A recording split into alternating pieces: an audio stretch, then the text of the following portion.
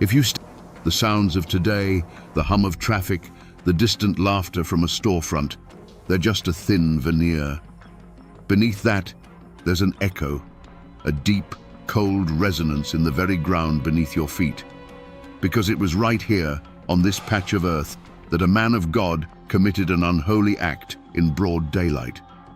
He took a life, and in doing so, held a mirror up to the soul of a time and a place known to history as Bloody Clay. The question that hangs in the air, even after more than a century, isn't just about the crack of the pistol that shattered the autumn quiet. It's about the man who pulled the trigger. How does a devout Methodist minister, a man sworn to peace, become a killer? And more chillingly, how does a jury of his peers look upon that act and call it justice? Today, we're going to listen to those echoes. These old bricks and this worn-down soil have a story to tell, and we are here to piece it together. To understand what happened on that courthouse square, you have to rewind the clock to 1899 and step into a world that feels both ancient and terrifyingly raw. This is Clay County, Kentucky. Deep in the Cumberland Mountains, cut off by ridges and creeks, this place had its own set of rules, and they were written in blood. The rest of America was looking forward to a new century of progress. But here, the wounds of the Civil War were still fresh, still weeping. They called it Bloody Clay, and it was a name earned through decades of ambush, assassination, and open warfare on the streets. The war had split this land down the middle, not just north and south, but neighbor against neighbor, cousin against cousin. The Baker clan, staunchly Unionist and Republican, found themselves locked in a bitter struggle for power against a formidable alliance of ex-Confederate families, the Howards, the Whites, and the Gilberts. This wasn't just about who sat in the courthouse. It was a feud over everything. It was about land, about the profits from the salt mines, and most of all, it was about honor. In these mountains, a man's honor was his most valuable possession, and an insult to it demanded a violent reply. In the middle of this cauldron walked Reverend George D. Baker. He was no backwoods preacher screaming at the sky. He was a respected traveling Methodist minister, a man whose words could soothe a grieving widow or inspire a congregation to grace. In a community held together by faith and family, the preacher was meant to be the moral compass, the peacemaker who stood above the endless cycle of revenge. He was the shepherd, meant to guide his flock away from the darkness. But George Baker had a second identity, one that was fused to his very bones. He was a Baker. He was born into the feud, raised on stories of kinsmen shot from their saddles or gunned down in town. The unwritten law of the mountains was absolute. Blood answers for blood. A man stood with his family, or he stood for nothing at all. Every day of his life, Reverend Baker walked an impossible tightrope, balancing the teachings of Christ's forgiveness in one hand and the heavy burden of his clan's honor in the other. His direct rival, the man who embodied everything the Bakers fought against, was Tom Howard. Howard was not just another feudist with a quick temper, he was the elected Clay County clerk. He held a position of legitimate power, controlling records, documents, and the official gears of local government. As a leader of the Democratic faction, he was the public face of the Baker family's oldest and deadliest enemies. And so, the stage was set. The town of Manchester was a tinderbox, and these two men were like sparks in the wind. Every time their paths crossed on the dusty main street, the air would grow thick and cold. It was more than a personal dislike. It was a collision of two worlds. It was the law of the state versus the law of the clan, the power of the vote versus the power of the gun. And in Bloody Clay, everyone knew that sooner or later, one of them would have to give way. The real work of understanding a story like this happens away from the courthouse square, in the quiet, dusty rooms where the past is filed away. It's a hunt through county archives, turning the fragile pages of old ledgers, the air thick with the smell of brittle paper and decaying ink. You're searching for more than just facts. You're looking for the voice of the time, a whisper from the world that was. And sometimes, if you're lucky, you find it. In a collection of local papers from the turn of the century, I found this. It's a clipping from the Clay County Republican, dated just 2 days after the killing. The paper is yellowed and flakes at the edges, but the headline is bold and clear. A necessary act. Reverend Baker defends his life against aggressor. It's not a headline reporting a tragedy. It's a headline declaring a victory. Reading the article is like looking at a photograph where the focus has been deliberately blurred. It paints Tom Howard as a belligerent tyrant and Reverend Baker as a patient man of God pushed beyond his limits. It speaks of Howard's known history of threats and Baker's unimpeachable character. This isn't just a news report. It's a carefully crafted piece of propaganda written by Baker's political allies to control the narrative before the body was even cold. This single piece of paper proves that the shooting wasn't an isolated event born of a chance argument. It was the climax of a public and vicious feud that had been escalating for some time. This article is a weapon, fired in a war of words that was already raging. And it raises a chilling question. What were they fighting about? What was the final, unforgivable offense that pushed these two men from veiled threats and political maneuvering to a deadly confrontation in the street? That newspaper clipping was not the beginning of the story, but the result of a deliberate and escalating campaign. In the months leading up to that November day, the feud had shifted from simmering resentment to an open war of words fought in the pages of rival newspapers. The Clay County Republican, the voice of the Baker clan, began a relentless assault on Tom Howard.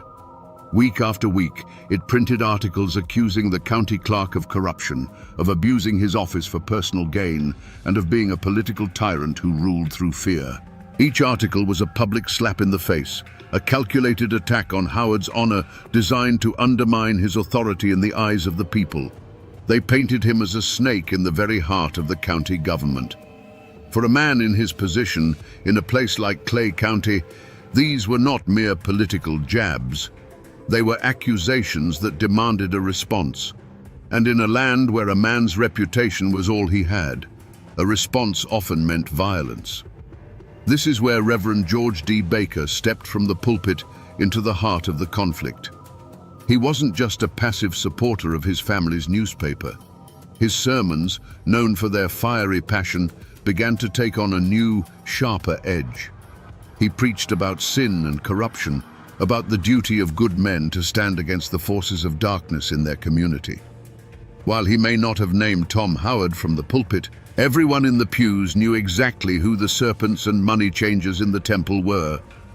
He was giving his clan's political war a divine sanction, transforming a struggle for power into a holy crusade. Tom Howard found himself besieged.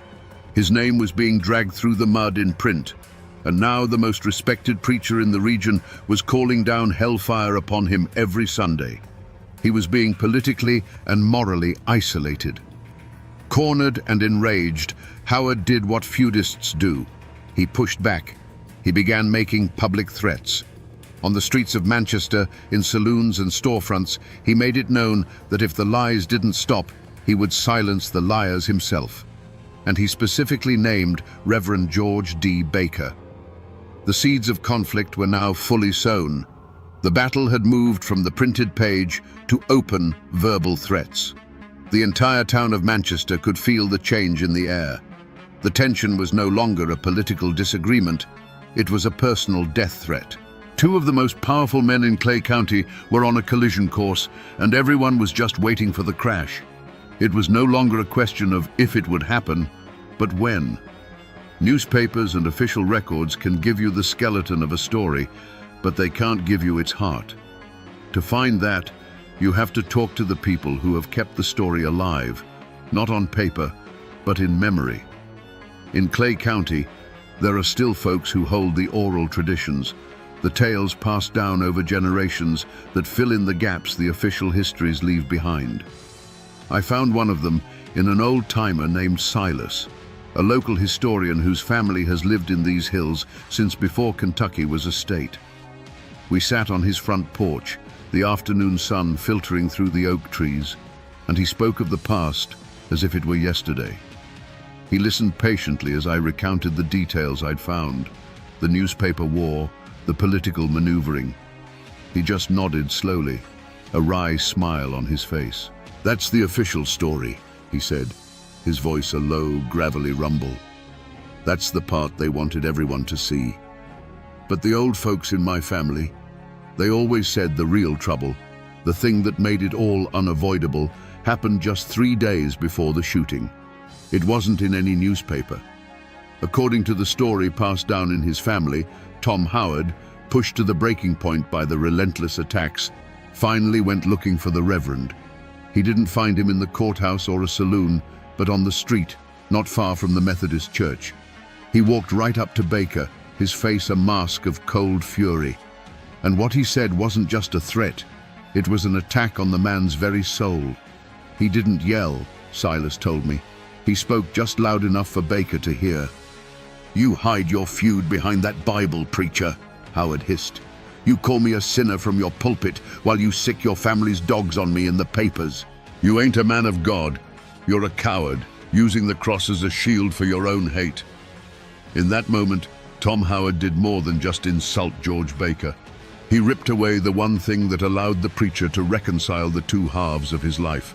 He accused him of being a hypocrite and a coward, invalidating his faith and his honor in a single breath. As Silas finished the story, he looked at me, his eyes clear and steady.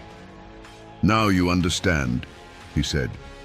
After that was said, one of them had to die. It was just a matter of who got the first shot. The confrontation, when it finally came, was not a wild brawl in a smoky saloon. It was something far more chilling. Just 3 days before the end, Tom Howard found what he was looking for. He saw the Reverend George Baker walking along the main street, not far from the shadow of his own church steeple. The air was crisp with the promise of winter, and the usual bustle of Manchester seemed to fade into a low hum as Howard altered his course, his steps deliberate and heavy on the hard-packed dirt. He didn't rush. He didn't shout. He simply moved to block the preacher's path, forcing him to stop. For a moment, the two most powerful enemies in Clay County stood face to face, the space between them crackling with generations of hate. Witnesses would later say that Howard's voice was low, controlled, a venom colder than the November wind. He looked the minister dead in the eye, and the words he spoke were not a challenge to a fight, but a judgment on a man's soul. "You hide your feud behind that Bible, preacher," Howard said, the words cutting through the quiet air. "You call me a sinner from your pulpit while you sick your family's dogs on me in the papers." He took a slight step closer, his gaze unwavering. "You ain't a man of God. You're a coward, using the cross as a shield for your own hate." In that single devastating moment, Tom Howard had found the one weapon that could pierce George Baker's armor. He didn't just question his honor as a Baker, he publicly condemned his integrity as a man of faith. He declared that the Reverend's entire life, his ministry, his moral authority, was a lie. For a man who had built his identity on those two irreconcilable pillars, clan and cloth, it was an accusation of absolute spiritual bankruptcy. The tightrope he had walked for so long had just been severed. George Baker said nothing. He simply stood there, his face a stone mask. But something in his eyes changed. The fire of the preacher was extinguished, replaced by the cold, hard glint of the feudist. The argument was over. The debates, the sermons, the newspaper articles, they were all meaningless now. Tom Howard had delivered the final, unforgivable insult, and in the unwritten law of bloody clay, such a thing could only be answered one way. Howard turned and walked away, leaving the minister standing alone in the street. But it was too late. The line had been crossed, the words had been spoken, and they could never be taken back. In that quiet, tense exchange, a death sentence had been passed. The only question left was who would be the executioner and who would be the condemned. So I'm standing here now, back on the courthouse square in Manchester. The building you see today isn't the one that stood here in 1899. That was an older, two-story brick building, the kind with tall windows that seemed to look down on the town like weary old eyes. That building is gone, lost to time and progress. But the ground is the same. The earth that drank Tom Howard's blood is still right here, paved over, but present.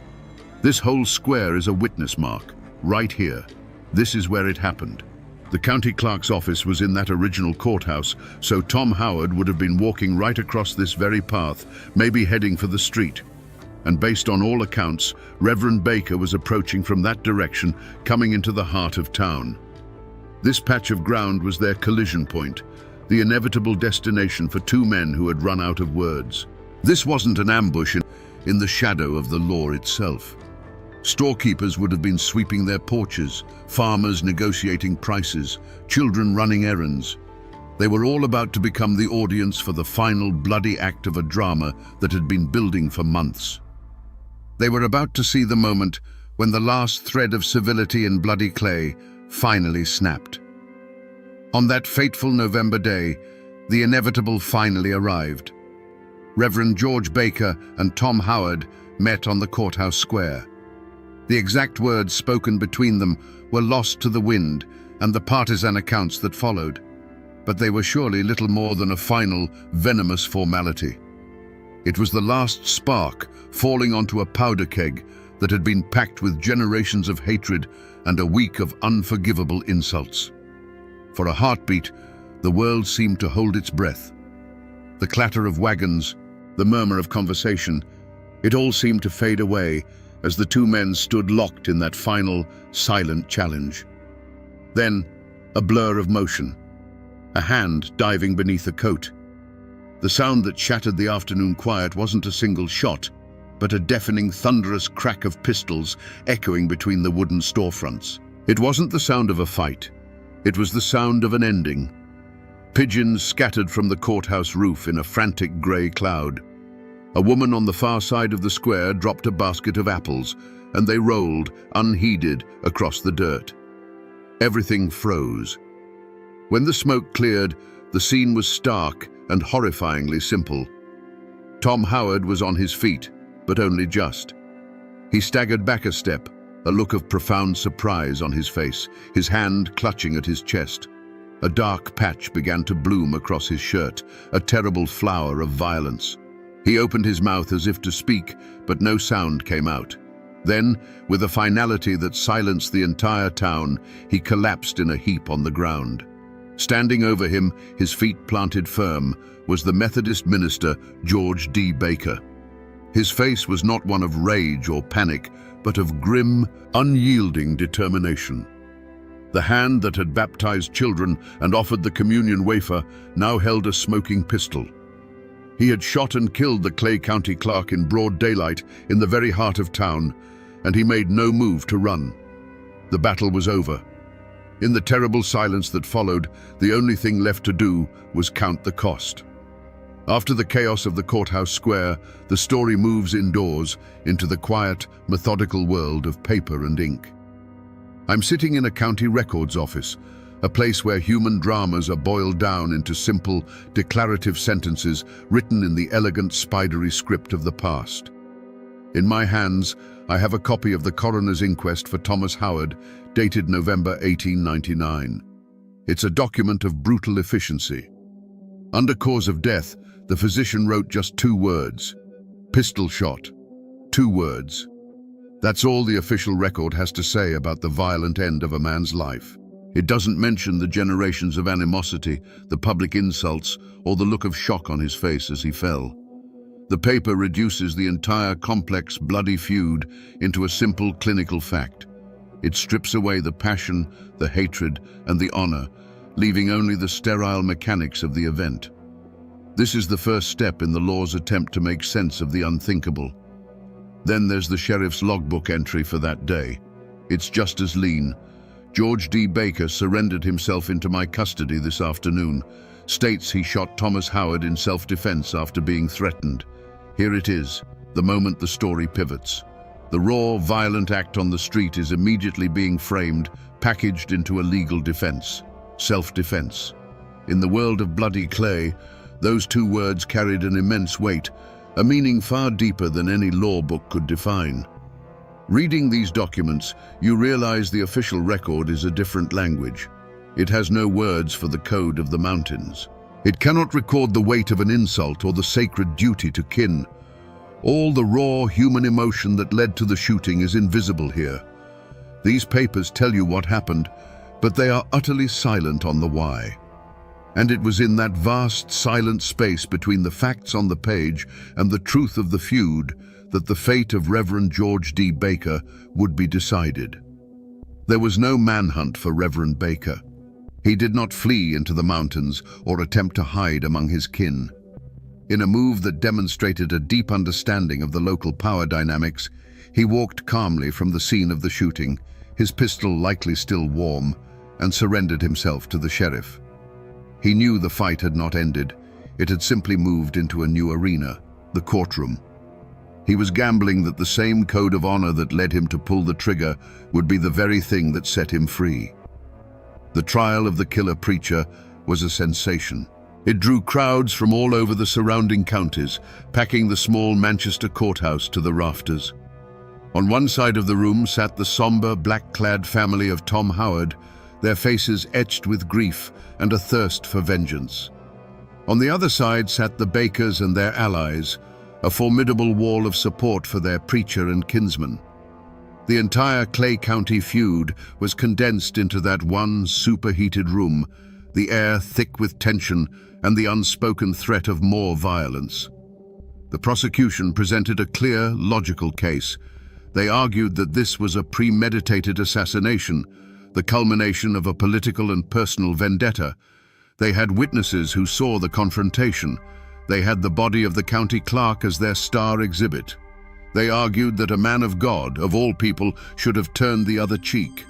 It was a solid case, built on the foundation of state law and Christian morality.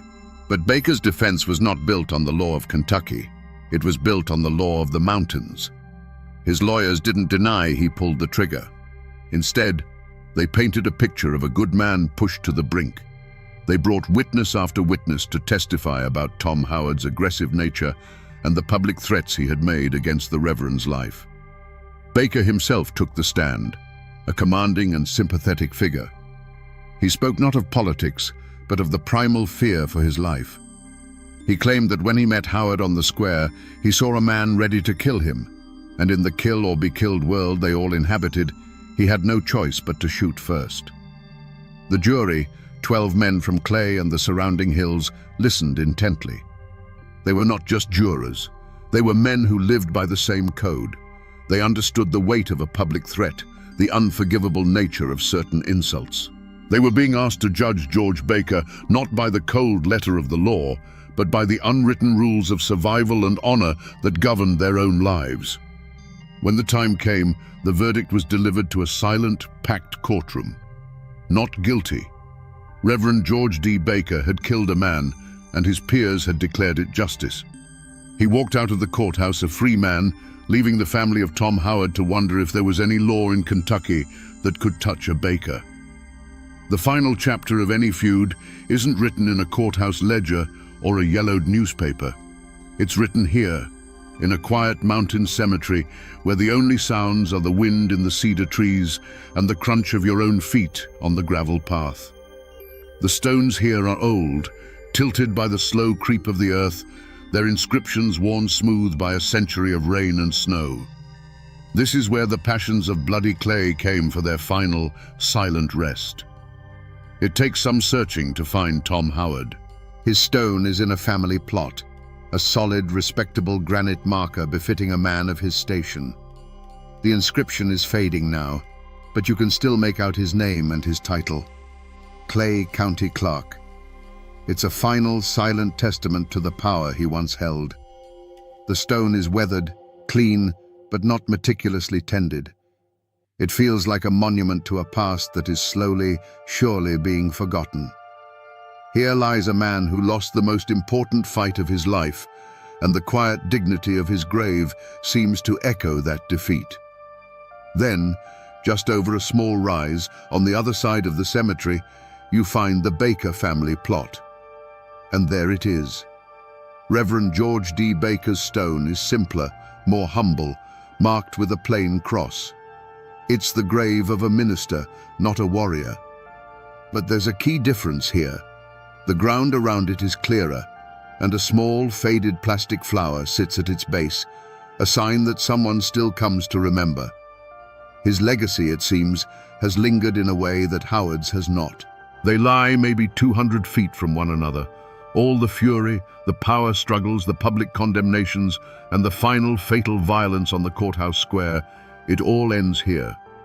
They are neighbors now, enemies in life who share the same quiet Kentucky soil in death. But leaving that courthouse a free man was not the end of the story. For the Reverend, for his family, and for the shattered family of the man he killed, acquittal was not the same as peace. A new, long shadow was just beginning to fall. Freedom, in bloody Clay County, was a complicated thing. When Reverend George D. Baker walked out of that courthouse, acquitted and unbowed, he wasn't returning to a life of quiet ministry. He was returning to a war that he had just won a major battle in. The law had exonerated him, but the feud was far from over. The long shadow of the man he killed would follow him and the entire county for years to come.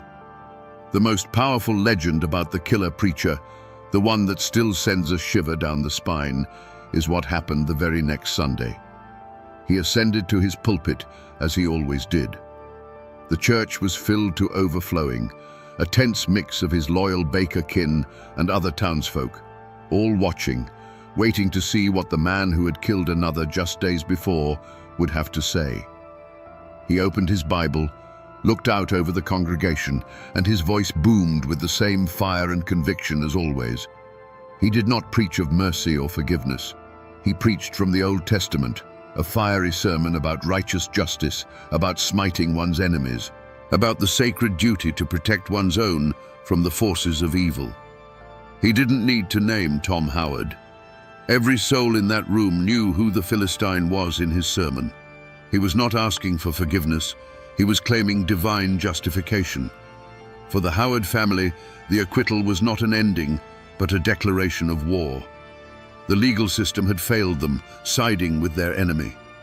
In their eyes, the verdict was a profound and unforgivable insult, proof that the Bakers owned the law in Clay County. The grief for their fallen leader curdled into a cold, hard resolve. They were now bound by honor to seek their own justice. The feud did not die with Tom Howard. His death became a rallying cry, a martyr's blood that guaranteed the violence would continue for another generation. And so, Clay County did not find peace. The acquittal hardened the battle lines. The Bakers and their allies were emboldened, convinced of the righteousness of their cause. The Howards and their supporters were driven by a fresh, burning sense of grievance. The violence sputtered on, in ambushes on lonely roads and sudden confrontations in town. The long shadow of that courthouse showdown poisoned the community, ensuring that sons would inherit the hatreds of their fathers. Reverend George D. Baker, for his part, continued to preach. He lived for many more years, a respected elder in his clan and a pillar of his church. He died an old man, a living paradox, who never seemed to have been troubled by the two halves of his life. To his flock and his family, he remained a man of God who had been forced to defend himself. He was the shepherd who, to protect his flock, had been forced to kill a wolf. The story of his life, however, would serve as a dark and permanent reminder that in the mountains, the law of God and the law of man could both be bent to the will of the feud. Even today, more than 100 years after the smoke cleared on the courthouse square, the story of the killer preacher is not a settled piece of history in Clay County. It's a living wound. The feud itself may have faded, but its memory has split into two powerful, irreconcilable currents that still flow through the community. The truth, you see, depends entirely on which side of the cemetery you're standing on. If you talk to folks with Baker blood, or those whose families were allied with them, a clear picture emerges. To them, Reverend George D. Baker remains a pillar of strength and conviction. He was a man of God, yes, but he was also a man of his time and place, forced to defend his very life against a corrupt and violent political enemy. In their telling, the acquittal wasn't a miscarriage of justice. It was the will of the community, a righteous verdict for a man who had been pushed too far. He is remembered as a hero, a symbol of the unbreakable bond of family and the courage to stand against tyranny. But if you find someone with a connection to the Howard clan, you will hear a different gospel entirely. They will tell you the story of a cold-blooded hypocrite who hid a killer's heart behind the cloth of the ministry. They'll speak of a political assassination, carefully planned and brutally executed, disguised as a chance street fight. To them, Tom Howard was a duly elected public servant, a husband and a father, murdered for standing up to the Bakers' control of the county. The trial was a sham, the verdict a final bitter insult delivered by a jury of their enemies' friends. In this version, Reverend Baker is no hero.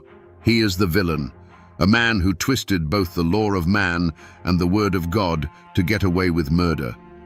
So who was he? A righteous man of God or a sanctimonious killer? Was Tom Howard a dangerous aggressor or a public servant trying to do his job? The absolute objective truth of what was in each man's heart on that day is likely buried with them under those worn granite stones. What remains are these two opposing legacies, two powerful stories passed down through generations. The feud is over, but the battle for how it is remembered rages on in the quiet conversations and the long memories of these mountains. When a story is this raw, this soaked in blood and betrayal and impossible choices, it refuses to stay dead and buried in the past. It breaks free from the brittle pages of history books and the sworn testimony of court records. It seeps into the soil of the place where it happened, and over the decades, it grows into something else entirely, a legend. The story of Reverend George D. Baker is no longer just a historical event in Clay County. It's a piece of local folklore. It has become a cautionary tale, the kind a grandfather might tell his grandson to explain the dark complexities of the world. It's a warning that a man's character is never simple, that even a man of God can carry a killer's resolve in his heart. It's the ultimate Appalachian parable, a stark reminder that in these mountains, the bonds of blood can sometimes be stronger than the bonds of faith, and that blood is often thicker than holy water. And like all powerful stories of violence, it left a ghost behind. Some people in Manchester will tell you that on a cold, quiet November evening, if you stand in just the right spot on the courthouse square, you can feel it. A sudden drop in temperature, a cold spot where the air seems heavier, more sorrowful. Others claim to have heard things on the wind, not a voice, but the faint echo of a heated argument, followed by a terrible, profound silence. It is the psychic scar left on the landscape, the final transformation of the killer preacher's story from a human tragedy into a haunting. This is what happens when history bleeds into legend. The sharp edges of fact, the exact words spoken, the precise sequence of events get worn smooth over time. What's left is the dark, unsettling truth at the heart of the tale. That the line between a saint and a sinner, a hero and a murderer, can sometimes be as thin as a trigger pull. So here we are, back where we began, on the courthouse square in Manchester. The place hasn't changed in the last hour of our journey, but our understanding of it has. The echo I spoke of when we started is clearer now. It's no longer a vague feeling in the air. It has a voice. It speaks of honor and insult, of faith and fury, of a man who tried to hold both a Bible and a pistol and found himself forced to choose which one to use. We came here with a simple, shocking question. How does a preacher become a killer? But the story of Reverend George D. Baker and Tom Howard teaches us that the truth is never simple. It's a dark and tangled web of old wounds from a forgotten war, the brutal pride of the clan, and the impossible pressure cooker of a community where the law of the gun often spoke louder than the law of the land. We saw how a verdict of not guilty didn't bring peace, but only guaranteed that the long shadow of violence would stretch into a new generation. And this story, in the end, isn't just about a feud in the Kentucky mountains over a century ago. It's a chilling lesson about the fragility of civilization itself. It shows us how quickly our highest ideals, our faith, our laws, our sense of morality can be swept away by older, deeper currents of blood, honor, and revenge. The story of the killer preacher is a permanent and powerful reminder that the most dangerous ground isn't in some distant, lawless hollow, but in the conflicted heart of a human being. The men who lived and died by that code are gone now. The old courthouse they fought to control is nothing but a memory. But the next time you pass through a small town and see its courthouse square, listen. Listen for the echoes of the stories that ground is holding on to. The people are gone, the guns are silent, but the story remains.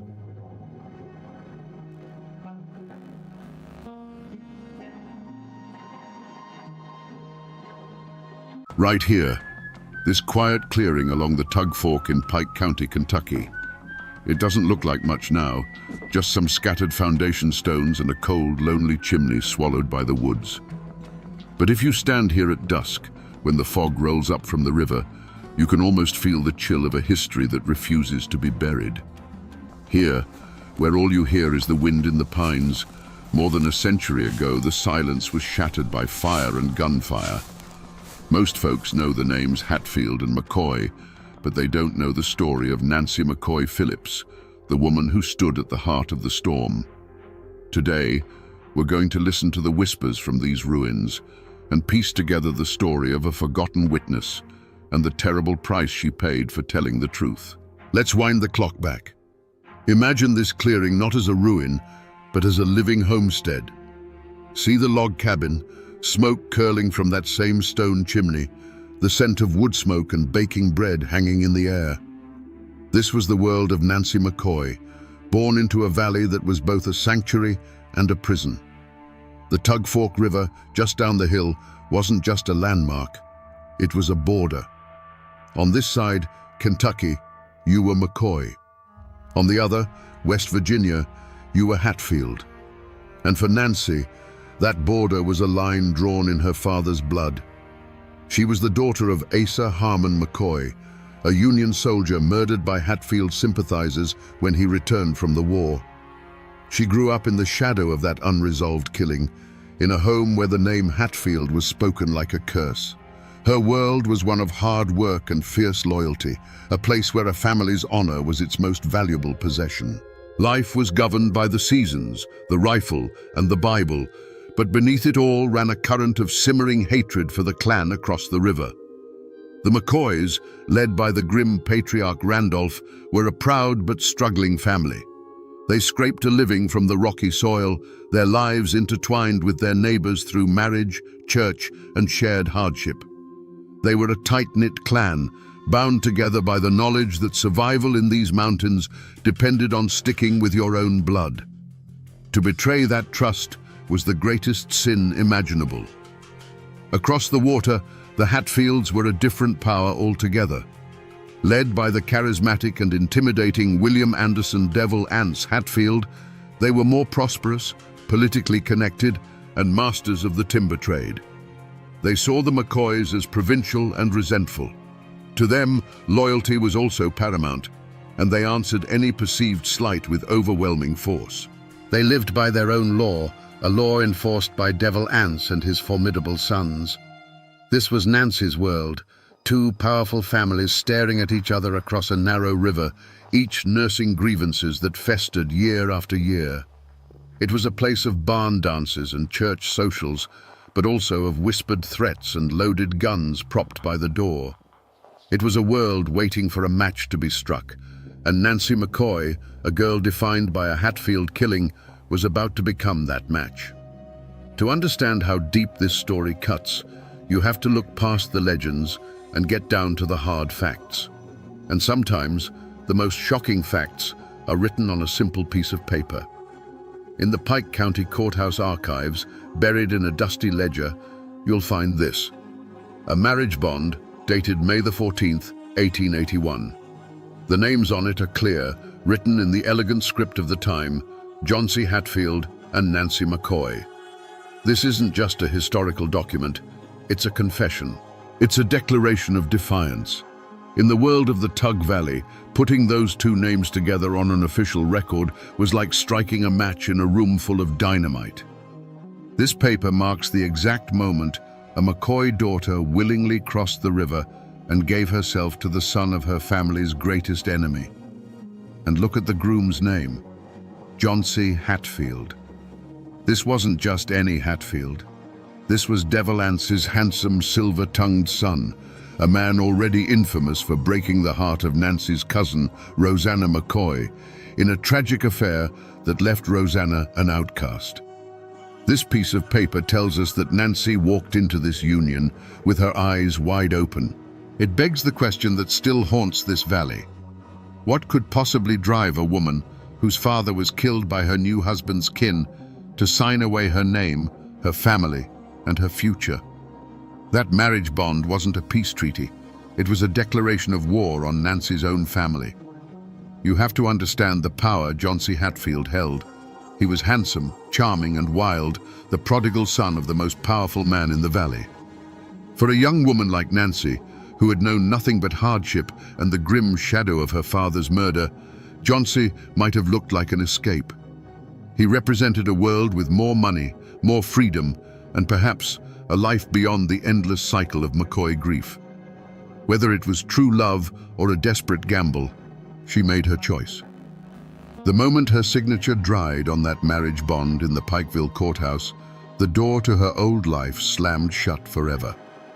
To her father, Randolph McCoy, and the rest of the clan, this was the ultimate betrayal. She hadn't just married a Hatfield. She had married the son of Devil Anse, the man who embodied everything they hated. They saw it as a stain on her father's memory. In their eyes, she ceased to be a McCoy. She was a turncoat, a traitor to her own blood. On the West Virginia side of the river, her reception was likely little warmer. To Devil Anse and the Hatfield clan, Johnsy bringing home a McCoy bride was a victory, a symbol of their dominance. But she was still Asa Harmon McCoy's daughter. She was the enemy's blood. They would have watched her every move, listened to her every word, always wondering where her true loyalties lay. She was a trophy, but one they never fully trusted. And so Nancy found herself in a gilded cage. She lived in the Hatfield stronghold, surrounded by the very men her family accused of murder. She ate at their table, listened to their stories, and slept beside a man who was the flesh and blood of her sworn enemy. She had traded a home of bitter poverty for a home of silent suspicion. She was a woman without a country, caught in the no-man's land between two warring armies. The seeds of conflict weren't just being sown around her, they were being planted right in the heart of her own home. The paper trail of court records and marriage licenses can only tell you what happened.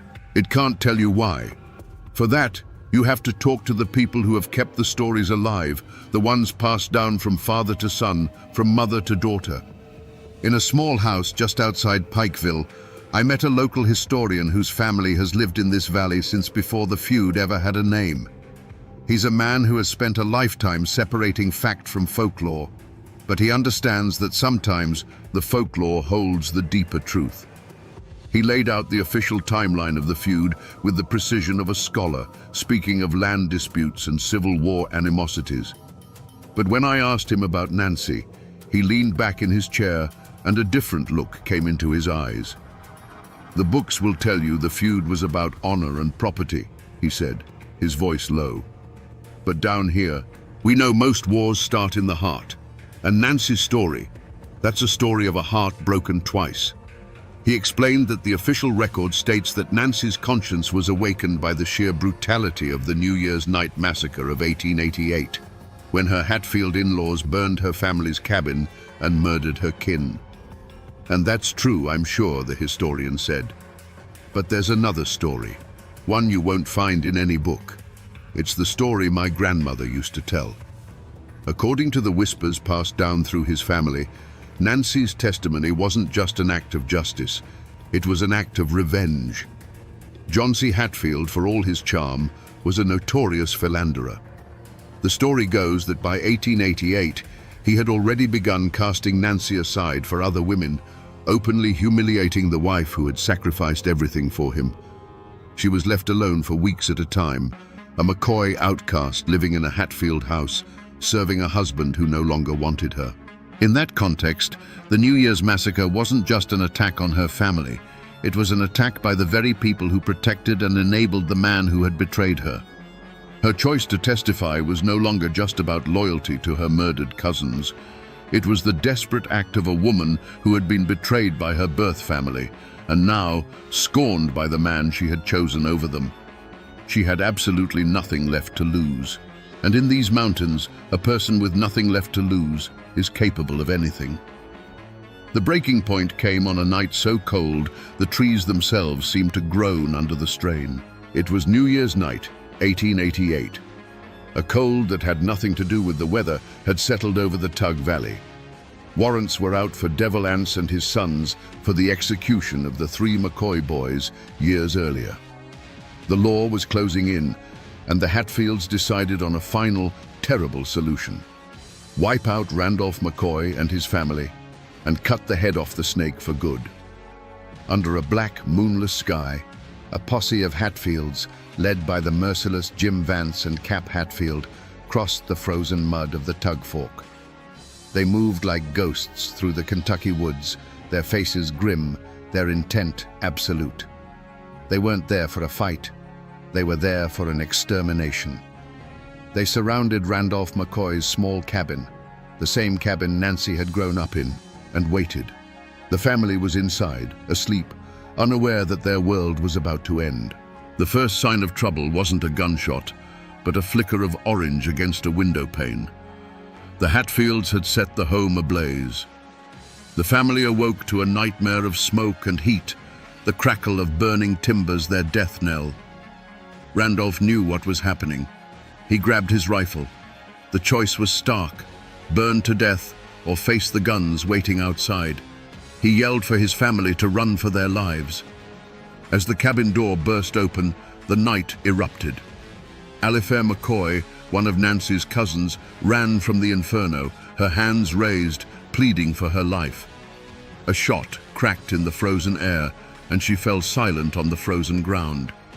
Her brother Calvin, trying to provide cover fire, was cut down in a hail of bullets. Their mother, Sarah, rushed to her daughter's side and was met not with a bullet, but with something worse. She was beaten mercilessly with a rifle butt, the sound of the blows echoing in the night, a brutal punctuation to the slaughter. Old Randolph himself, by some miracle, slipped away into the darkness, a hunted animal, leaving behind the ruins of his home and the bodies of his children. Back in West Virginia, in a lonely cabin, Nancy McCoy Hatfield waited. Perhaps her husband John C. was out with the raiders, or perhaps he was simply gone, chasing another woman, as the family story suggests. Either way, she heard them when they returned. She would have seen the feverish excitement in their eyes, smelled the acrid scent of gunpowder and wood smoke that clung to their clothes. She would have heard the boasts, the grim accounting of the night's work. In that moment, everything broke inside her. The slow poison of Johnson's infidelity fused with the fresh, raw agony of her family's murder. The men who had just butchered her kin were her husband's family, the clan she had sacrificed her own blood for. The betrayal was absolute, coming from both the man she had married and the family she had joined. The love, the hope, the desperation that had driven her across the river, it all burned away, leaving behind only a cold, hard core of resolve. There was no going back now. The war was no longer between Hatfield and McCoy. It was inside Nancy herself, and she had just chosen a side. This is the old Pike County Courthouse in Pikeville. It's still here, a stoic brick building that has watched over this town for more than a century. Tourists walk past it every day, maybe admiring the old architecture, but few understand the sheer weight of the history soaked into these walls. This building isn't just a landmark, it's a monument to the day the law finally tried to tame the feud. It was a battlefield, but the fighting wasn't done in the hollows with rifles. It was done in a courtroom with testimony. You have to picture it. In 1889, this square would have been a sea of tension. Bearded, armed men from both sides of the river would have crowded the streets, their eyes full of suspicion and hatred. The feud had been brought indoors, but the threat of violence was so thick you could taste it in the air. Every man in that courtroom was loyal to one side or the other, and they were all waiting to see if Kentucky law was strong enough to hold back the tide of blood vengeance. And right here, in a room just behind these tall windows, stood the witness stand. That small, elevated chair was the focal point of the entire war. This is where it happened. The climax of Nancy's story wasn't in a burning cabin or a midnight raid. It was in the suffocating silence of a courtroom, where the only sound was the scratching of a clerk's pen. The weapon that would decide the fate of the Hatfield clan wasn't a Winchester rifle or a Colt revolver. It was the voice of a single betrayed woman. Imagine walking into that courtroom. The air was thick with a century of bad blood, so heavy you could barely draw a breath. On one side of the room sat the Hatfields, stony-faced and armed. On the other, the McCoys, their eyes burning with a righteous fury. And into this deafening silence walked Nancy. She was a McCoy by birth, a Hatfield by marriage, and at that moment, she was an enemy to them all. Every eye in that room followed her as she made the long walk to the witness stand, her footsteps echoing on the wooden floor. She was utterly and completely alone. When she placed her hand on the Bible to be sworn in, a quiet ripple went through the crowd. The court clerk asked for her name.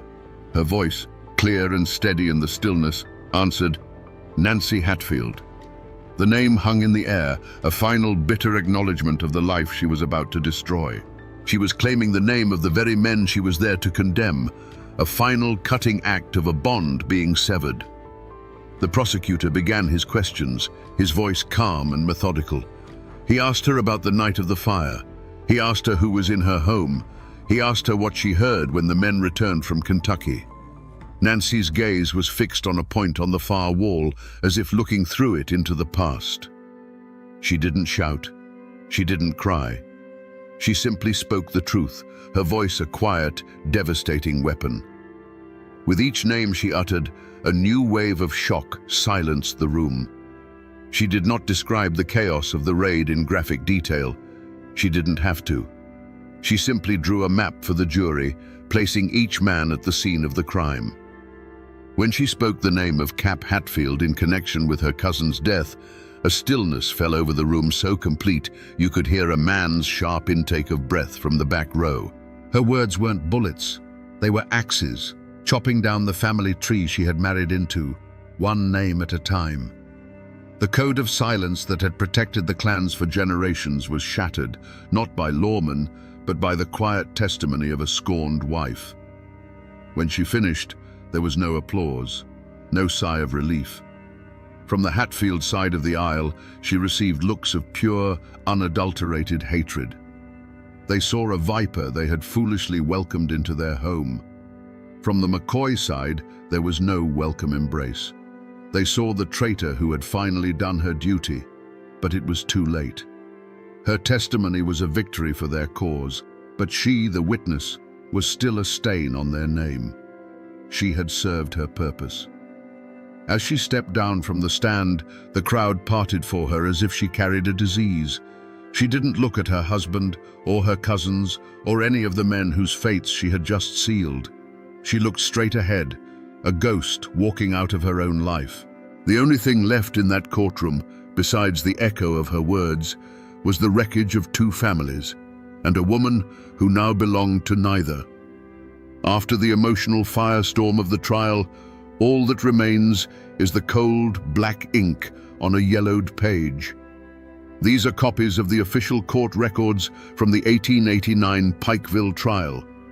This is history flattened, pressed between pages, and stripped of all its blood and tears.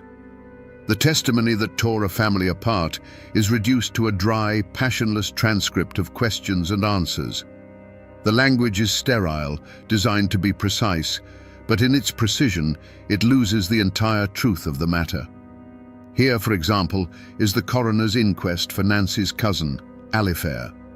It clinically states the cause of death as a wound inflicted by a projectile from a firearm. A projectile. It doesn't say it was a bullet fired in the cold dark by a man she knew. It doesn't mention the fact that she was running from her burning home, that her last breaths were filled with smoke and terror. The report captures the mechanics of her death, but misses the horror of it entirely. And here, under the section for witness testimony, is Nancy. Her words, which had the power to hang a man, are recorded with the same detached tone. Question: can you name the parties you saw returning on the night of January 1st? Answer: I saw Cap Hatfield. I saw Tom Wallace. The transcript doesn't record the dawning look of hatred on the faces of her in-laws. It doesn't convey the earth-shattering courage or the vengeful fury it took for her to speak those names. The paper records what was said, but it tells you nothing of what it cost her to say it. These documents are the official story, the one that history accepts as fact. But reading them is like looking at a photograph of a bonfire and trying to feel its heat. The real story isn't in the neat lines of ink. It's in the spaces between them, in the humanity that the official record is designed to ignore. And yet, these cold, sterile words had the power of life and death. They were the legal instrument that would bring the law's terrible justice down upon the Hatfields. Nancy's words were no longer just testimony. They were hunting dogs let loose in the West Virginia hills. Armed with her insider account, the law, which for so long had been a distant rumor in these mountains, arrived with iron shackles and Kentucky warrants. Frank Phillips, a relentless bounty hunter and, ironically, a future husband to Nancy in a brief, doomed marriage, led posses across the Tug Fork. The hunt was on, and for the first time, the Hatfields were the prey. The mountains that had been their fortress now became their cage, as lawmen and bounty hunters, hungry for the rewards, pried into every hollow and cabin. One by one, they were caught. Some were taken in violent gunfights, others surrendered grimly, knowing the game had changed. The most significant capture was that of Ellison Cotton Top Mounts, the illegitimate son of Ellison Hatfield. He was known to be simple-minded, a follower, not a leader, which made his role in the massacre all the more tragic. He was found hiding, terrified, and was dragged back to Pikeville in chains, a symbol of the Hatfields' broken power. The message was clear. The days of clan law were over. The authority of the state had finally come to the Tug Valley. The trial that followed was a spectacle of raw legal force. With Nancy's testimony as its unshakable foundation, the prosecution built its case brick by bloody brick. The Hatfield defense, based on clan loyalty and denials, crumbled against the word of a woman who had been on the inside. The jury, made up of men who understood the ways of the mountains, deliberated for hours, the weight of a generation of violence on their shoulders. When they finally filed back into the courtroom, the silence was so deep it felt like the bottom of a well. The foreman stood, a simple farmer holding a piece of paper that would end a war. He refused to look at the Hatfield side of the room as he read the verdicts. Guilty. The word struck like a hammer again and again for 8 of the defendants. Guilty of arson, guilty of murder, life in prison for most, a sentence that would see them die far from the mountains they called home. But for Cotton Top Mounts, the jury and the judge reserved a different fate. Based on Nancy's testimony and other evidence that placed him as a key aggressor, the verdict was absolute. The judge's voice was cold and steady as he sentenced him to be hanged by the neck until dead. A wave of shock and fury rippled through the Hatfield benches, while a grim, quiet satisfaction settled over the McCoys. It was done. Nancy's words, spoken in that quiet room, had been forged by the law into a noose. The feud would now have its only official, state-sanctioned death. The cycle of vengeance was finally, brutally, being broken by a force greater than any clan. To see the end of this story, you have to come to the graveyards. Here in Sarah Ann, West Virginia, is the Hatfield family cemetery. At its head stands a life-sized marble statue of Devil Anse, looking out over the hills he once ruled. He died a free man in his own bed, and his grave is a landmark. Over in Pikeville, Kentucky, you can find the grave of Randolph McCoy, a proud monument to the patriarch who lost so much. The powerful men, the leaders of the clans, are remembered in stone. But what about Nancy? To find her, you have to search. There is no statue, no grand headstone. After the trial, she was cast out, a ghost in her own life. She married Frank Phillips, the bounty hunter, but it didn't last. She was a woman who belonged nowhere, and her final years were a slow fade into poverty and sickness. She died of consumption around 1901, alone. Her grave is the final, heartbreaking testament to her life.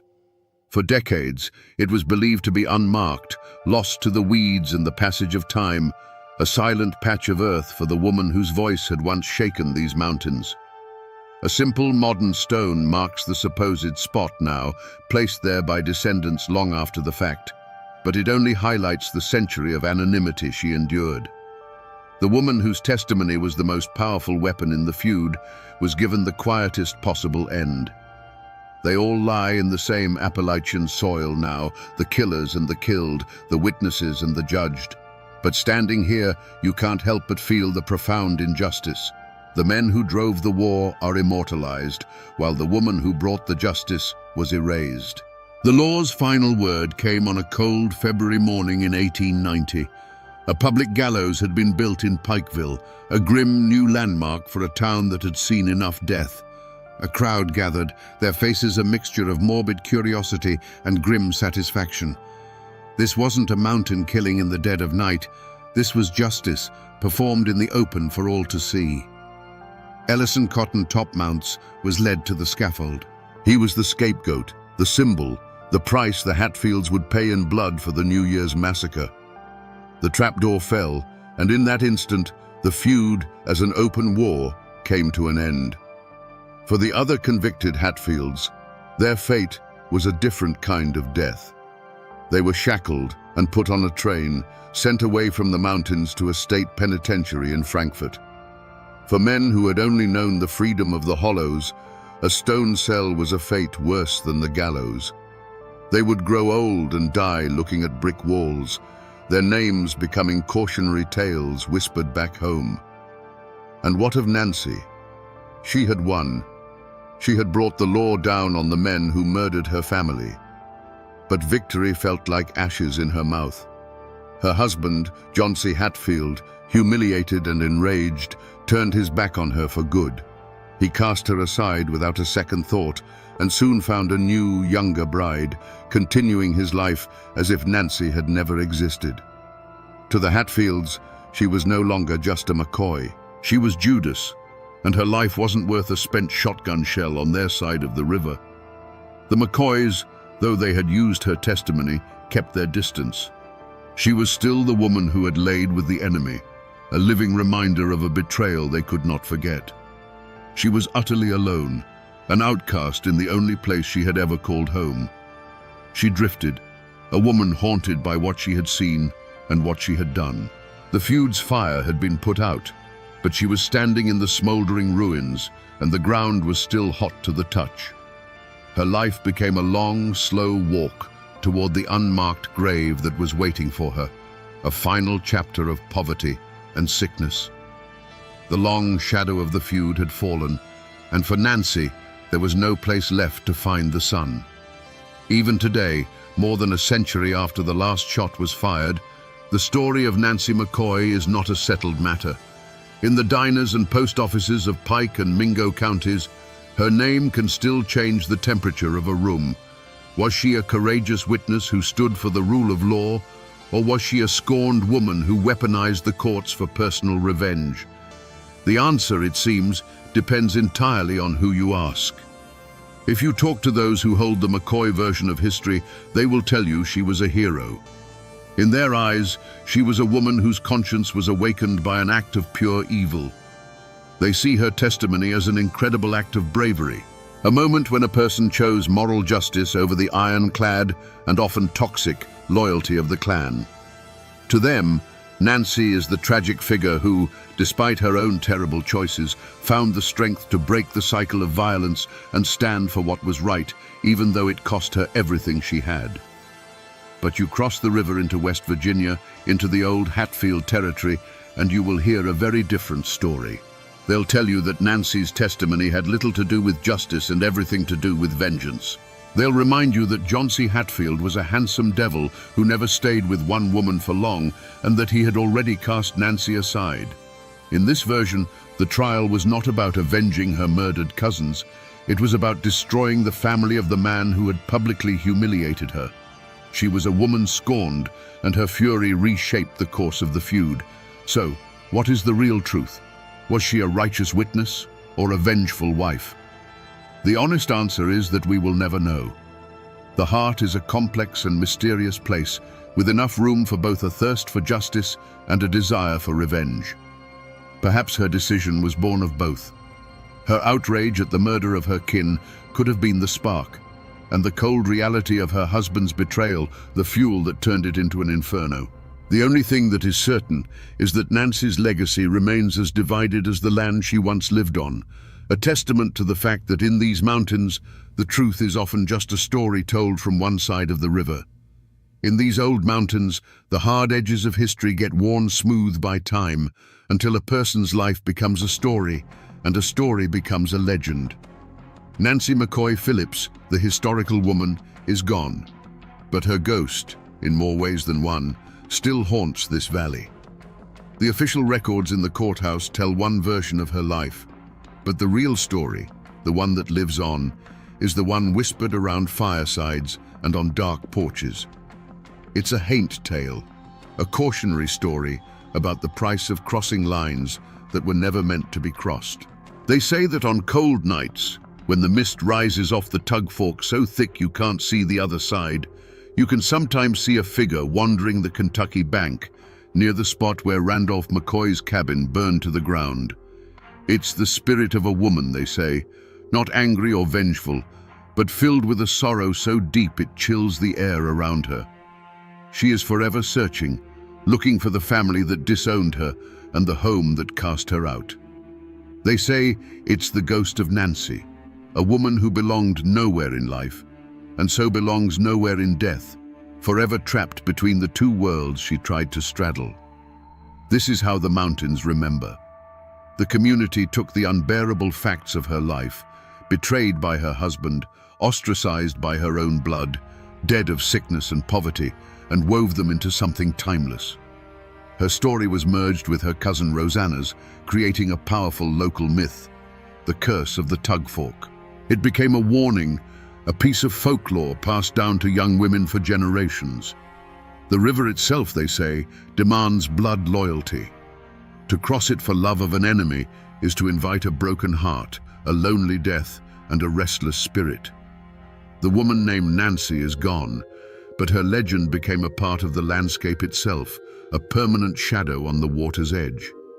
So, here we are again, back at this cold chimney and these scattered stones along the tug fork.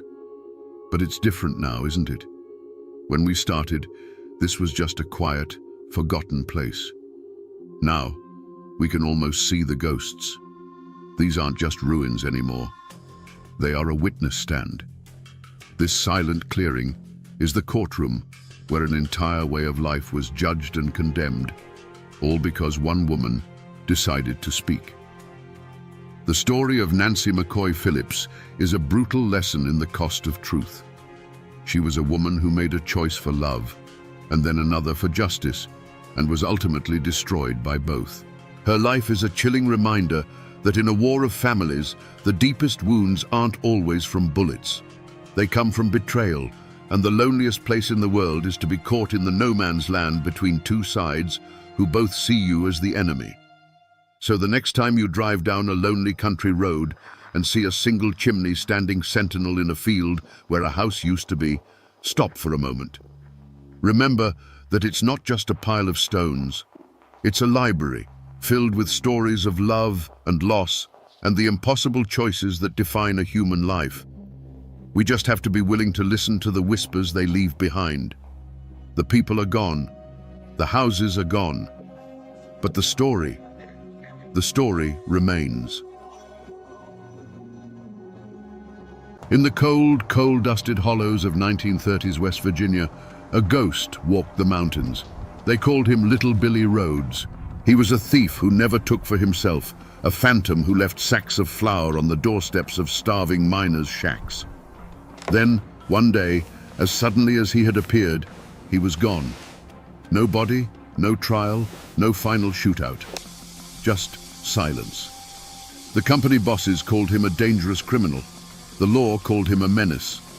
But to the families trapped in the crushing grip of debt and desperation, he was something else entirely.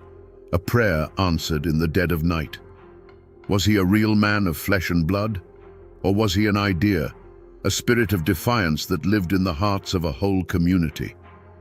Today, we dig through a mountain of legend to find the truth, to understand how the quiet anger of 1,000 miners gave birth to the ballad of Little Billy Rhodes. To find the man, you have to dig past the myth, and the story they tell always begins in the same place. A grey, clapboard house in a nameless company town, indistinguishable from 100 others pressed into the folds of the West Virginia hills. It's a place where the air itself tastes of coal dust, and the only clock that matters is the steam whistle from the tipple. This wasn't a community, it was a holding pen, built for the sole purpose of extracting coal from the earth and loyalty from the men who mined it. They say Billy was born into a miner's family, like every other boy in the camp. His father was a man whose strength was legendary, able to load more tons in a shift than any two younger men, but who came home each night with a little more of the mountain ground into his lungs. His mother was a woman who could make a meal from next to nothing and find a way to patch a patch, her silence a testament to a resilience that ran deeper than any coal seam. In that small shack, he learned the unspoken code of the mountains. You protect your own, you owe no debt to an outsider who disrespects you, and you never, ever show weakness. The world outside that door, however, operated on a different code entirely. The turning point, the moment the boy became something more, came with the sound of a cough. It was his father's cough, a wet, ragged sound that signaled the end. Black lung. The company called it miner's asthma and docked his pay for missed shifts. When he finally succumbed, the company sent no condolences. They sent a man with a ledger to calculate the family's outstanding debt at the company store. The man who had given his life to the mine was now just a negative number in a book. The true breaking point came a week later. Billy, still a boy, but now the man of the house, watched his mother stand before the company store manager, a man with a soft belly and clean fingernails. She was pleading for a bag of flour on credit just until her oldest son could start in the mines. The manager checked his ledger, shook his head, and turned her away empty-handed. In that moment, Billy saw it all with a terrifying clarity. The injustice wasn't a mistake in the system, it was the system. He saw his mother's shame, the manager's indifference, and the well-stocked shelves that might as well have been a world away. That night, something in him hardened, turning his grief into a cold, sharp-edged purpose. He didn't cry. He watched. He began to truly see the woods that surrounded the camp, not as a playground, but as a sanctuary, a place with its own laws that the company couldn't touch. He learned the paths the guards walked, the timing of the supply wagons, the way a loose floorboard in the company store sang a different tune than the others. The mountains were teaching him, forging him. He was creating his own code, born from the ashes of his father's life. It was a simple code, but absolute. You do not harm a working man. You do not touch a family's meager possessions. You do not spill blood if it can be avoided. But you take back what was stolen, you humble the proud, and you deliver justice where the law refuses to tread. The boy who watched his mother walk away with nothing was gone. In his place stood a shadow, waiting for the right moment to fall. Before the full weight of the law and the focused rage of the coal barons came crashing down, there was a period of strange, tense equilibrium. The name Little Billy Rhodes settled over the hollows, not like a storm cloud, but like the persistent mountain fog, a constant, unseen presence that changed the landscape. He wasn't a man you'd meet at the company store. He was the reason you could walk past that store with your head held a little higher, knowing its power wasn't absolute. In those days, his legend was written on the porches of the needy. A family whose father was too sick to work would wake to find a side of bacon and a sack of potatoes by the door, left sometime between the last patrol of the company guards and the first light of dawn. A widow, facing eviction, might find a handful of real US dollars tucked into the frame of her screen door, just enough to pacify the company man for another month. These weren't grand gestures, they were acts of targeted survival, a quiet redistribution of stolen wages. His relationship with the community was a sacred, unspoken pact. They were his eyes and ears. A child playing by the creek might see a new company guard and mention it to his father. That evening, the information would travel through the camp. A ripple of warning passed in hushed tones between miners at the coalface, between women hanging laundry on the line. In return, the community became a fortress of silence. When the sheriff and his deputies came asking questions, they were met with blank stares, slow shrugs, and the impenetrable wall of mountain folk protecting their own. Little Billy? Can't say I know the man. This was Billy in his prime, a master of his domain. He moved through the world of the company town like a ghost in his own house. He knew which guards drank on duty, which managers were careless with their keys, and which routes the payroll wagon took on the last Friday of the month. He wasn't just a thief, he was an intelligence operative in a war nobody had officially declared. He had turned the mountains that imprisoned his people into his greatest weapon, a labyrinth of shadow and stone where he was king. This fragile balance was the world he had built, a world he sought to protect. It was a place where fear was no longer the only currency, where a single defiant man could hold back the tide of corporate greed. He had given his people more than just food and money. He had given them hope, a dangerous and priceless commodity. And it was this very success, this growing legend, that would eventually become the greatest threat to his existence. But a man who lives by a code is also a predictable man. And Little Billy's greatest strength, that unwavering, white-hot sense of justice, was also the one crack in his armor. He wasn't a cold strategist. He was a man fueled by a righteous fire. His heists on company property were calculated, almost impersonal acts of war. But when the cruelty of the system took on a human face, his response became deeply, dangerously personal. The story they tell is of a new mine foreman, a man named Blackwood, who came to the camp with a reputation for breaking unions and a temper as foul as mine drainage. Blackwood wasn't content to simply enforce the rules. He reveled in the humiliation of the miners. One afternoon, he publicly berated an elderly miner, a man who had worked the seams for 40 years, for being too slow, kicking the old man's lunch pail into the mud and mocking him in front of his crew. For Billy Rhodes, this was not a matter of scrip or payroll. This was an intolerable affront to the dignity of his people. The system wasn't just starving them, it was now spitting in their faces. That night, Little Billy didn't go to the company store. He slipped past Blackwood's own yard dogs, through the window of his private residence, and into the room where the foreman slept. He stole nothing of value. Instead, he took Blackwood's prized double-barreled shotgun from its rack over the mantel, broke it clean over his knee, and laid the two splintered pieces on the pillow next to the sleeping man's head. To the miners who heard the story whispered the next day, it was a moment of pure triumph. But in truth, it was a grave error. It was the first time Billy had let his anger guide him instead of his reason. He had shown his hand. He had revealed that the way to get to the ghost wasn't to guard the safes, but to wound the community. He had proven that he could be baited, that his fury could be aimed. And in the cold, calculating eyes of the coal company, a man who can be angered is a man who can be trapped.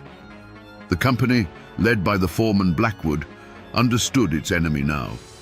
Humiliated by the broken shotgun, Blackwood realized that the way to kill a ghost is to attack what it loves. He stopped looking for a man in the shadows and started looking for a lever in the community, a way to force little Billy into the light.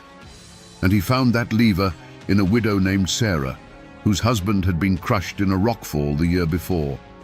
Sarah and her young son were a symbol of the camp's suffering, and it was widely known that they were among the first to receive the Phantom's nocturnal gifts. The affront, when it came, was an act of calculated theater. On a cold, drizzly morning, Blackwood and two of his hired guards marched to Sarah's shack. In front of the assembled miners heading to the morning shift, he accused her of consorting with thieves and possessing stolen company property. He wasn't arresting her.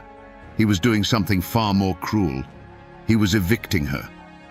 The guards began throwing her meager possessions out into the muddy street: a cast-iron skillet, a threadbare quilt, a small stack of books.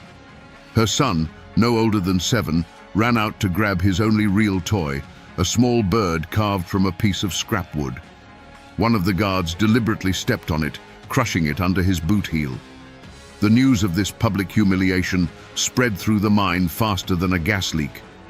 For the miners, it was a profound act of terror, a message that even the most vulnerable were not safe. For little Billy, hearing the story passed in enraged whispers, it was something else entirely. It was a declaration of war aimed directly at his soul. The crushed wooden bird, the woman's silent tears, the foreman's smug satisfaction, these images burned away all his caution and calculation. This was no longer about scrip or safes. The unwritten rules of their conflict had been shattered. Blackwood had crossed a sacred line, targeting the innocent to draw him out. In that moment, Billy's mission changed. The cool-headed strategist vanished, replaced by a man consumed by a cold, singular rage. He saw the face of the system, and it was Blackwood's face. The foreman had taken a silent war and made it deafeningly personal. This was the point of no return.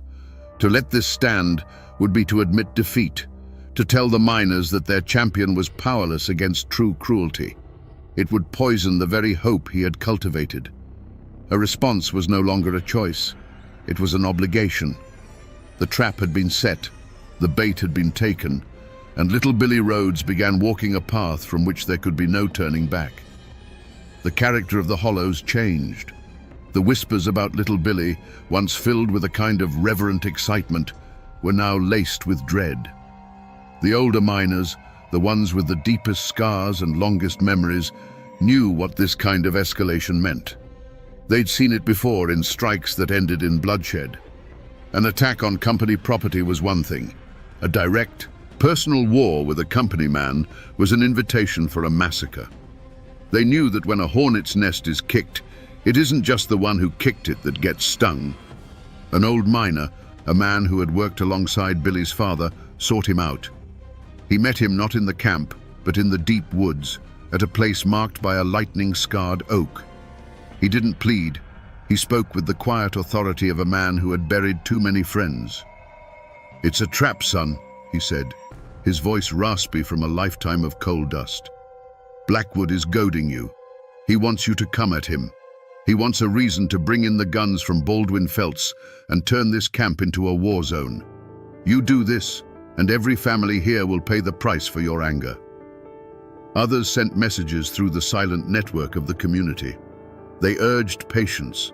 The unions were getting stronger, they argued. Roosevelt's government was starting to make noise. There were other ways to fight, slower ways that wouldn't get people killed. They were offering him a path of compromise, a chance to let his personal fury cool and melt back into the collective struggle. They were begging their ghost to remain a ghost, not to become a target. But Billy's ears were deaf to caution. From his perspective, their pleas for patience sounded like a quiet acceptance of defeat. How could he wait for a union organizer to arrive next month when a widow and her son were homeless now? His entire existence was built on the principle of immediate, tangible justice.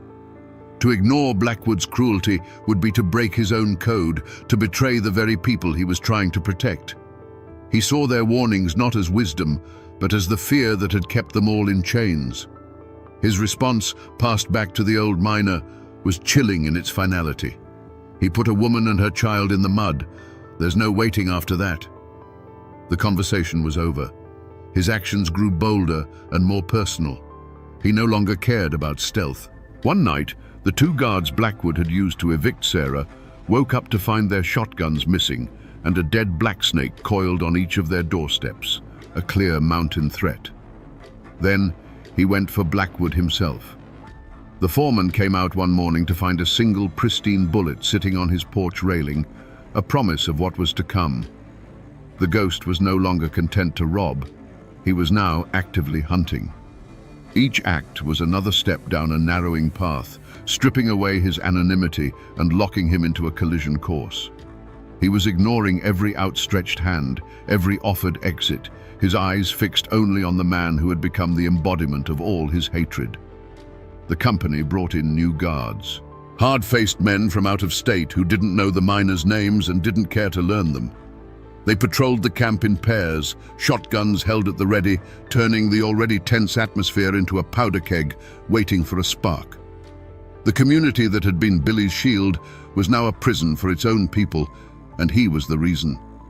The weight of that knowledge led him to the one place he could think clearly, a rocky outcrop high above the camp, a crow's nest where he could watch the lights of the shacks below without being seen. It was there she found him, Sarah.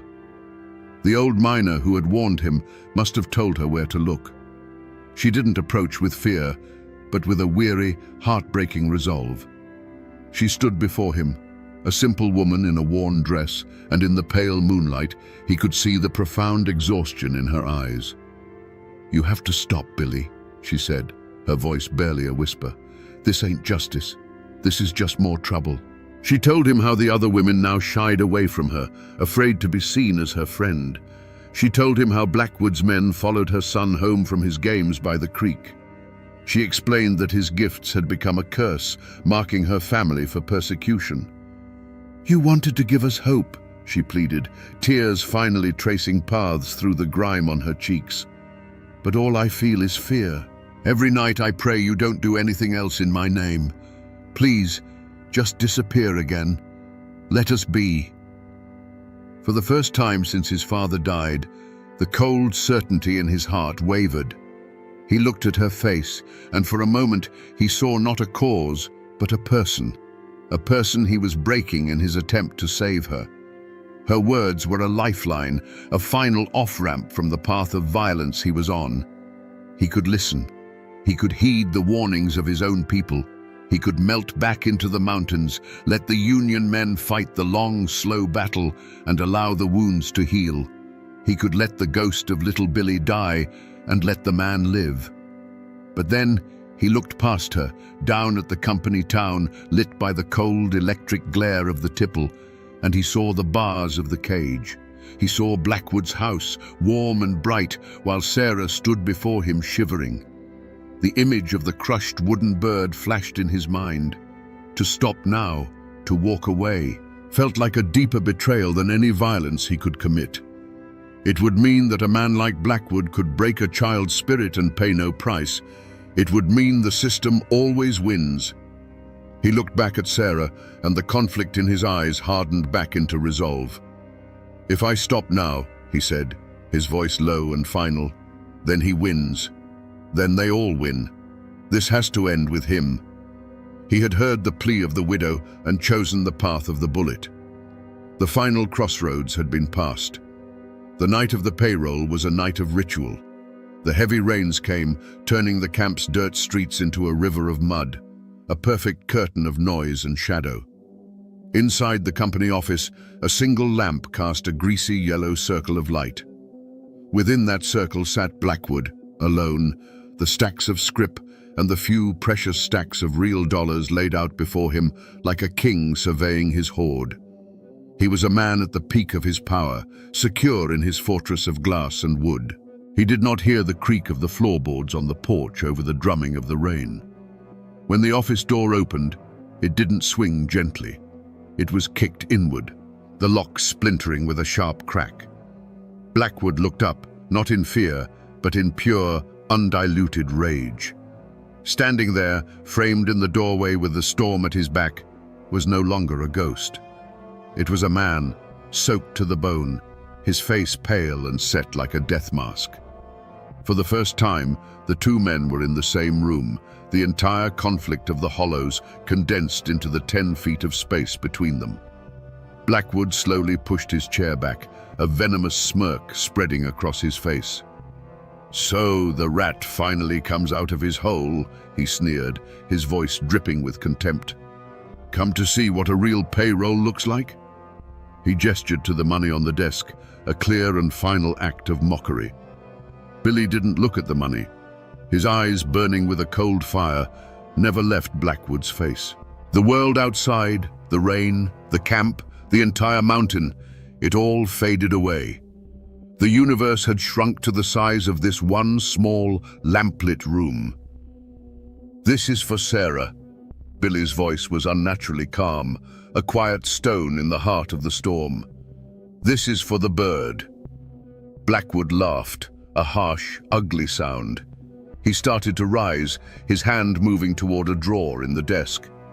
"That worthless woman, that brat, you threw your life away for—" He never finished the sentence. A flash of brilliant orange light filled the room, so bright and so brief it seemed to steal the very air. It was followed by a sound so immense, so absolute, it was more than a sound, it was a physical blow. The single window pane behind the desk shattered, and the lamp on the desk leapt into the air before crashing down, plunging the room into near darkness. The argument that had raged for a month was suddenly, permanently over. The heavy silence that rushed in to fill the void was broken only by the steady drumming of rain on the tin roof and the frantic metallic spin of a single silver dollar that had been knocked from a stack on the desk. It spun on the floorboards, a tiny, glittering whirlwind in the gloom, before it finally wobbled, fell, and was still. In that deafening quiet, Billy stood in the doorway, the cool rain on his back a stark contrast to the sudden, stifling heat in the room. He could smell the sharp, acrid scent of burnt powder hanging in the air.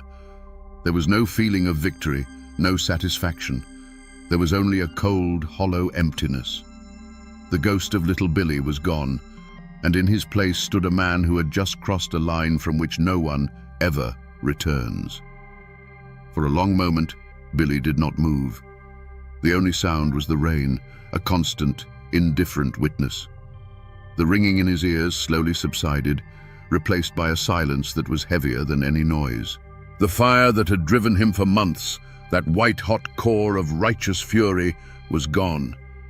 In its place was a profound and chilling emptiness, as if the act itself had scoured him clean of all emotion. He looked at the dark shape slumped behind the desk and felt nothing. Not triumph, not remorse, just the dead weight of a line crossed. A distant shout cut through the sound of the storm, followed by the frantic barking of a dog. The world was waking up to the sound of the shot. The spell was broken. He looked at the desk, at the stacks of scrip and cash scattered by the force of the blast. This was the prize, the very currency of the company's power. It was his for the taking. But he didn't move toward it. He realized with a sudden, devastating clarity that it meant nothing to him. It had never been about the money.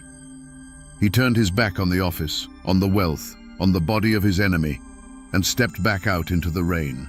He didn't run. He simply receded, melting back into the storm that had delivered him.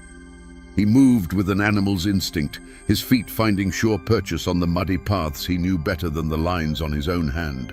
The cold rain was a baptism, washing the smell of cordite from his clothes, but it couldn't wash the feeling from his soul. The mountain, his lifelong sanctuary and accomplice, was now his place of exile. The hollows and ridges that had once been his kingdom were now the walls of his banishment. From a high, hidden place, the same rocky outcrop where Sarah had pleaded with him, he watched the camp below erupt. Lanterns bobbed like fireflies in the dark as men emerged from their shacks, their shouts muffled by the downpour. A crowd was gathering around the company office. He was watching the consequences of his choice unfold, watching his own legend transform from a whisper of hope into a stark, and bloody fact. The law would come now, and the company's wrath would be absolute. He had won his personal battle, but in doing so, he had lost his place in the world. The man known as Billy Rhodes was gone. Only the ghost remained, and its work was done. The ghost was gone, but the storm he had called down had only just begun to break over the hollows. Within days, the camp was transformed into an occupied territory.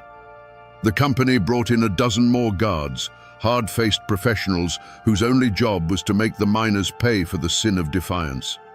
They patrolled the muddy streets with a swaggering authority, their shotguns a constant, silent threat. The camp, once a place of quiet, simmering rebellion, was now gripped by a cold and open fear. The company's revenge was not swift and bloody, it was slow and suffocating.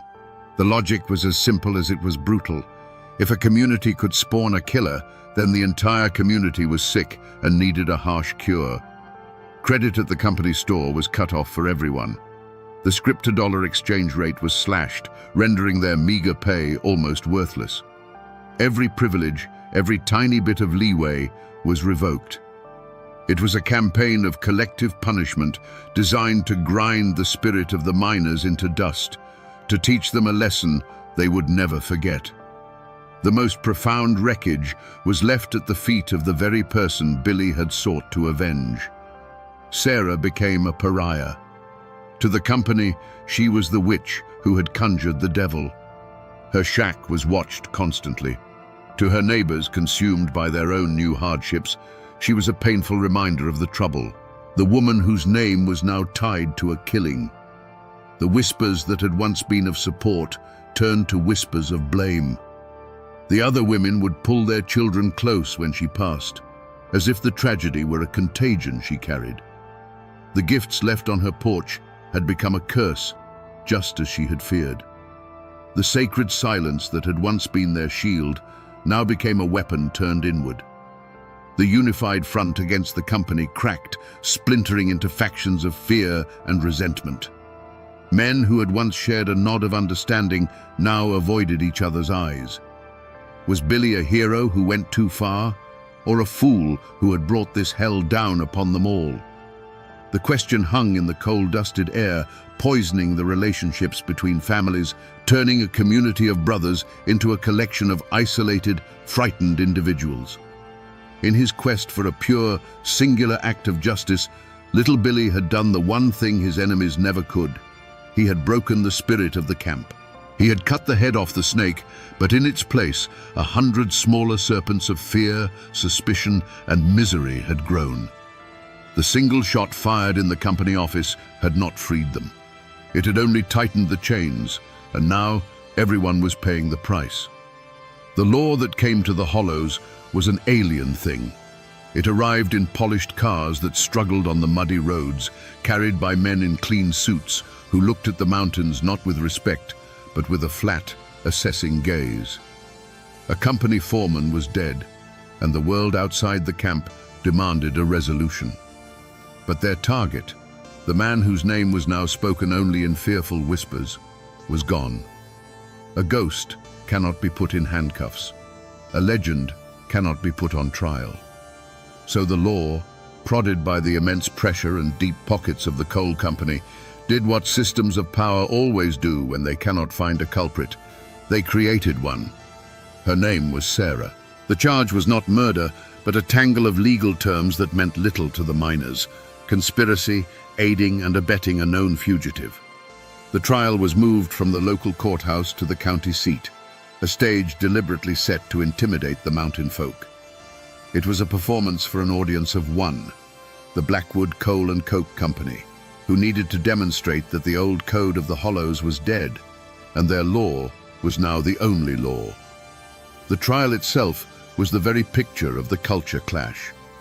On one side sat the company lawyers, their arguments sharp, precise and cold, twisting the miners' code of silence into a web of conspiracy. Every miner who took the stand and claimed "I don't know" was another thread in the noose they were weaving around Sarah. On the other side, Sarah sat, a bewildered figure of quiet dignity. Her defense was the simple, unadorned truth. She told them about her husband's death, about her son's hunger, about the food that appeared on her porch like a miracle. Her simple truth was like a wooden bucket against a steel dam. It held nothing back. To the miners who packed the courtroom, their faces scrubbed clean but their eyes weary, Sarah was not a criminal. She was a martyr.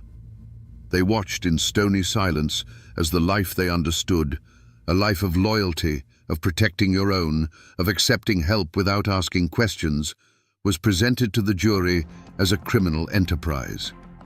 They saw the proceedings not as a search for justice, but as the final public humiliation of their community. Their silence was no longer about protecting Billy Rhodes. It was a wall of contempt for the world that was judging them. The verdict, when it came, was a formality. Guilty. The judge, a man who would never understand the desperation of a company town, spoke of the sanctity of law and order as he sentenced her to 10 years in the state penitentiary. There were no gasps from the miners in the gallery. There was no outrage. There was only a deep, collective sigh, the sound of a people having their worst fears confirmed. They had seen the true face of the law, and it looked exactly like the face of the company boss. Was justice served? A court of law had delivered a verdict. A woman was sent to prison. A murder case was officially closed. But in the hollows, they knew the truth. The law hadn't brought justice. It had simply been the final weapon used to crush a rebellion. It had punished the victim to send a message to the ghost, and in doing so, proved that the only real crime in the eyes of the company was to be poor, hungry, and defiant. And what of the other side of this bloody coin? What became of the company that Backwoods served, the machine that had ground so many lives into dust? You might think the death of a foreman would be a blow, a disruption to their operations. But for Blackwood Coal and Coke, it was a godsend. Blackwood was a blunt instrument, and he had served his purpose. He was more valuable to them as a corpse than he ever was as a living man. His death became their martyr story, the perfect justification they presented to the newspapers and politicians for the brutal crackdown that followed. They hadn't lost a man. They had gained a pretext. In the immediate aftermath, the company prospered. With the camp terrified into submission and the last spark of defiance seemingly extinguished with Sarah's conviction, the mine became a model of ruthless efficiency. The new foreman they brought in wasn't a hot-tempered bully like Blackwood. He was a quiet, cold man with spectacles and a ledger, an accountant of human misery who never raised his voice and never had to. Production quotas were met and exceeded. The company store, now without any competition from phantom benefactors, squeezed every last cent from the miners. On paper, in the Charleston and Philadelphia boardrooms, the company had never been stronger. They had won. But a story like this has a way of seeping out of a hollow, like a poisonous gas. Men who eventually left the camp carried the tale with them. Union organizers, hearing the whispers, took note. The tale of little Billy and the widow Sarah became a dark ballad sung in secret, a cautionary example of corporate cruelty at its most naked. The name Blackwood Coal and Coke became a stain, a name that would be invoked years later during the larger, bloodier mine wars that would eventually rock all of Appalachia. The company met no immediate justice. Their victory was real, and it was absolute. But in crushing that small camp, they had inadvertently created a legend that would fuel the very movement that would one day challenge their entire empire. They hadn't put out a fire. They had just buried the embers under a layer of dry tinder, waiting for a wind to blow. The years that followed were quiet ones, but it was the quiet of a graveyard, not of peace.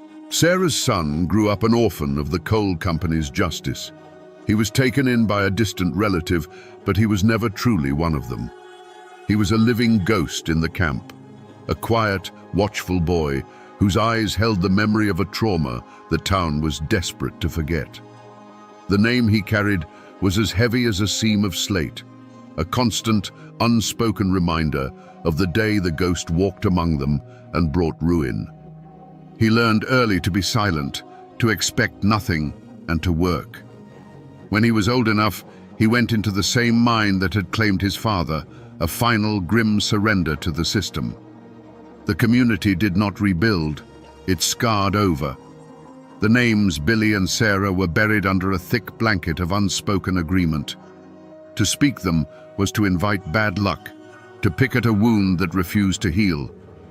The spirit of open defiance that little Billy had briefly ignited was replaced by a weary, pragmatic obedience.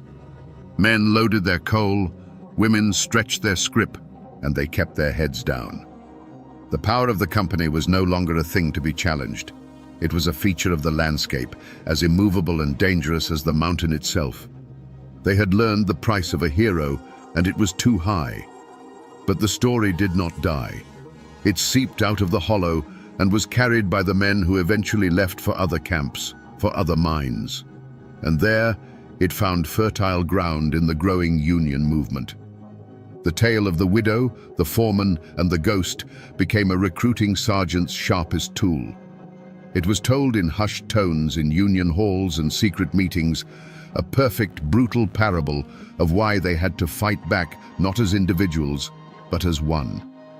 The blood spilled in that small camp watered the roots of a more organized and far more formidable resistance. Nearly a decade later, a stooped, gray-haired woman stepped off a bus at the edge of the camp. Sarah had come home, but the place she returned to was a stranger's land. Her son was a man now, with coal dust etched into the lines on his face and a silence that mirrored her own.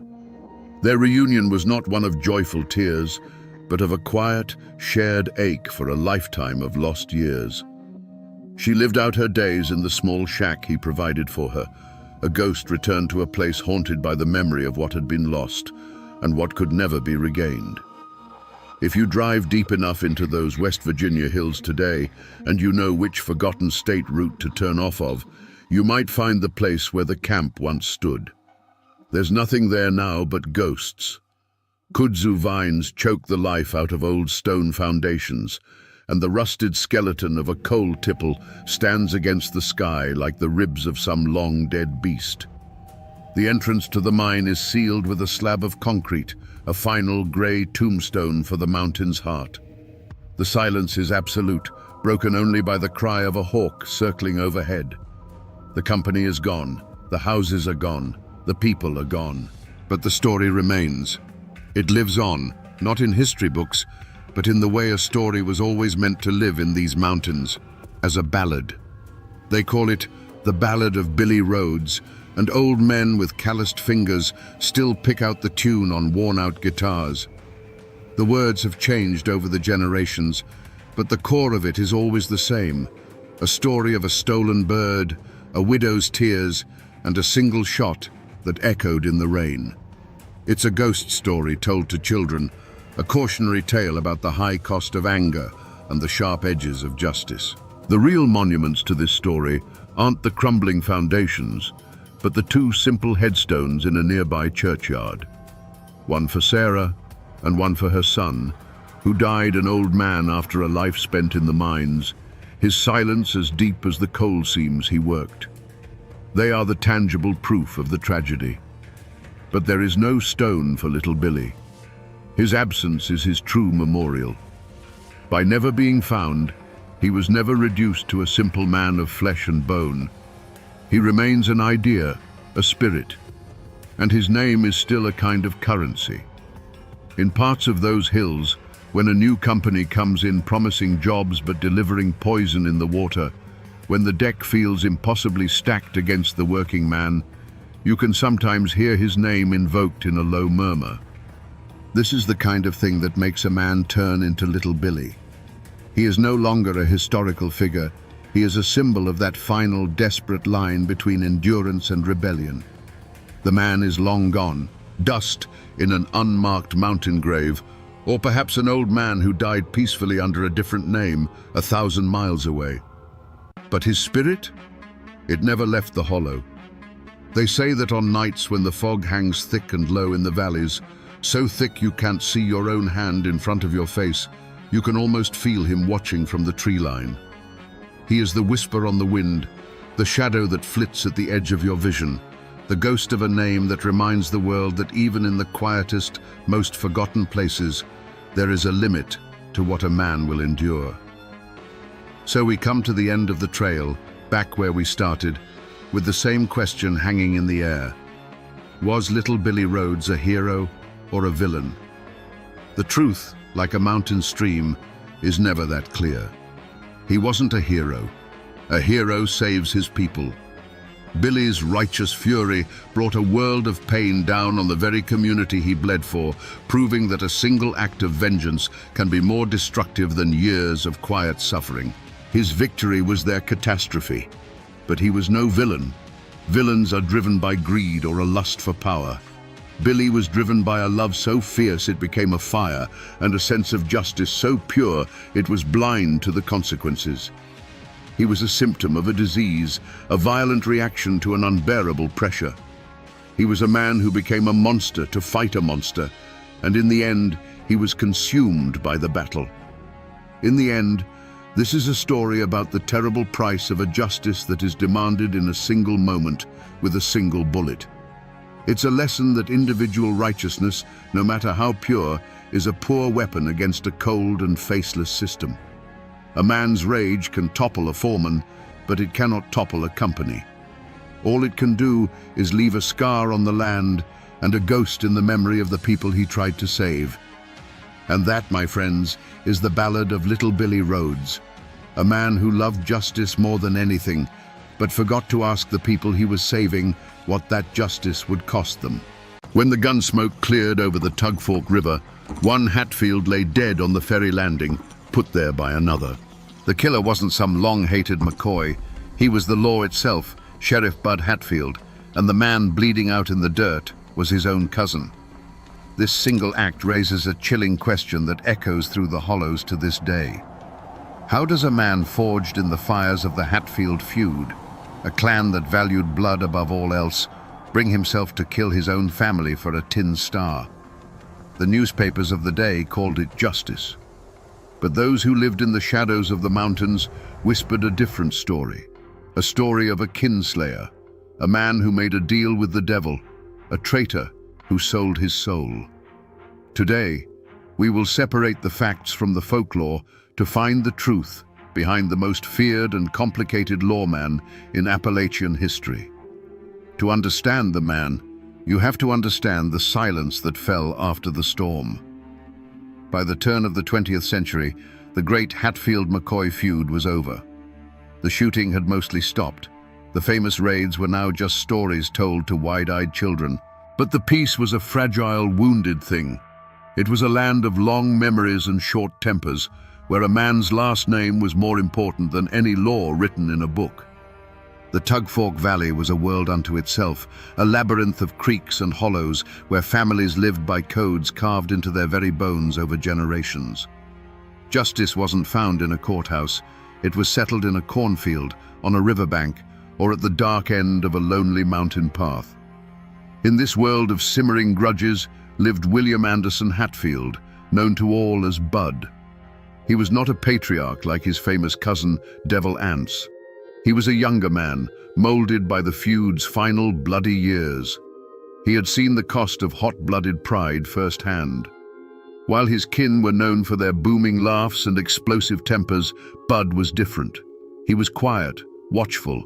He moved through the woods not like a man, but like a shadow, his eyes missing nothing. He didn't boast of his skill with a pistol.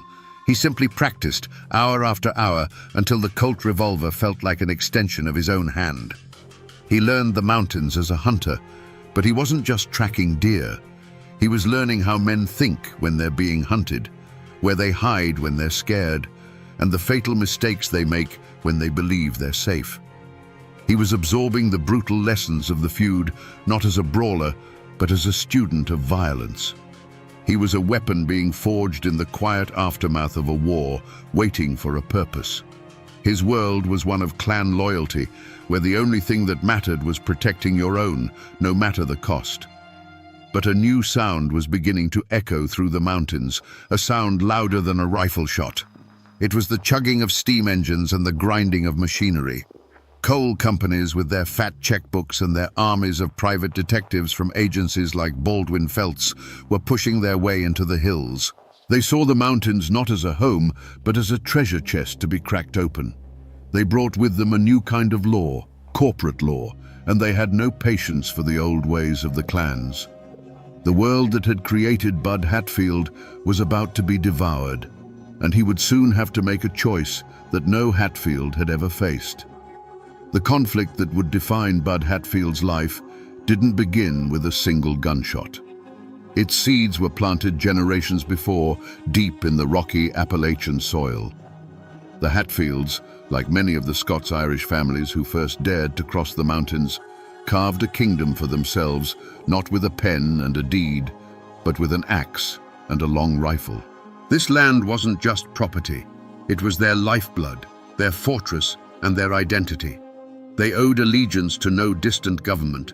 They were kings of their own hollows, and they held their land with a fierce, possessive grip that outsiders could never understand. The deepest scar on this landscape was the Civil War. While the nation tore itself apart, the borderlands between West Virginia and Kentucky became a brutal theater of guerrilla warfare. The Hatfields were fiercely Confederate, seeing the Union as an invading force trying to impose its will upon them. Devil Anse himself led a band of irregulars, the Logan Wildcats, who fought a vicious war in the hills long after the main armies had gone home. They weren't just fighting for a political cause, they were fighting for their own sovereignty against any and all outside control. This deep-seated division bled directly into the Hatfield-McCoy feud. At its heart, it was a continuation of the war on a more personal scale, with the largely Confederate Hatfields pitted against the largely Unionist McCoys. The conflict was fueled by old loyalties and betrayals that the rest of the country was trying to forget. For these families, the war never ended. It simply smoldered under the surface, waiting for any spark, a stolen pig, a forbidden romance, to erupt into a full-blown inferno. In this world, a family name was everything. It was a heavy cloak of obligation and pride worn from birth. And to be a Hatfield meant you lived by an unwritten, unbreakable code. It meant you stood by your kin, right or wrong.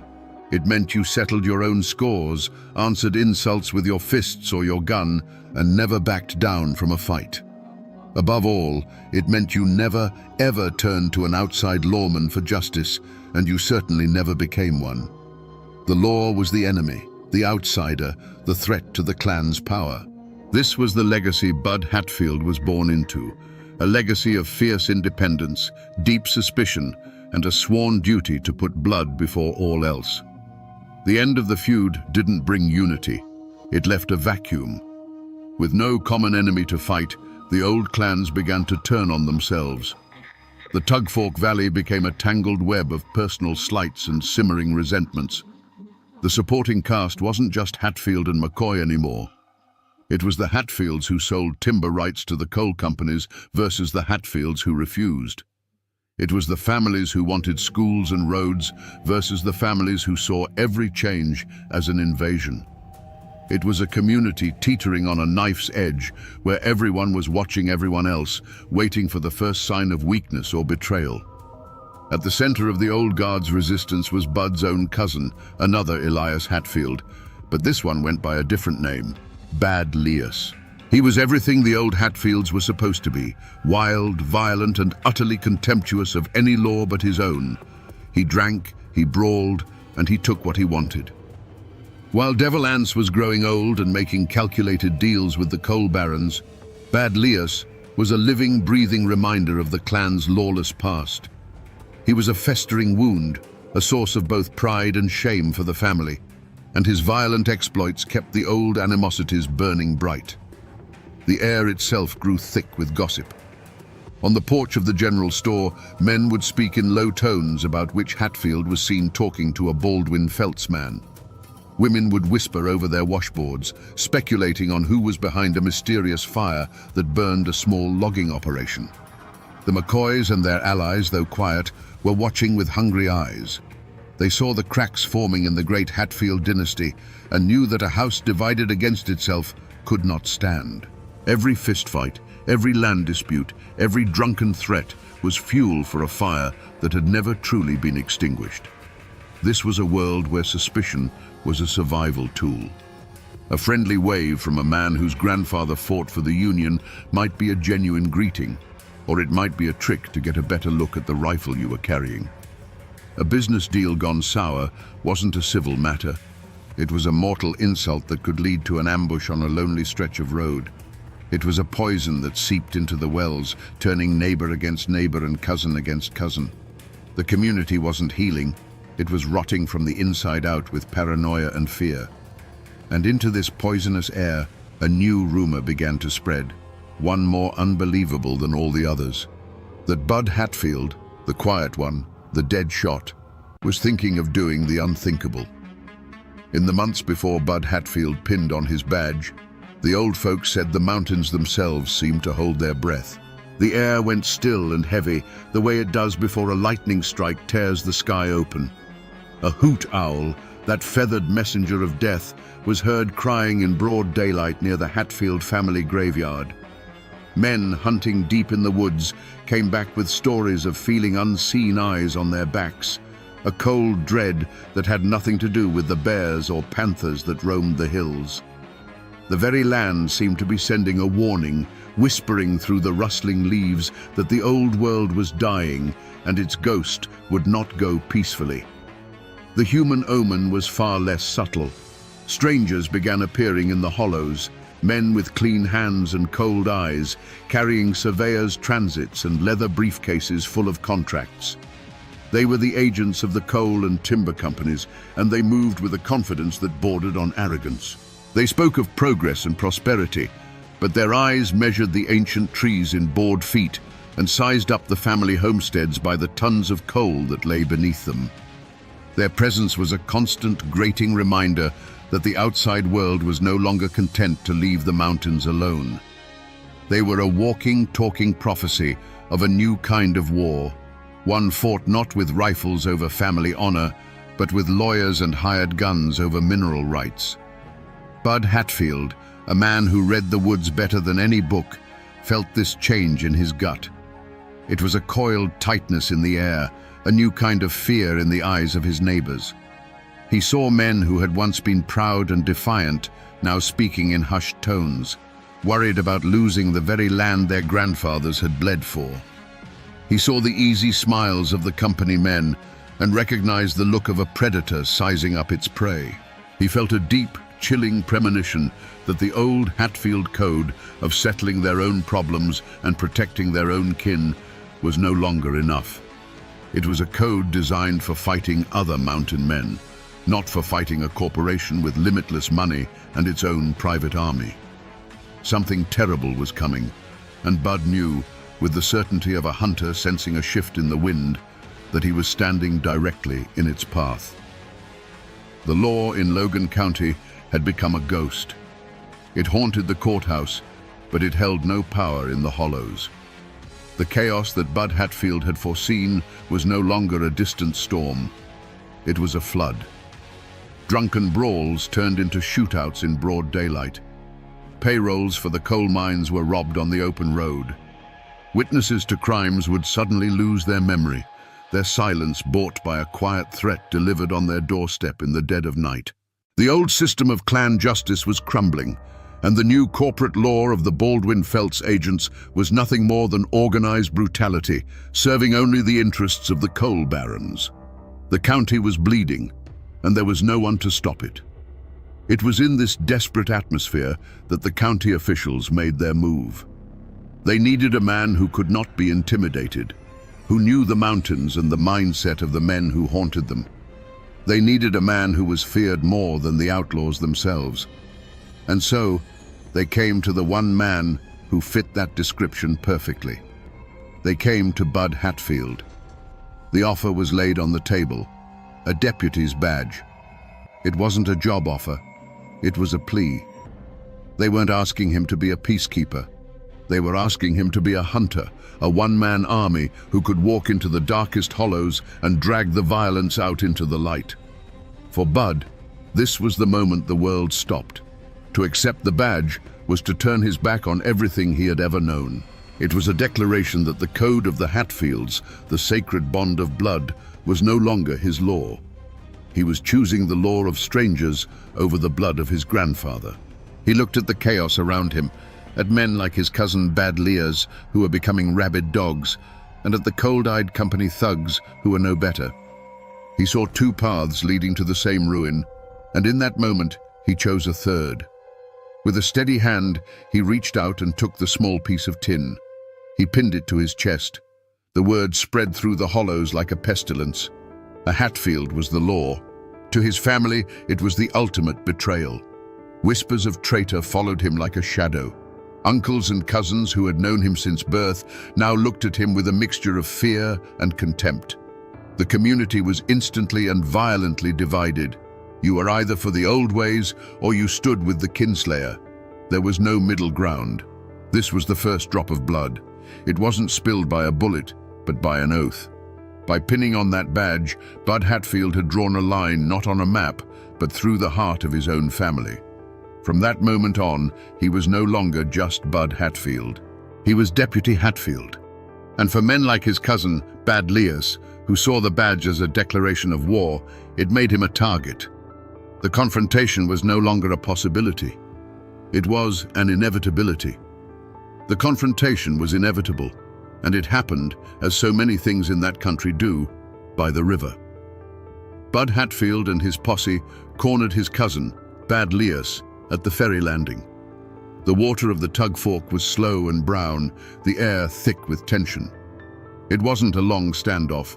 There were no grand speeches. There was only the low, steady voice of Sheriff Hatfield ordering his own blood to surrender, and the wild, defiant laugh of Bad Leas in response.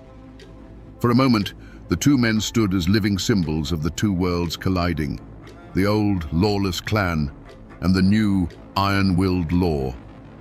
What happened next took less time than a single breath, but the silence it created would last forever. There was no Hollywood gunfight, no men diving for cover. There was only a sudden, blurred movement, and then the calm was shattered by a deafening roar that echoed off the water and slammed into the hills. It was followed almost instantly by a second shot, so close to the first they sounded like a single stuttered clap of thunder. The posse froze, their own guns still in their holsters. When the sharp, acrid smell of gun smoke cut through the damp air, Bad Leas was no longer standing. He was on his knees, his head bowed, looking not at his cousin, but down at the wooden planks of the landing. He stayed that way for a single, long second, a statue of defeat. Then, without a sound, he simply pitched forward, his fall making a dull, hollow thud that seemed shockingly loud in the sudden quiet. From across the river, a person would have seen almost nothing. Just two men facing each other, a puff of white smoke quickly stolen by the breeze, and then one man falling. They would not have seen any blood. They would only have seen a dark stain begin to slowly spread across the back of the fallen man's shirt, like a shadow growing in the afternoon sun. The true horror wasn't in the wound, but in the stillness that followed. Bud Hatfield walked forward, his boots making heavy, deliberate sounds on the ferry landing. He stood over the body of his kinsman, his own pistol still smoking in his hand. The pearl handle, they say, felt as cold as a river stone against his palm. He did not speak. He did not offer a prayer. He simply looked down at what the law had required of him. Members of the posse would later whisper that the most terrifying part was the look in Sheriff Hatfield's eyes. It wasn't triumph. It wasn't remorse. It was a chilling, empty calm, the look of a man who had just performed a necessary but terrible piece of work. A Hatfield had killed a Hatfield. In that moment, the old world of clan justice didn't just die. It was executed on a riverbank by one of its own sons. To understand what went through Bud Hatfield's mind on that ferry landing, you must first understand that he likely didn't see himself as a killer. He saw himself as a surgeon. In his cold, calculated view, his cousin, Bad Lias wasn't a man anymore. He was a disease. He was the living embodiment of the chaos and violence that was strangling the mountains, the very sickness that Bud had sworn an oath to cure. His twisted logic was terrifyingly simple. To save the body, you must cut out the cancer. In that moment, the bond of blood was meaningless. It was an old-world sentiment that had no place in the new order he was trying to build. He wasn't executing his cousin. He was executing a problem. The true transformation didn't happen in the flash of gunfire. It happened in the quiet moment he first pinned the badge to his chest. That act was a silent vow to kill the part of himself that was a Hatfield clansman. He had to consciously sever the ties of blood and tradition that had defined his entire life. To become Sheriff Hatfield, Bud Hatfield, the cousin, had to die. So when Bad Lias made his move, there was no internal struggle. There was no hesitation. The switch had been flipped months ago. He was no longer acting as a man, but as an instrument of the law he had chosen to serve, and instruments do not feel conflict.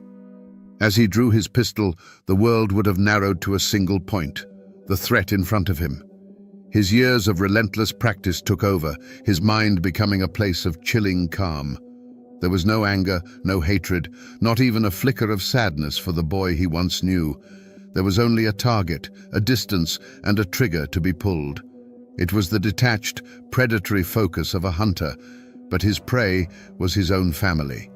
He was operating on a level of pure, brutal efficiency that few men could comprehend, let alone achieve. And afterward, standing in the gun smoke over his cousin's body, he would not have felt triumph or relief. He would have felt a profound and chilling emptiness.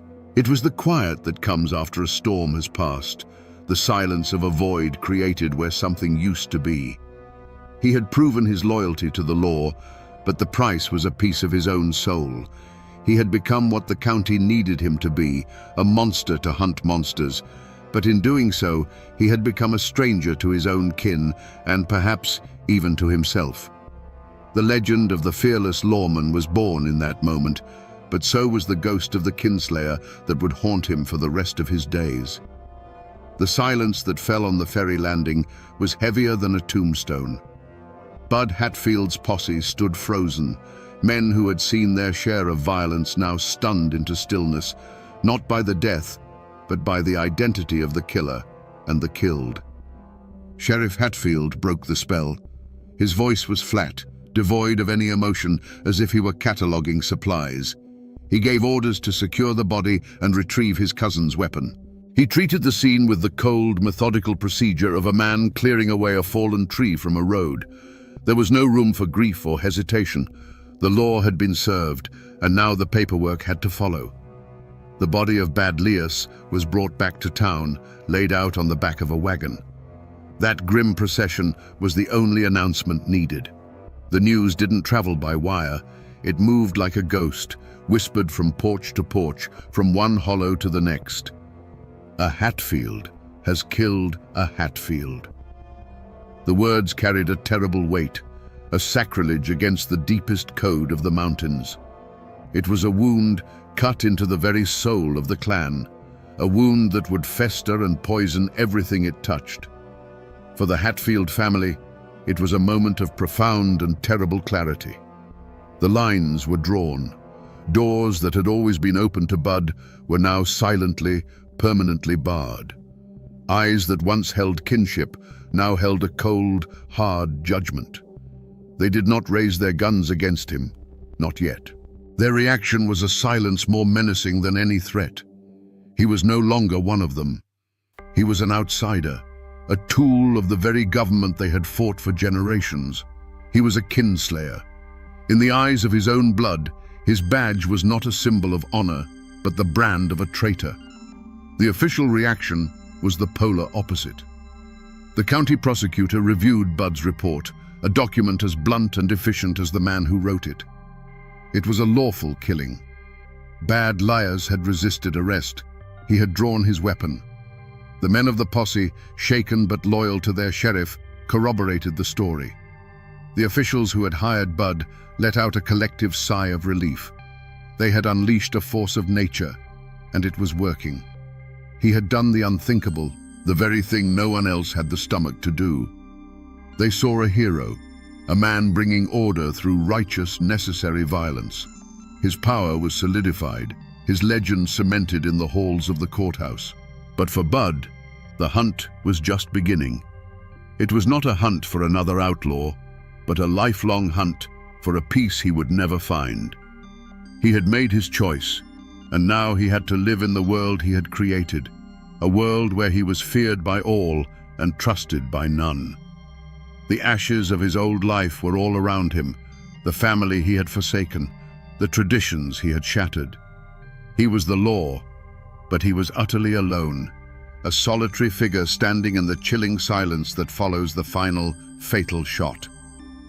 The killing of Bad Lias split the county like a bolt of lightning hitting a 100-year-old oak. There was no middle ground left, no place for neutrality. Every single person, from the coal baron in his fine house to the farmer scratching a living from a rocky hillside, was forced to choose. The general store became a silent battlefield. A man's loyalty could be judged by who he tipped his hat to and whose gaze he avoided. A woman buying flour would fall silent if a known supporter of the sheriff walked in, the friendly chatter dying as if a cold wind had blown through the room. It was a war fought with averted eyes, tight-lipped smiles, and doors that suddenly wouldn't open. An unspoken conspiracy of silence descended upon the hills. Many knew the official story of the shooting was too clean, too simple. They'd heard whispers of a different tale, that Bad Lias was trying to surrender, that the second shot was unnecessary. But who would dare say so? To speak against Sheriff Hatfield was to invite a visit in the dead of night. People who had once been proud and outspoken now looked at their own children and chose to hold their tongues. Fear was a more effective lawman than Bud Hatfield could ever be, and it kept the community locked in a state of terrified paralysis. The truth, whatever it was buried alive under the weight of that silence. But even in the deepest fear, there were small acts of courage and cowardice that revealed the true heart of the people. A merchant, once a friend of Bad Lias, now made a point to give Sheriff Hatfield a discount, a public display of his newfound allegiance. A preacher, caught between his fear of the lawman and his fear of God, delivered a sermon on the sin of Cain that was so full of careful, veiled language that both sides could claim it as their own. Then there were the quiet acts of defiance. An old woman from a distant branch of the Hatfield family walked 10 miles to lay a single wildflower on Bad Lias's unmarked grave. A miner, his face black with coal dust, was heard to mutter "Kinslayer" as Bud rode past, a single word of rebellion that could have cost him his life. And the McCoys, the old enemies, they said nothing at all. They just watched, their silence one of grim satisfaction as their great rival, the House of Hatfield, began to devour itself from within. The death of Bad Lias was not an end, it was a declaration. With that single act, Sheriff Bud Hatfield had served notice to every outlaw, moonshiner, and hot-blooded brawler in the county. The old ways were over. His posse was no longer made of Hatfield cousins riding to defend the clan's honor. It was a new breed of man. They were young, grim-faced deputies who owed their loyalty not to a family name, but to the paycheck and the terrifying man who signed it. They followed him into the darkest hollows, not out of camaraderie, but out of a deep-seated fear of what he would do to them if they refused. They knew they were not his kin, they were his tools. The hunt for fugitives under Sheriff Hatfield became a new kind of Appalachian horror story. He didn't send his deputies, he led them. And when he went into the mountains, he was no longer a lawman. He was a predator returning to his natural habitat. The very skills the feud had taught him, how to track a man through dense rhododendron thickets, how to read a footprint in a creek bed, how to move through the woods without making a sound, were now turned against the very people who lived by that same code. The mountains that had for generations served as a fortress for the clans, hiding them from the outside world, had now become Bud Hatfield's personal hunting preserve. When a warrant was issued, a chilling game of cat and mouse began. The fugitive would run to the hills, believing himself safe in the familiar terrain. But he wasn't just being chased, he was being stalked. Bud was relentless, a force of nature that did not sleep or tire. Men on the run would tell stories of going days without seeing him, only to find the ashes of a campfire still warm, just 100 yards from where they had slept. They would hear a branch snap in the dead of night and know, with a certainty that chilled their blood, that it wasn't a deer. The psychological toll was immense. They weren't just running from the law, they were running from a ghost who knew every secret trail and every hidden cave. The moment of capture was rarely a chaotic firefight. More often, it was a scene of terrifying quiet. After days of being worn down by exhaustion and paranoia, the cornered man would look up to see Bud Hatfield standing at the edge of his camp, a Colt revolver held loosely at his side. He wouldn't shout or make demands. He would just stand there, his eyes flat and cold, his presence promising a swift and final violence if the wrong choice was made. Faced with that unflinching, predatory stare, most men simply gave up. Hardened killers who had sworn they'd never be taken alive would slowly raise their hands, their will to fight completely broken. They understood in that silent moment that they were not facing a man, but a reckoning. The hunt would end not with a bang, but with the quiet click of handcuffs, a sound that signaled the total and absolute surrender of the old world to the new law of the mountains. The Logan County Courthouse, once a sleepy building of legal debate, transformed under Bud Hatfield's reign. It became a theater of fear. When the sheriff brought a prisoner to trial, the room was packed not with curious onlookers, but with a silent, tense audience of clan members and enemies, all watching each other. Armed deputies, loyal only to Bud, stood at every exit, their presence a constant, unspoken threat. The air was thick with a tension that had nothing to do with legal arguments. It was the ancient tension of the mountains, of blood feuds and violent retribution, now brought indoors and wrapped in the thin veneer of official procedure. The trials themselves became a grim formality. The defendants Bud brought in didn't swagger or boast. They stood before the judge with the hollow-eyed look of a cornered animal that has already accepted its fate. Their real trial hadn't happened in the courtroom. It had occurred days earlier in a dark hollow at the end of a relentless manhunt when they looked up and saw Bud Hatfield emerge from the trees.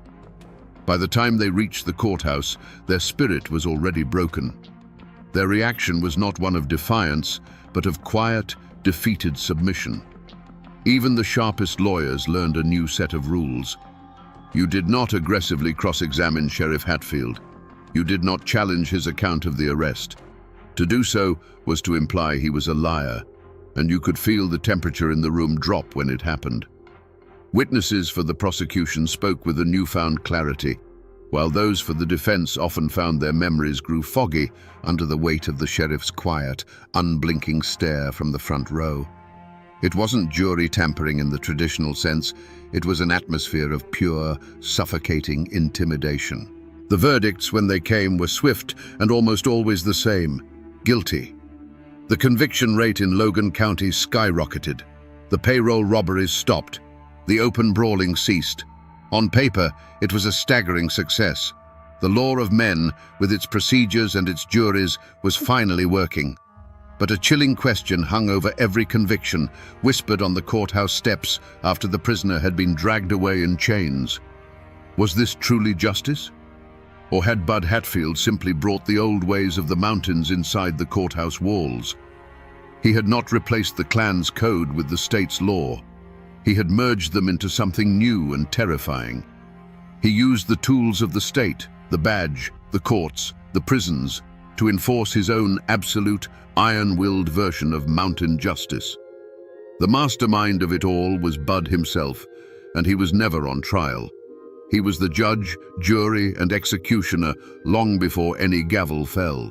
The people of Logan County had order, but many wondered if they had sacrificed justice to get it. After the trials were over and the jail cells were full, the Hatfield clan did not declare open war on their cousin. They did something far colder, far more final.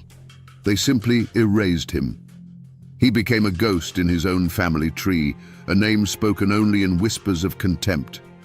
To the world, he was the powerful Sheriff Hatfield, but to the people who shared his blood, he was a dead man walking.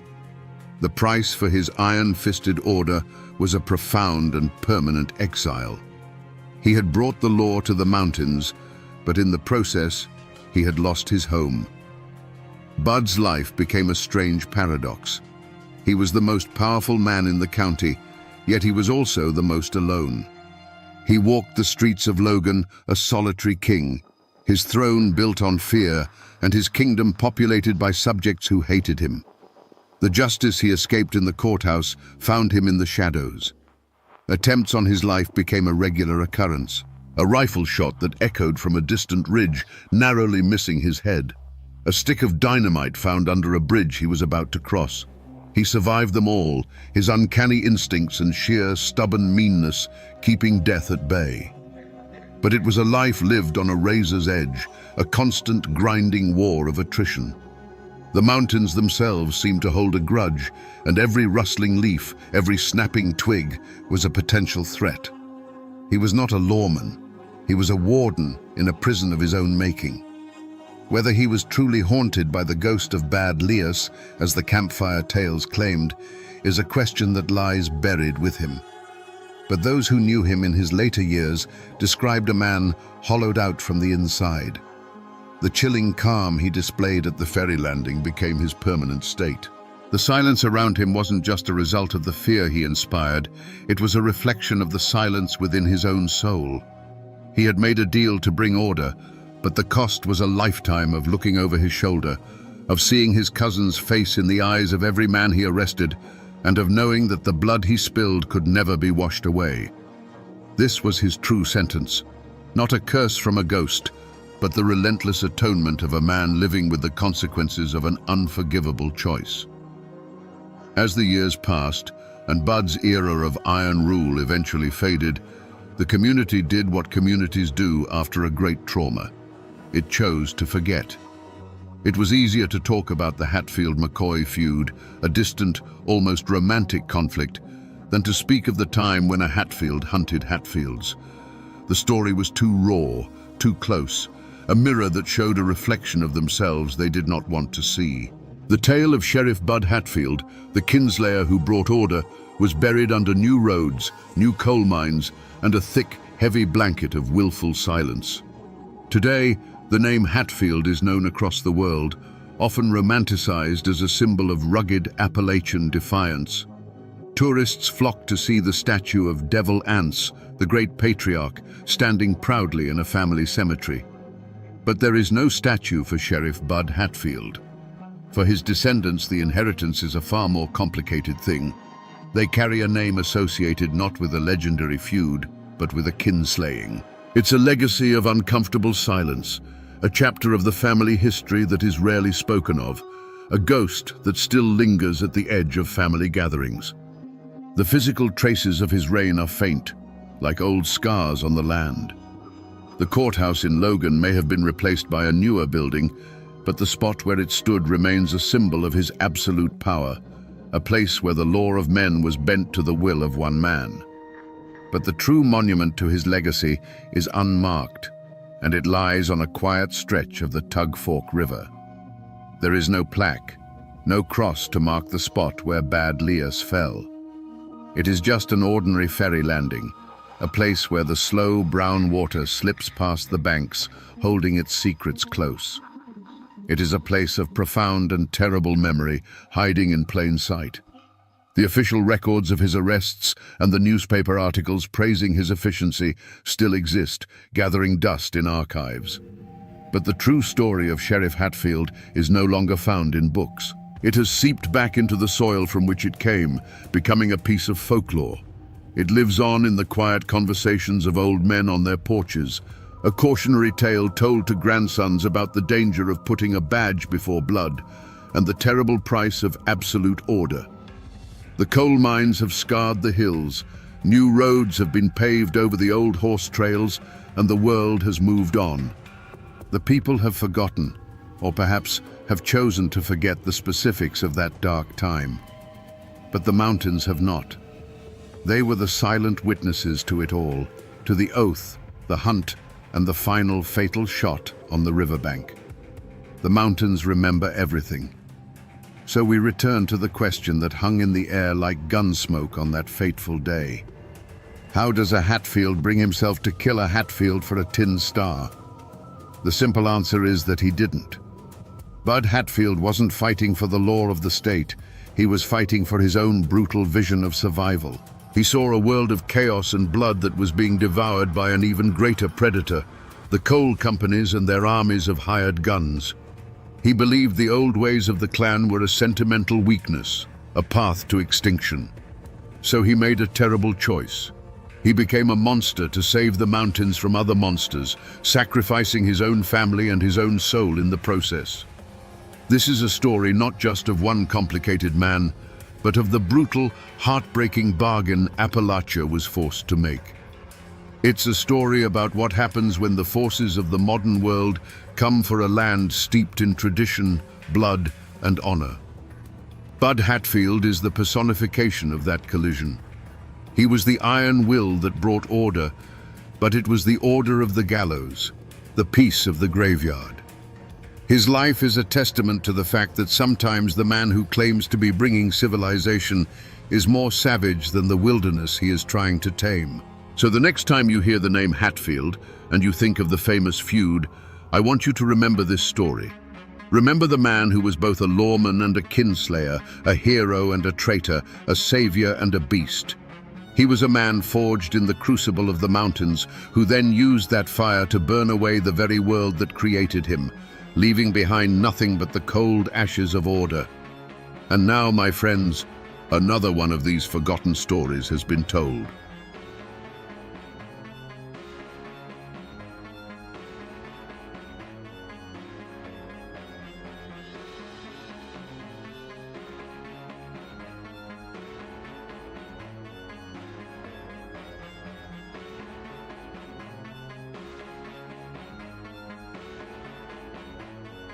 They say that for 5 days in the late summer of 1921, the hills of West Virginia went to war with themselves. The hollows of Blair Mountain echoed with the thunder of 1,000,000 rounds fired as the largest armed uprising in American history since the Civil War reached its bloody climax. And standing against the tide of 10,000 Union miners was one man, a county sheriff named Don Chaffin. He met them not with a posse, but with a private army, machine gun nests, and even airplanes dropping homemade bombs from the sky. How does a man born and raised in these same mountains come to wage war against his own people? Was he a villain, a corrupt tyrant in the pocket of the coal barons, crushing the common man under his boot? Or was he, in his own mind, the last line of defense for law and order, a king protecting his county from an invading mob? The truth, as it always does in Appalachia, lies buried deep in the shadows between fact and legend. Today, we dig for it. We trace the path that turned a small-town lawman into the absolute ruler of Logan County. Don Chaffin was no outsider. He was born in 1887, a son of Logan County, with roots that ran as deep in that rocky soil as any oak tree.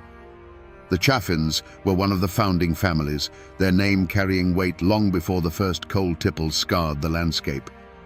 He grew up breathing mountain air, learning the unwritten laws of the hollows, that loyalty to kin was absolute, that an insult to your name had to be answered, and that the only justice you could truly count on was the one you made for yourself.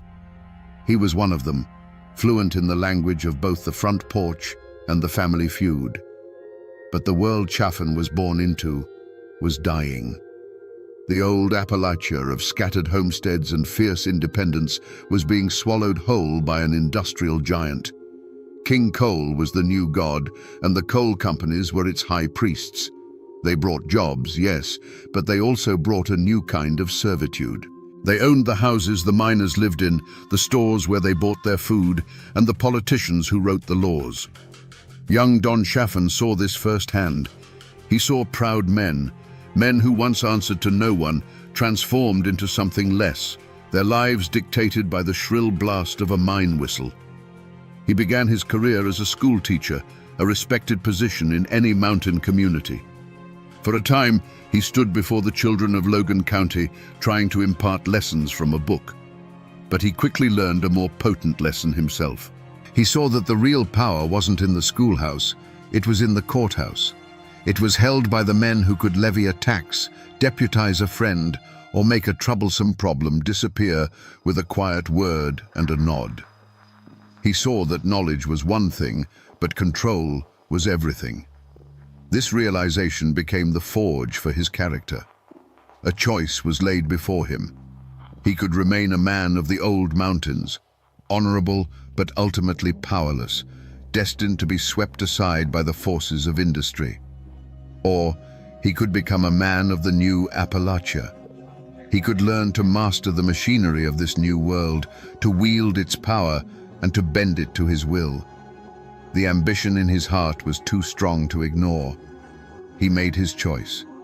He decided he would not be a subject in the kingdom of coal. He would be its king. The old mountain code of loyalty was still there, but he twisted it. His ultimate loyalty would no longer be just to his family name, but to the preservation of his own power. He would trade the quiet respect of the schoolhouse for the cold, hard fear commanded by the man in the sheriff's office.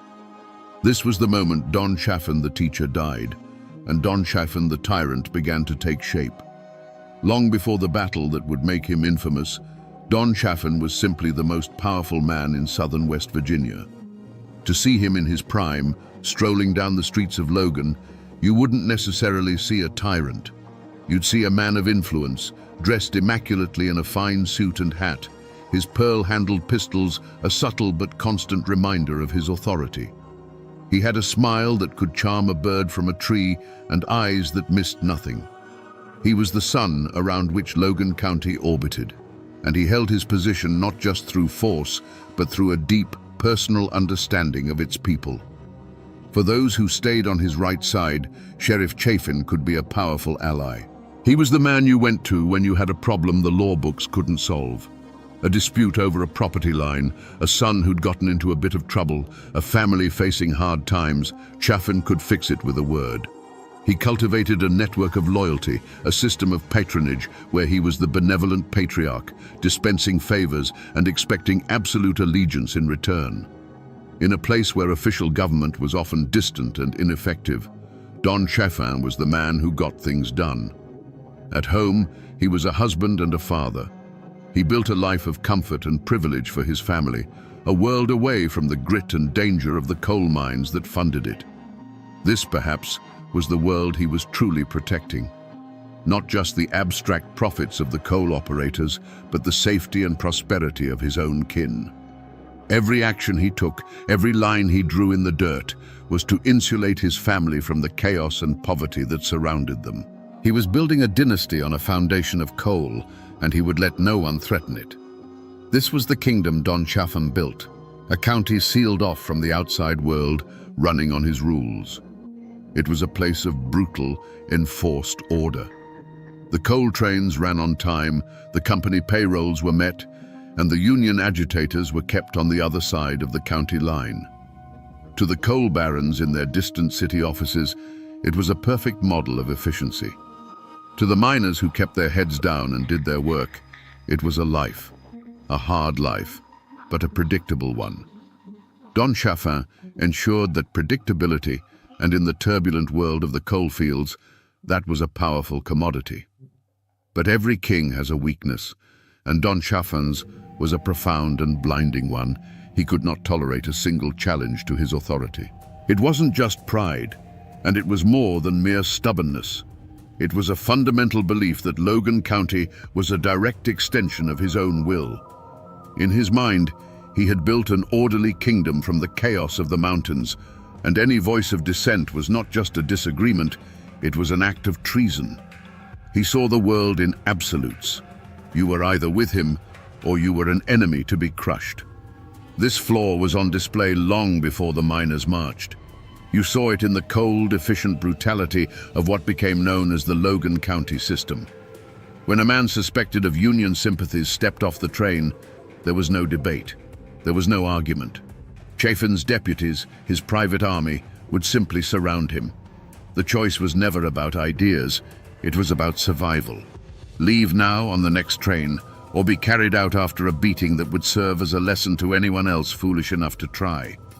This wasn't law enforcement, it was the purging of an infection. For years, this iron-fisted approach was the very source of his strength. The coal operators paid him a fortune precisely because he was uncompromising. He was the wall that kept the union out, the guarantee that their profits would continue to flow, uninterrupted by strikes or demands for better pay. His fatal flaw was the very thing that made him rich and powerful. He built his castle on the bedrock of his own intolerance. But a wall built to keep out a few men cannot hold back a flood.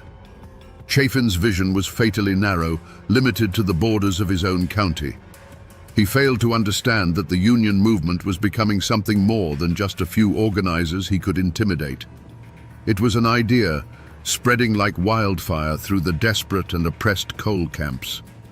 He believed he could beat that idea into submission, just as he had beaten individual men. He could not conceive of a world where his control was not absolute.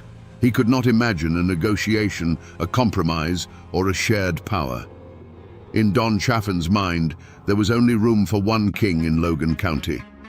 And as the anger in the surrounding coalfields began to smolder and grow, this fatal crack in his armor was about to be struck by the force of an entire army.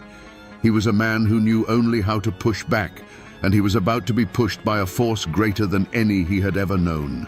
The spark that lit the Appalachian powder keg didn't land in Logan County.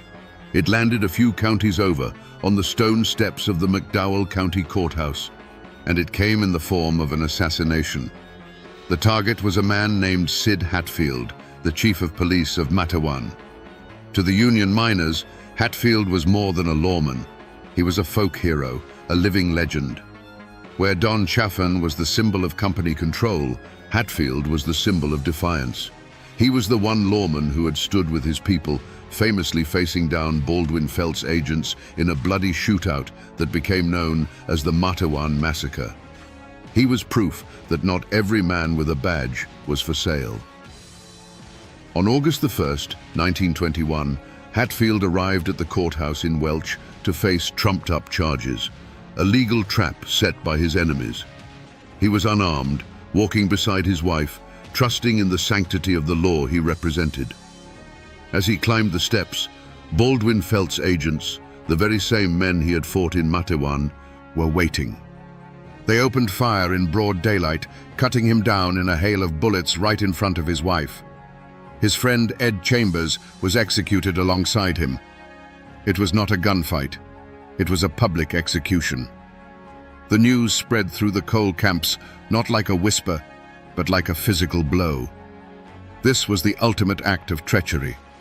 It was one thing to be cheated at the company store or beaten by deputies in a dark hollow. It was another to see your one hope for justice within the system murdered on the very steps of a courthouse. The message sent by the coal operators was clear and brutal. There is no law for you here. There is no protection. We can kill your heroes in the open, and nothing will be done. For Don Chaffin, this act was happening in another county, perpetrated by men not directly on his payroll. But in the hearts and minds of the miners, it was all part of the same corrupt, violent machine of which he was the master architect. Their rage, their grief, and their years of simmering desperation finally crystallized into a single, unifying purpose. The system had declared war on them, so they would declare war on the system. And the symbol of that system, its beating heart and its iron fist, was Sheriff Don Chaffin. This was the unforgivable affront. The miners began to gather, not for a strike, but for a crusade. They tied red bandanas around their necks, a symbol of their solidarity that would give them the name Rednecks. They cleaned their rifles, gathered their ammunition, and began to march south. Their goal was no longer just to unionize a county. It was to avenge a martyr, to tear down a kingdom, and to bring their own form of justice to the man who represented everything they hated. The fuse was lit, and it was burning straight for Logan County. As the news of the marching army reached Logan, the state capital of Charleston descended into a panic. Governor Ephraim Morgan, a man caught between the immense power of the coal industry and the terrifying prospect of a civil war, pleaded for calm. He sent telegrams, issued proclamations, and dispatched the state police, but it was like trying to stop a flood with a handful of sand. He knew that the only two men who could truly stop this were the leaders of the Miners' March and the sheriff of Logan County. Federal mediators were sent, including the decorated General Billy Mitchell. They met with the miners' leaders who, for all their rage, laid out their terms. They wanted the violence to end. They wanted the right to join a union without being beaten or killed. They wanted the Logan County system dismantled. They were willing to talk, but they would not turn back until their basic rights as American citizens were guaranteed. The government, it seemed, was trying to find a way out, a path that didn't lead over the top of Blair Mountain. But for Don Chaffin, there was nothing to discuss. From his command post in Logan, he watched the situation not as a political crisis, but as a military operation. To him, the 10,000 approaching men were not desperate workers seeking justice. They were an invading army, a horde of Bolsheviks and insurrectionists bent on destroying his county. The governor's pleas for negotiation were, in his eyes, signs of weakness. You don't negotiate with a mob, you break it. While others talked of peace, Chaffin prepared for war. The coal operators opened their coffers, and Chaffin spent the money with deadly efficiency. He put out the call, and his army of deputies swelled from hundreds to nearly 3,000. Gun thugs, mercenaries, and strikebreakers poured into Logan, men who were paid to shoot, not to talk. Rifles and machine guns, purchased by the ton, were trucked in and distributed. The phone lines between Logan and the coal company offices hummed with logistics, not diplomacy. He rejected every attempt at de-escalation. When state officials suggested he allow a small, peaceful delegation of miners to enter Logan to present their grievances, he refused. When federal mediators proposed a ceasefire and a cooling-off period, he ignored them. His response was to send his men into the hills. He directed them to dig trenches, set up machine gun nests, and turn the 10-mile ridge of Blair Mountain into a fortress. Every shovel of dirt thrown, every strand of barbed wire unspooled was Don Chaffin's answer to the calls for peace. He was making his stand, not just for the coal companies, but for his own absolute, unquestioned rule. He had locked and bolted every door that led to compromise, leaving only one path open, the path of violence. The wires between Logan County and Washington, D.C. were humming. President Warren G. Harding, seeing a domestic war about to explode, made one last desperate attempt to pull the combatants back from the brink. He sent a direct message, a final ultimatum, not just to the marching miners, but to Don Chaffin himself. The offer was clear. The miners had agreed to halt their advance if, and only if, Chaffin's private army was disarmed and disbanded. Federal troops would be sent in, not to fight the miners, but to act as a neutral peacekeeping force. It was a clear off-ramp, a path away from the abyss, laid at his feet by the President of the United States. Imagine Don Chaffin in his office, the telegram in his hand. The air is thick with the smell of gun oil and nervous sweat. Outside, the town of Logan is an armed camp, his men preparing for the fight of their lives. For a moment, he must have weighed his options. On one side was the full might of the federal government, a power that could crush him without a second thought. Accepting the deal would mean survival. He would lose his private army, yes, and his absolute power would be broken, but he would live. He would see his family again. The war would be over before a shot was fired. But then he would have considered the other side of the coin. To stand down now would be to surrender. It would mean that the threats and the rage of the Union men had succeeded. It would be a public admission that his authority, the very foundation of his identity, had limits. The image of federal troops policing his county while the men who had marched to hang him were allowed to walk free must have been a vision of pure humiliation. It was a direct challenge to his fatal flaw, his belief in his own absolute control. He stood at the final crossroads. One path led to a diminished future, the other led over Blair Mountain. He looked at the telegram, the last chance for peace, a direct order from his president. Then he looked at the map on his wall, at the red pins marking his machine gun emplacements along the ridge.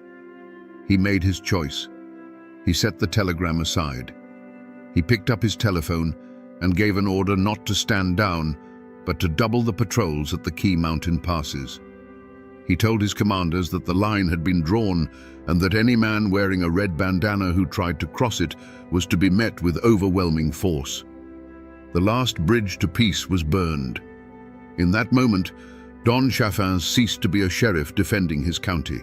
He became a king, choosing war over the surrender of his crown. The first report came over a crackling field telephone line, a scout's frantic voice confirming the miners' advance on the Crooked Creek Pass. Don Chaffin took the call, his face betraying no emotion. He put the receiver down, walked to the porch of his command post, and looked towards the green, silent ridge. He gave a single nod to his waiting runner. That nod traveled down the line, from man to man, until it reached the machine gun nest hidden in a stand of timber. A moment later, the mountain spoke for the first time.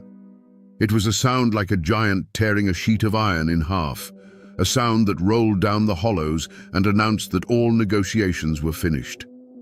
From his vantage point, the battle was not a scene of chaos, but a grim and terrible piece of machinery that he had designed.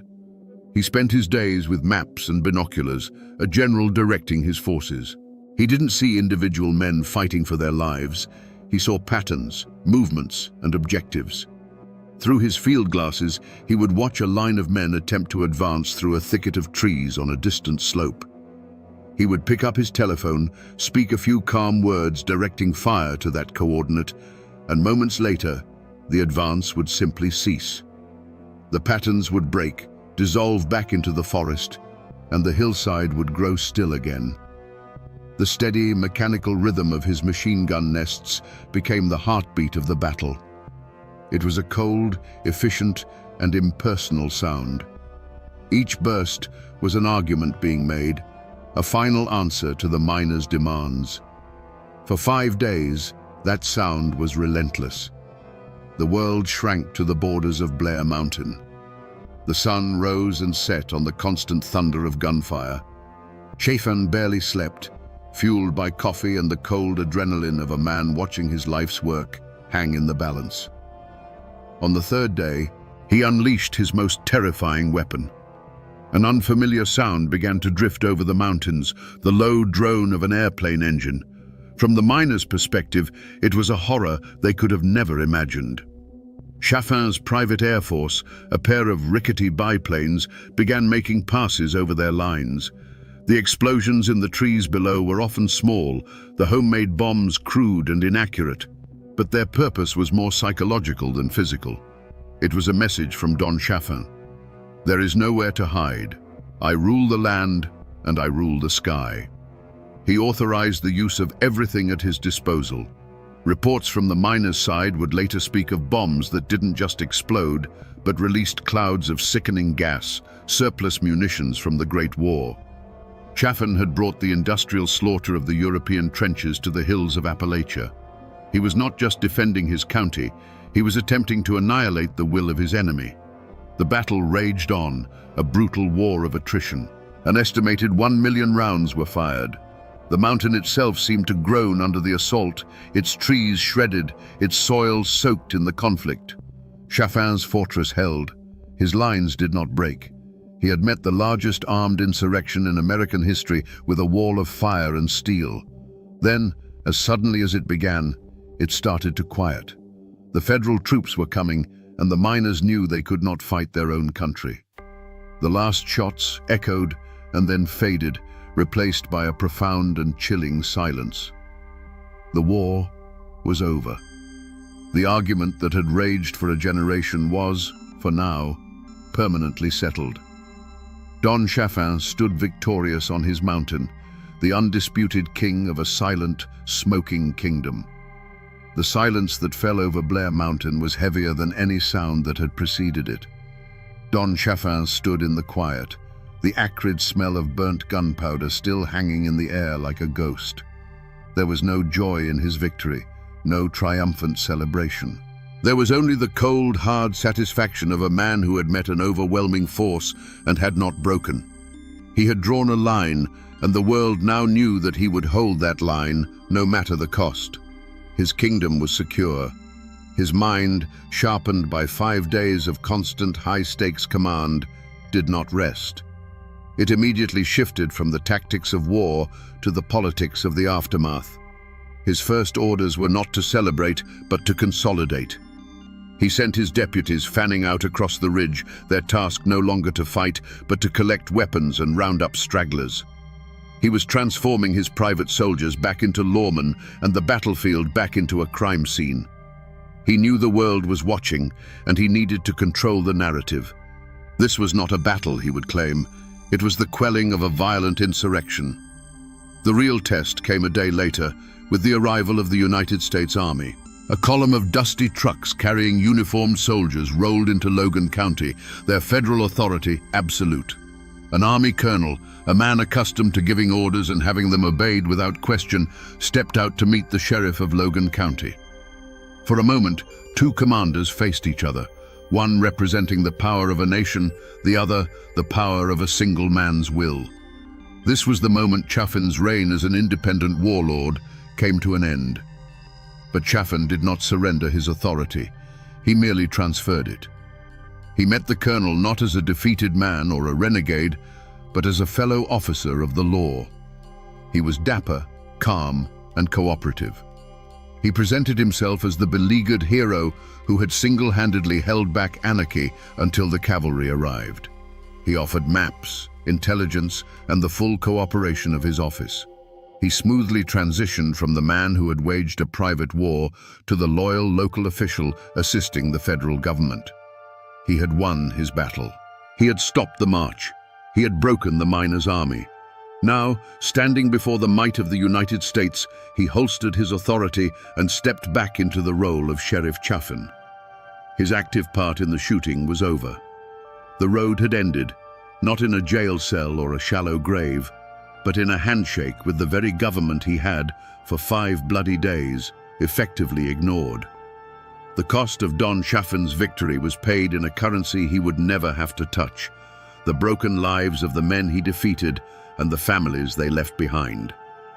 The war on Blair Mountain was over, but the war on the miners had just entered a new, more insidious phase.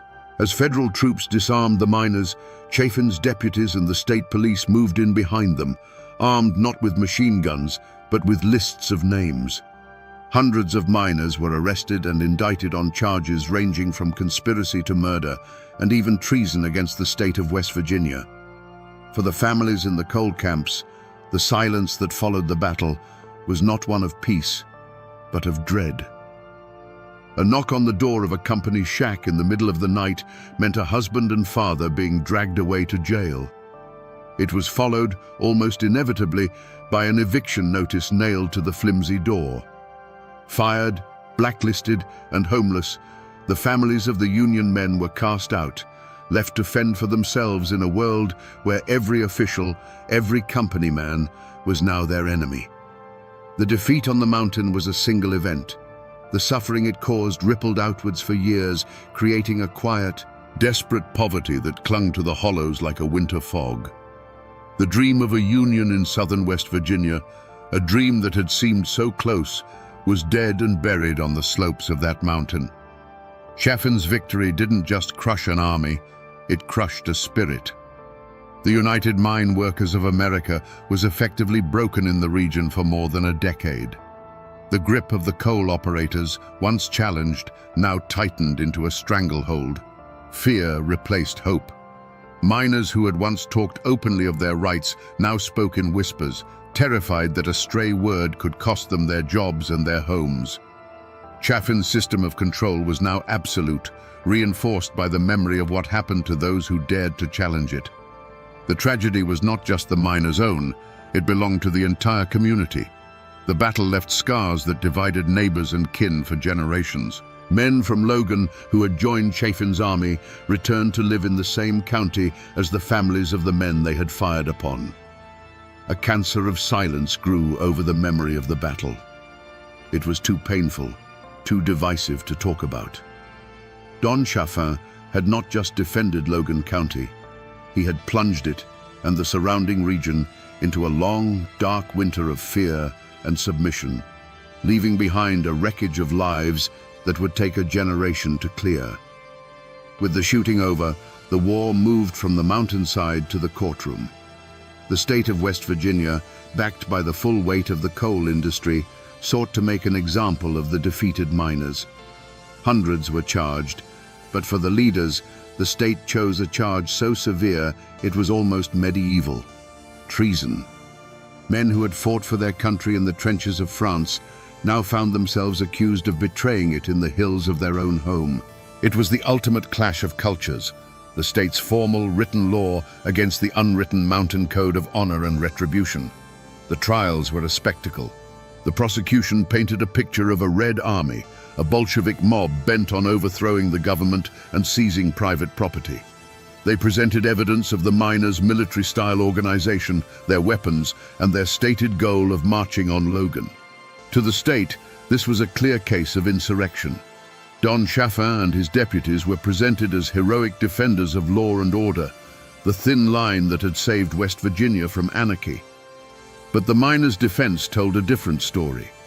Their lawyers argued that these men were not traitors to America. They were patriots engaged in a second American Revolution, fighting against a domestic tyrant. They hadn't marched against the government. They had marched because the government had failed them. They were marching against the state of Chaffin, a private kingdom where the law was a weapon used against them. Their defense was simple and powerful.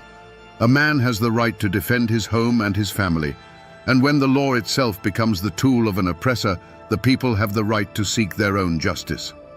The community, and indeed the nation, was fiercely divided. Pro-union newspapers hailed the defendants as heroes and martyrs of the working class. Company-owned papers condemned them as violent radicals. In the coal camps, prayer meetings were held for the men on trial. In the gentlemen's clubs of Charleston and Huntington, they were toasted as villains who had finally gotten their due. The soul of Appalachia was on trial, forced to defend itself in a language it did not fully understand.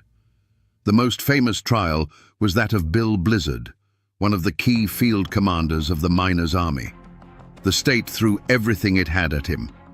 But then, a West Virginia jury, made up not of miners, but of farmers and small-town merchants, delivered a stunning verdict: not guilty.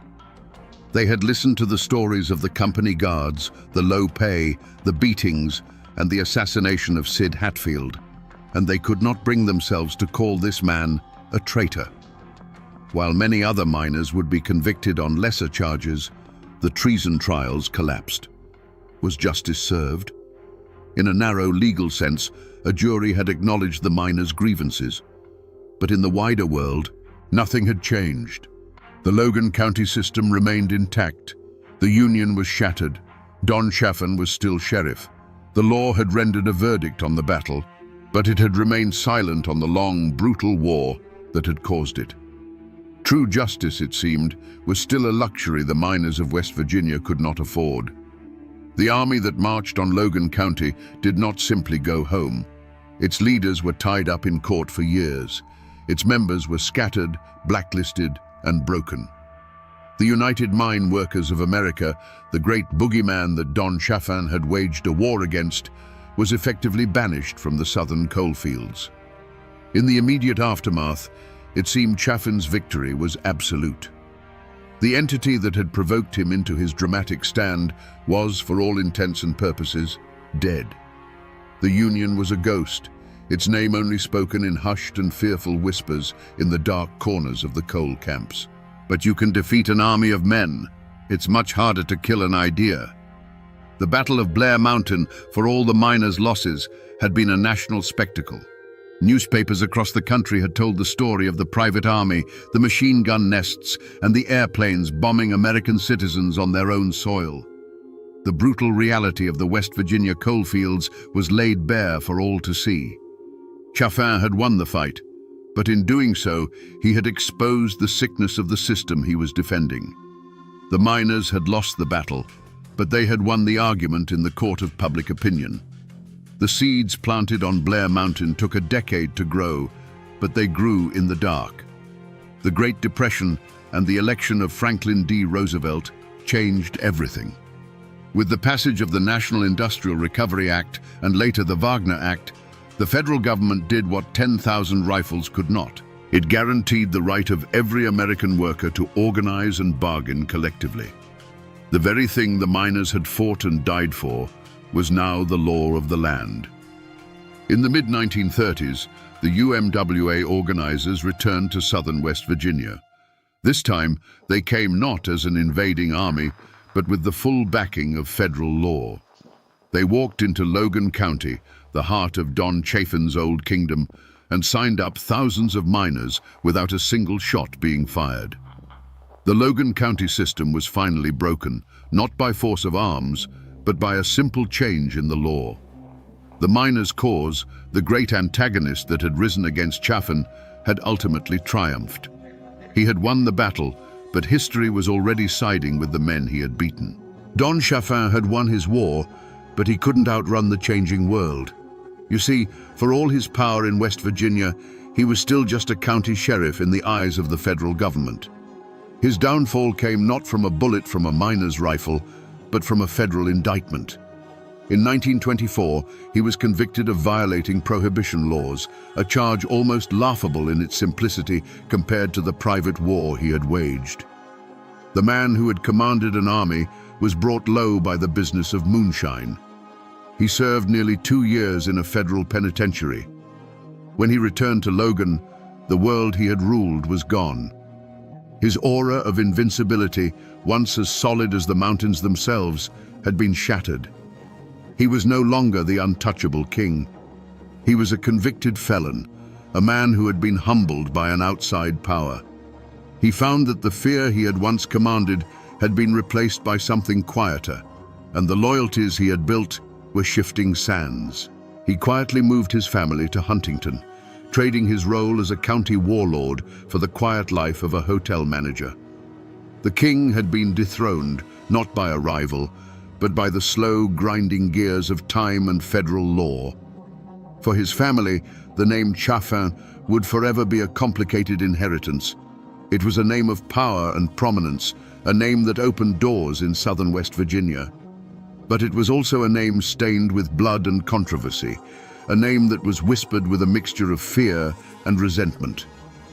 His descendants would not escape the shadow of Blair Mountain. It became a part of their identity, a legacy they had to navigate, a story they had to either defend or distance themselves from. The name was both a pillar and a tombstone. In the hollows and coal camps of Logan County, the healing was a slow and silent process. The community did not rebuild by confronting the past. It rebuilt by burying it. For decades, the Battle of Blair Mountain was not spoken of.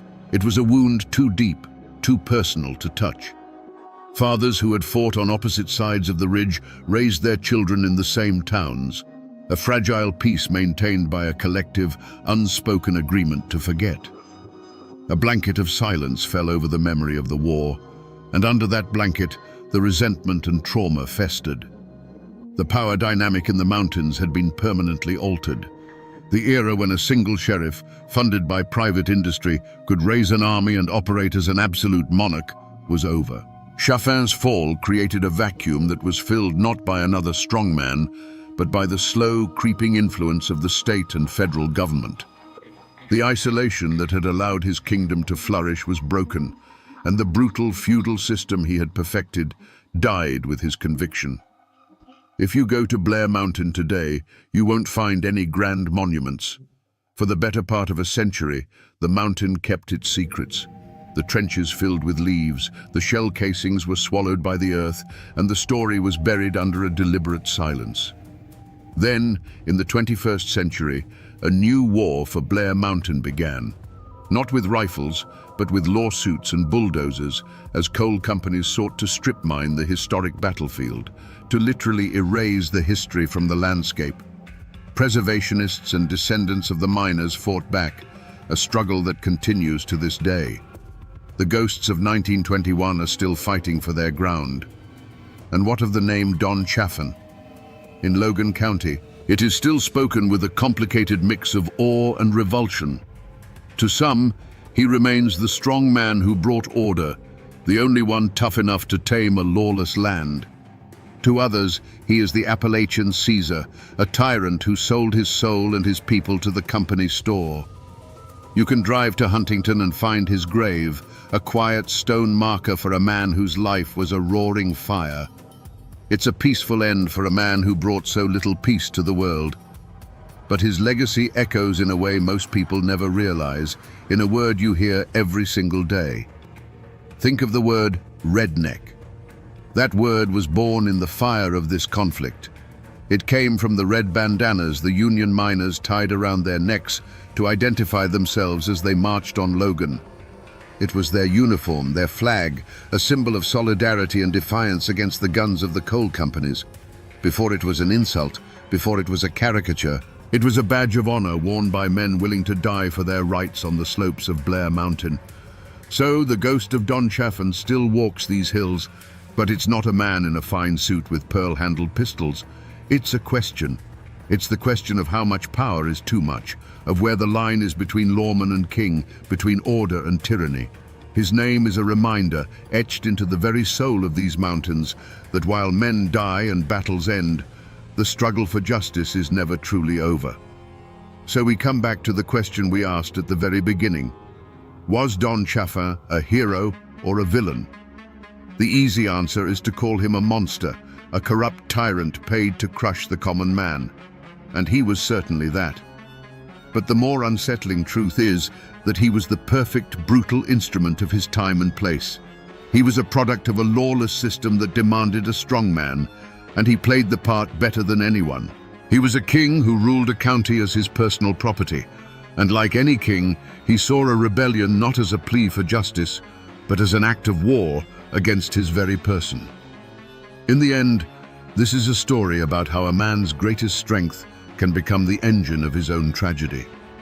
Chaffin's unbending will, the very quality that made him the undisputed master of Logan County, was the same quality that made compromise impossible and bloodshed inevitable. He was a man who could command an army, but could not comprehend a changing world. He won his battle on Blair Mountain so completely that he ultimately lost the war against history itself, a feudal lord swallowed by the tide of the 20th century. The law eventually caught up to him, but his true judgment was delivered by time. He died a relic, a dethroned king living out his days while the Union flag flew freely over the very mines he had once sworn to protect with blood and fire. His story serves as a dark and powerful lesson from the heart of these mountains, that a man who seeks absolute control will one day be confronted by an absolute truth, that no kingdom and no king lasts forever. And that, my friends, is the ballad of Don Chaffin, a man who believed in the law so long as he was the one writing it. There are no neutrals in Harlan County. You'll either be a Union man or a thug for J.H. Blair. These words weren't just a song lyric. In the 1930s, they were a death sentence scrawled on the wall of a company town. The newspapers called it a labor dispute. But in the dark hollows of Kentucky, they knew its real name: war. Today, we're not just looking at history. We're descending into the blood-soaked soil of bloody Harlan to answer a single terrifying question. When the law itself becomes a weapon against you, what does a man do to survive? Before the bullets flew, there was the dust. In the 1930s, Harlan County, Kentucky, was a world unto itself, a kingdom carved out of the ancient Appalachian mountains. The ridges and valleys held a wild, breathtaking beauty, where the morning mist clung to the trees like a ghost. But beneath that beauty lay the black heart of the region, coal. The companies that owned that coal owned everything else too. They owned the land, the jobs, and the men who worked them. The life of a Harlan miner was a descent into darkness, both literally and figuratively. Long before the sun crested the mountains, you'd kiss your family goodbye and join a line of silhouettes shuffling toward the mine entrance. You'd spend the next 10, 12, sometimes 14 hours in a cramped, suffocating tunnel where the air you breathed was more coal dust than oxygen. This dust, the black lung, was a patient killer, slowly turning your insides to stone. But the mine had faster ways to claim you. A sudden methane explosion, a collapsing roof beam. Death was your silent partner on every shift. For this grueling, life-threatening labor, you weren't paid in money. You were paid in scrip, company-printed tokens or paper slips that were only good at one place on Earth, the company store. And what a store it was. Prices for flour, beans, and work boots were set so high that by the end of the week, your entire paycheck went right back into the company's pocket. It was a perfect, inescapable cycle of debt, a form of modern-day serfdom. This control was absolute. You lived in a clapboard house owned by the company, and if you couldn't work, you and your family were thrown out onto the dirt road. If you got sick, you saw a company doctor who was paid to get you back into the mine as fast as possible. If you died, you were buried in a cemetery on company land. From the moment you were born to the day you were lowered into the ground, you were little more than an asset on a corporate ledger, an entry in a book owned by faceless barons in New York and Philadelphia. Then came the Great Depression. As the rest of America tightened its belt, the coal companies in Harlan saw a chance to squeeze even harder. They announced another 10% wage cut. For men already on the ragged edge of starvation, this was not just an insult. It was a declaration that their lives had no value at all. The breaking point had been reached. In the darkness of the mines and the quiet of their company shacks, a forbidden word began to be whispered. Union. The United Mine Workers of America. It was a dangerous prayer, a name that promised a sliver of hope, a chance to fight back. But everyone in Harlan knew that hope had a price, and in a county run by company guns, that price was measured in blood. The decision to call in the United Mine Workers of America was like lighting a match in a room filled with gas. When union organizers arrived, they were greeted not as outsiders, but as saviors. Secret meetings were held in the woods under the cover of darkness. By flickering lantern light, men whose faces were permanently stained with coal dust signed union cards, their hands trembling with a mixture of hope and fear. For the first time, they felt they weren't just helpless cogs in a machine. They were brothers in a cause. They demanded fair pay, an 8-hour day, and the right to be paid in real American dollars, not company scrip. They went on strike. The coal barons' response was swift and merciless. Their local enforcer was a man named John Henry Blair, the High Sheriff of Harlan County. But J.H. Blair didn't serve the people. He served the coal operators. His salary was padded by the companies, and his deputies were little more than hired thugs, armed bullies recruited specifically for their ruthlessness. They were known by the miners with a simple, chilling name: gun thugs. Their job was to break the strike and break the men who dared to join it. The war began not with a bang, but with the sound of families being thrown from their homes. Any miner who joined the strike was immediately fired and evicted. Their meager possessions, a mattress, a cooking pot, a child's toy, were tossed out into the mud. Their names were put on a blacklist, ensuring they could never work in Harlan again. Soon, tent colonies of starving miners and their families dotted the roadsides, a stark monument to the company's cruelty. The picket lines were met with clubs and fists.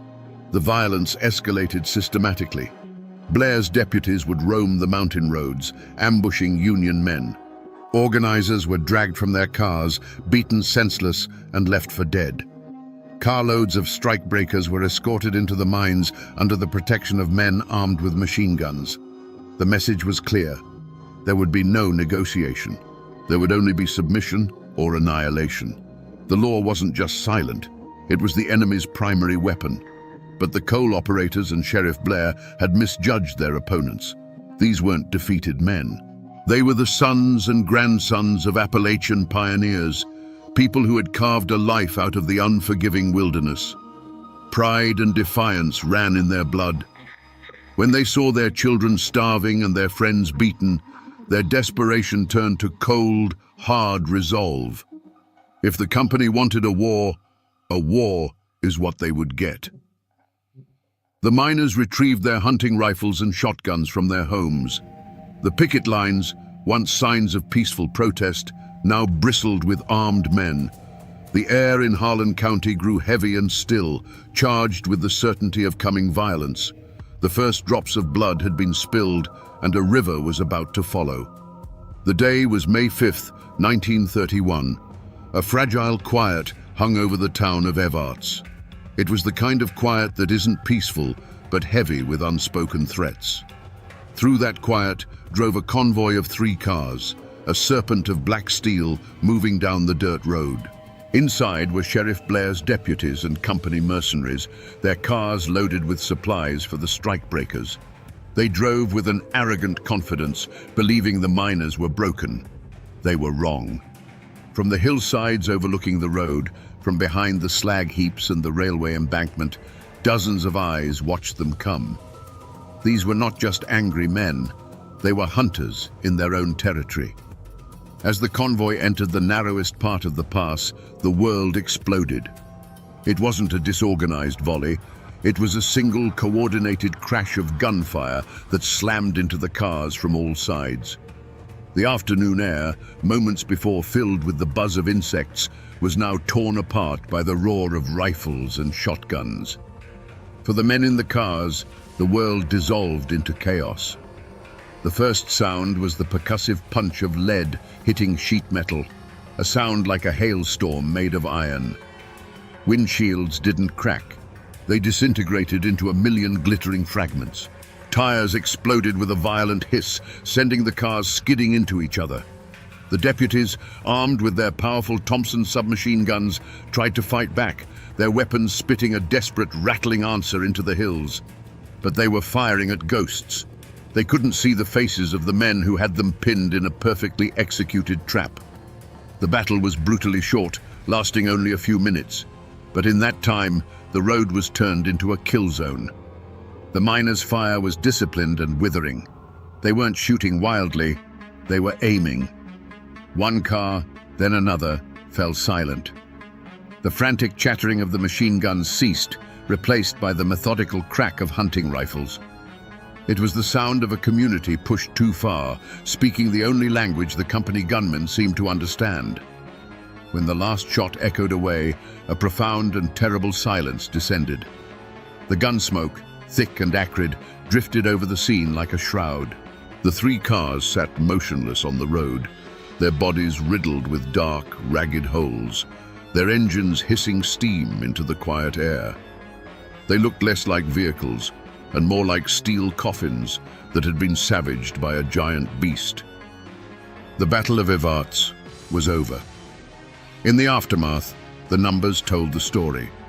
3 of Sheriff Blair's deputies and 1 of the company men lay dead. On the miners' side, 1 man had fallen. The strike had crossed a line from which there was no return. This was no longer a picket line, it was an insurrection.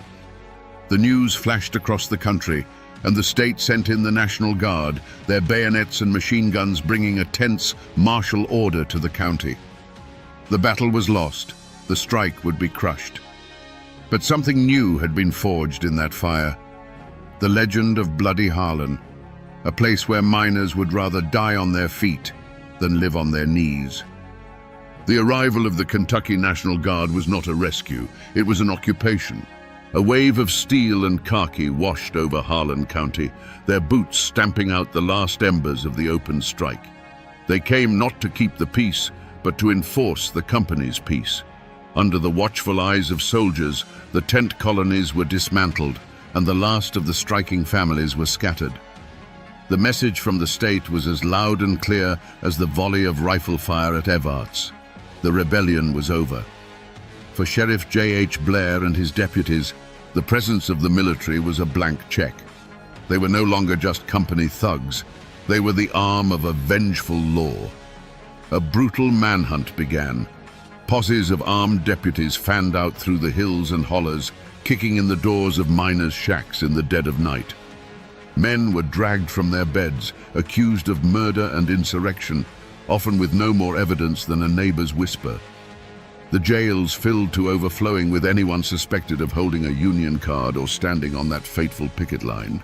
The men who had actually fought in the battle vanished. They melted back into the mountains they knew so well, becoming ghosts in their own homeland. They slept in caves and abandoned cabins, relying on a secret network of sympathizers who would leave food and supplies in prearranged dead drops. Every snapped twig, every barking dog sent a jolt of fear through them. They were fugitives, hunted in the very forests where they had once hunted for food. The Battle of Evarts marked the beginning of what the miners would call the Decade of Terror. The open war of the strike was replaced by a shadowy, brutal guerrilla conflict. Union organizers who dared to enter the county would be found weeks later, their cars pushed into ravines, their bodies telling a silent story of a final, violent confrontation on a lonely mountain road. Houses of suspected Union men would suddenly explode in the night, a deafening roar of dynamite serving as a warning to everyone else.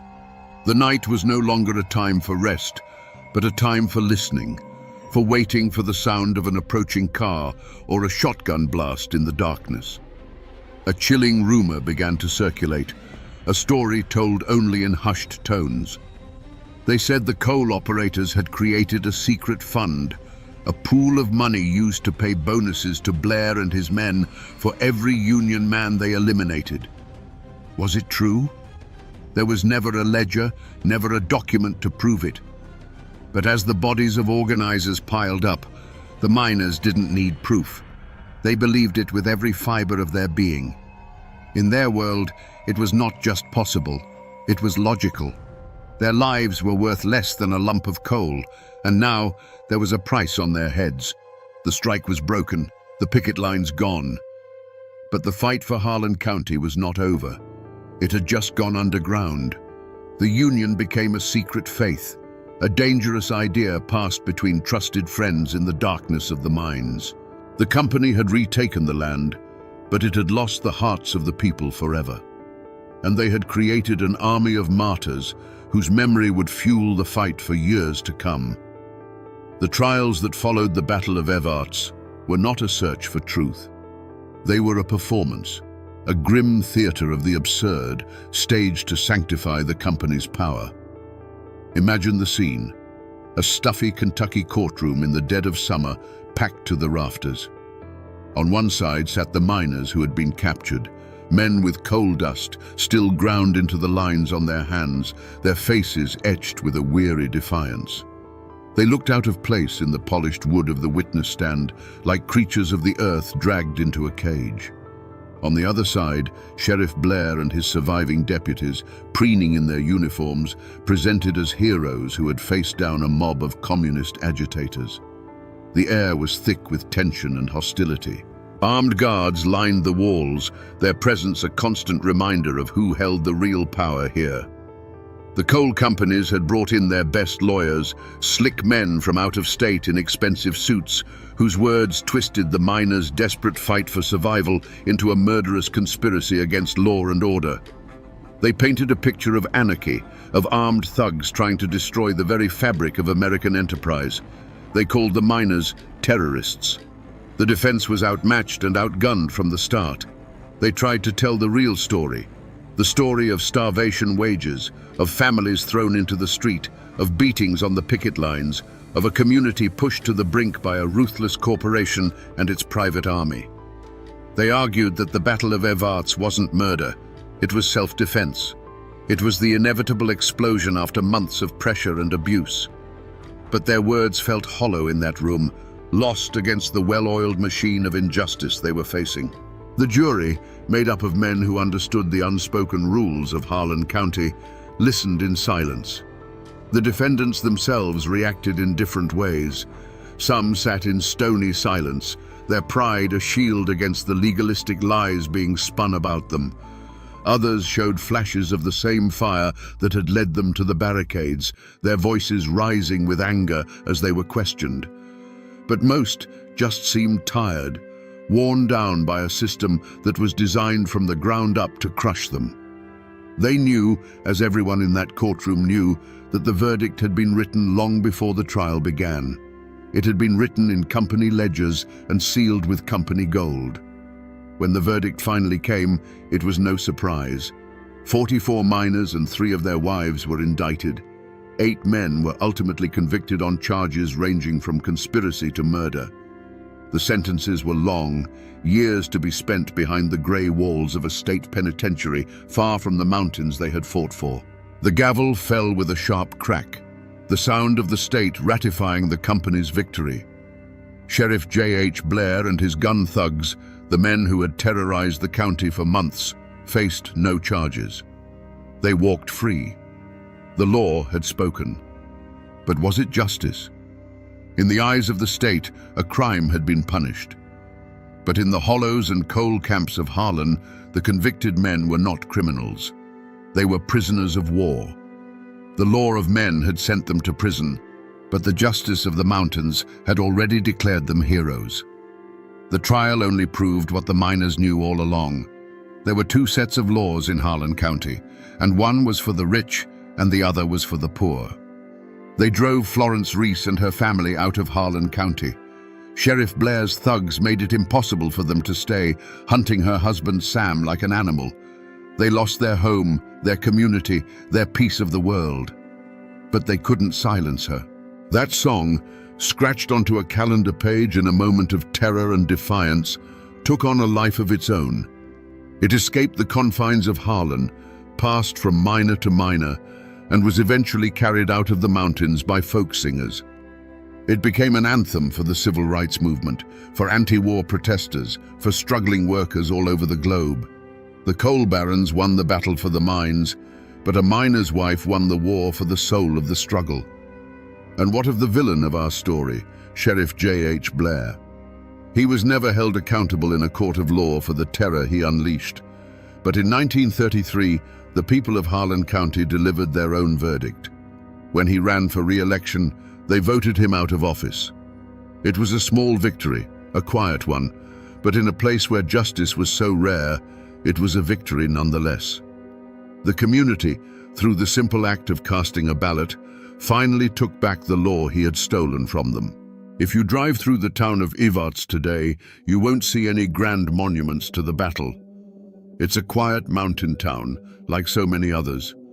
The road where the convoy was ambushed has long been paved over, but the hills are still there. The railway embankment is still there. If you stand in that spot and shut your eyes, you can almost hear it. The sudden, deafening roar of gunfire that shattered the peace of a May afternoon. The physical traces are faint, but the land itself is a witness. The mountains remember. And the war, it never really ended. The echo of the 1930s came roaring back in the 1970s, when the Brookside mine erupted in another bitter, violent strike. Once again, there were picket lines, company gunmen, and a community fighting for its life. The struggle was so raw and powerful, it was captured in an Oscar-winning documentary, Harlan County, USA. The faces were different, the cars were newer, but the question was exactly the same. The song Florence Reese had written 40 years earlier was sung with the same desperate passion. Which side are you on? So we come back to that terrifying question we asked at the start of our journey. When the law itself becomes a weapon against you, what does a man do to survive? The story of Bloody Harlan gives us the answer, and it is not a comforting one. You fight, you bleed, you bury your dead, and you sing a song of defiance so powerful it outlives the men with the guns. The miners of Harlan didn't win their war in 1931. They were beaten, starved, and jailed. But they did not break. They proved that survival is about more than just drawing breath. It's about holding on to your dignity, even if it costs you everything else. This story is not just a chapter in a dusty history book. It is a warning, etched in blood and coal dust. It's a raw look at what happens when corporate greed goes unchecked and when the people sworn to protect citizens instead become their jailers. But more than that, it's a monument to the indomitable spirit of ordinary people pushed to the absolute edge. It's a testament to the simple, unbreakable truth that you can own a man's labor, you can own the house he lives in, but you can never, ever own his soul. The names of the men who fought and died in the Battle of Evarts have mostly faded from memory. The company stores are gone, and many of the mines that once scarred these mountains are now sealed and silent. But the question that Florence Reese scratched onto a calendar page in a moment of pure rage and courage is eternal. It echoes through time, a challenge to every generation, in every struggle for justice. Which side are you on? I'm standing on the bank of Wallens Creek, here in the rugged heart of Virginia. Today, the only sounds are the water moving over stones and the whisper of wind through the sycamores. It's a peaceful place, the kind of place you might come to forget the world for a while. But this ground doesn't forget.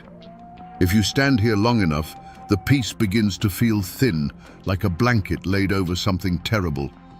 This is a place of echoes. This quiet creek is where the legend of Daniel Boone ends and the story of the man begins. Not the folk hero in the coonskin cap, but a father whose life was shattered right here on this spot. The story we think we know is a comfortable lie. The truth is soaked into this soil, a tale of such brutality it would redirect the course of a man's life and a nation's history. Today, we're going to listen to those echoes and uncover the story of the dark and bloody ground. In the autumn of 1773, this same wilderness was not a place of quiet solitude. It was filled with the sounds of a dream in motion, the groan of wagon wheels, the lowing of cattle, the shouts of men, and the laughter of children. This was Daniel Boone's grand gamble, the first organized attempt to bring settler families into the promised land of Kentucky.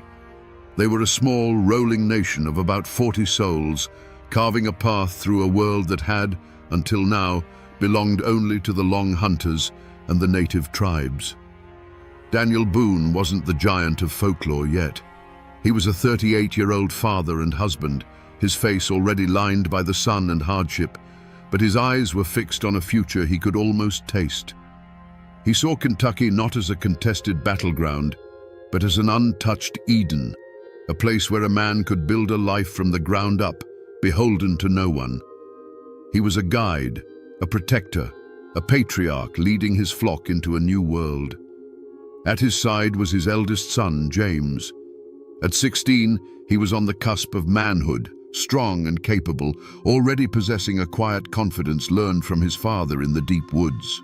He was Daniel's shadow and his legacy, the boy who would help him tame this new land.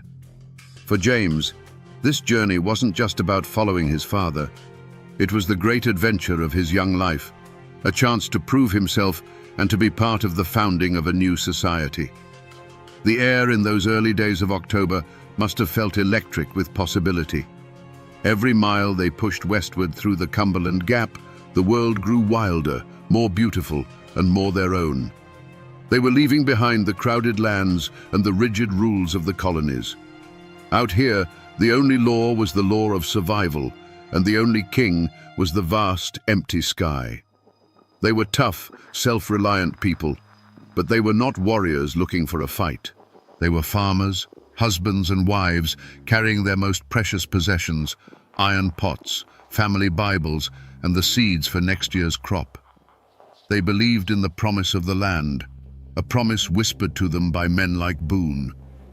They had no idea they were seen not as pioneers, but as an invasion, and that the land itself and its ancient guardians were preparing to demand a terrible price for their trespass. The whispers from this creek are powerful, but to give them a voice, you have to turn to the written record. The story isn't just in the soil, it's locked away in archives, in letters written by hands that trembled with grief and shock. I'm holding a copy of one such document. It's a letter from Captain William Russell to Colonel William Preston, dated October 12, 1773. The paper is a copy, but the original is as brittle as a dry leaf, the ink faded to the color of rust. This isn't just an old piece of correspondence, it is a dispatch from the edge of a nightmare. William Russell was another leader of the expedition, and his own son Henry was with James Boone that night. This is a letter from one father to the world, trying to make sense of the unthinkable.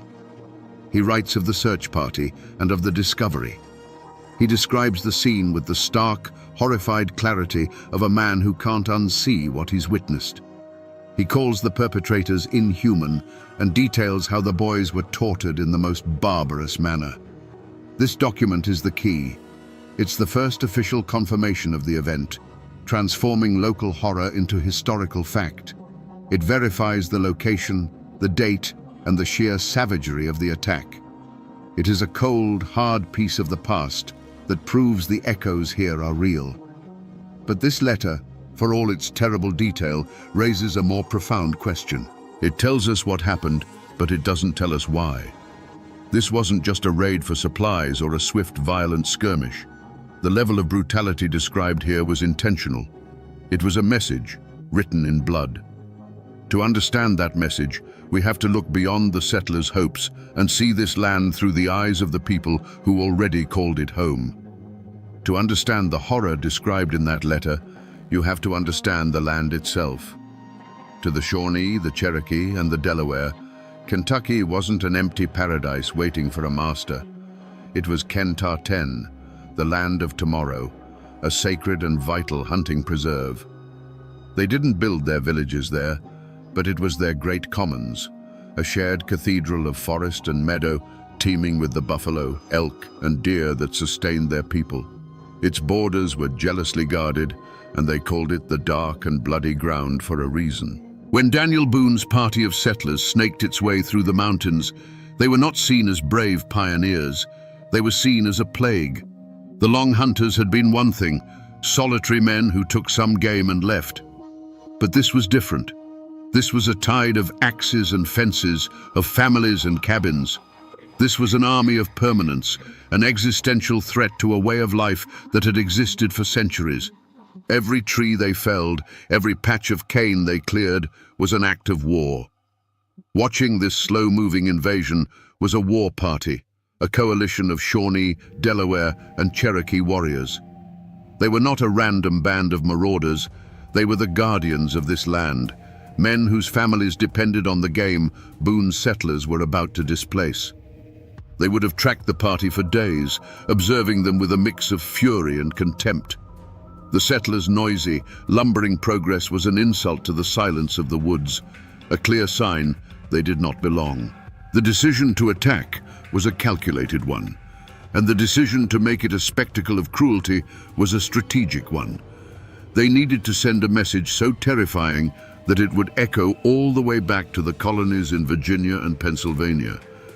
They needed to turn the dream of Kentucky into a nightmare. When James Boone's small group separated from the main party, it offered the perfect opportunity.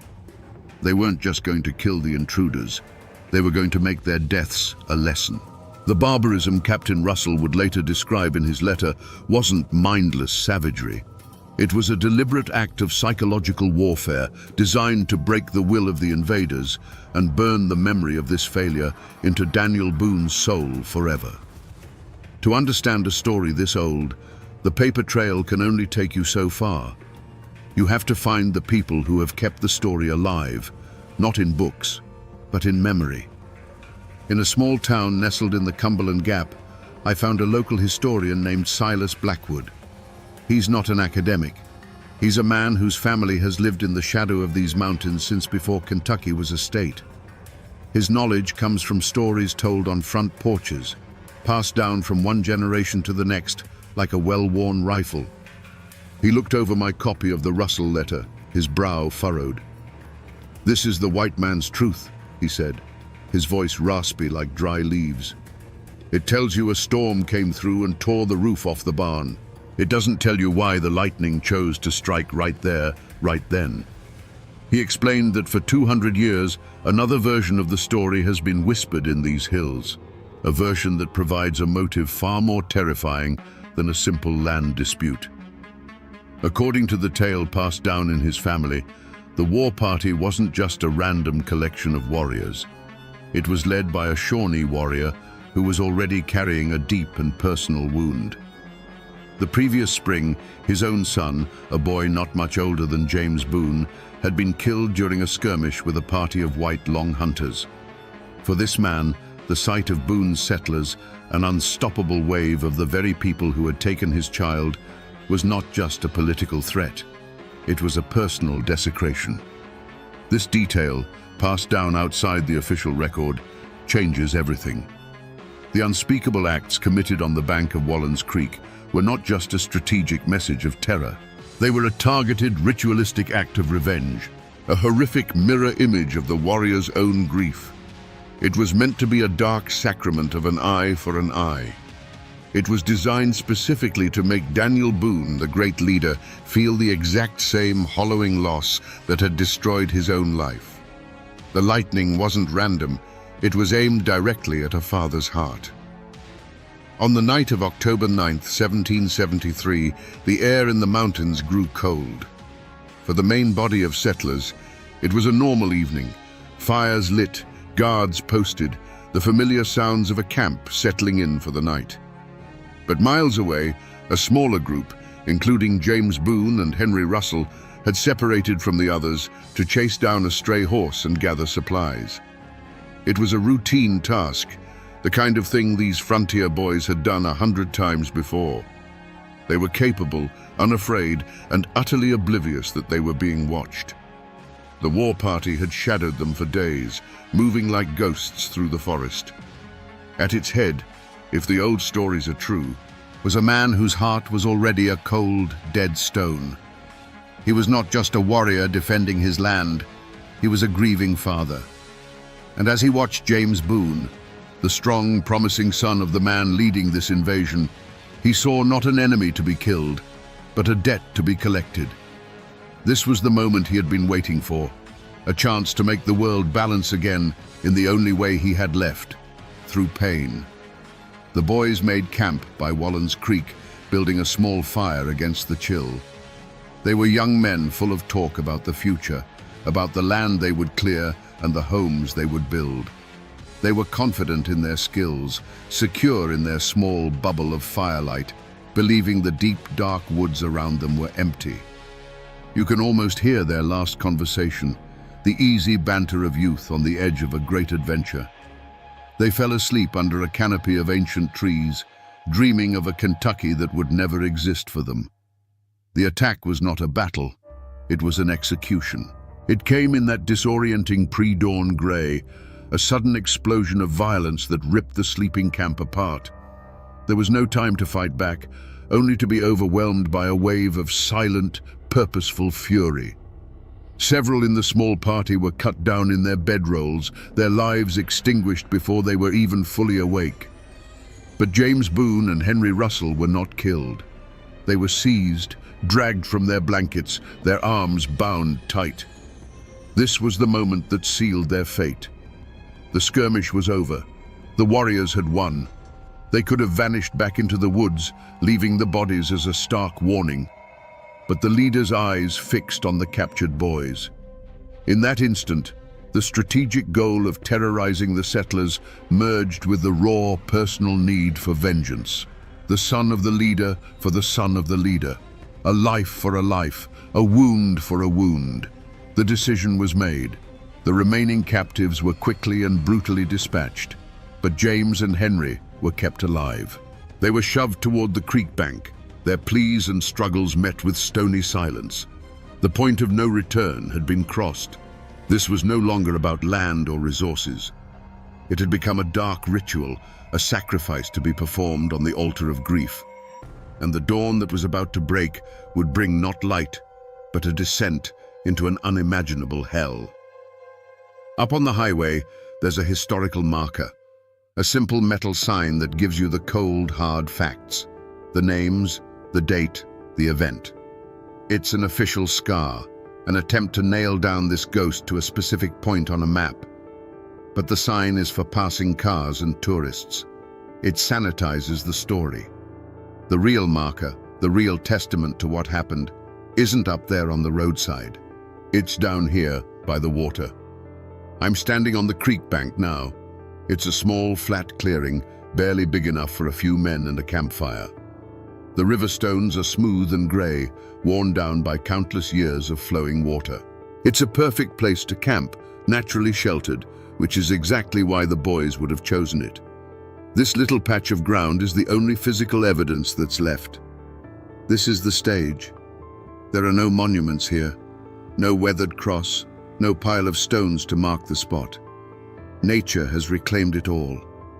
But standing here, you feel it. This isn't just a place, it's a crime scene. The silence is different. It's heavier. You can almost feel the weight of what this soil has absorbed. Right here. This is where it happened. And each of these smooth, silent stones is a silent testament to the chaos of that morning, a witness to an act so cruel that it would stain this ground forever. The fire on the creek bank was no longer a source of warmth or comfort. It had become a spotlight on a stage of unimaginable cruelty. James Boone and Henry Russell were bound, the last glimmers of hope extinguished from their eyes.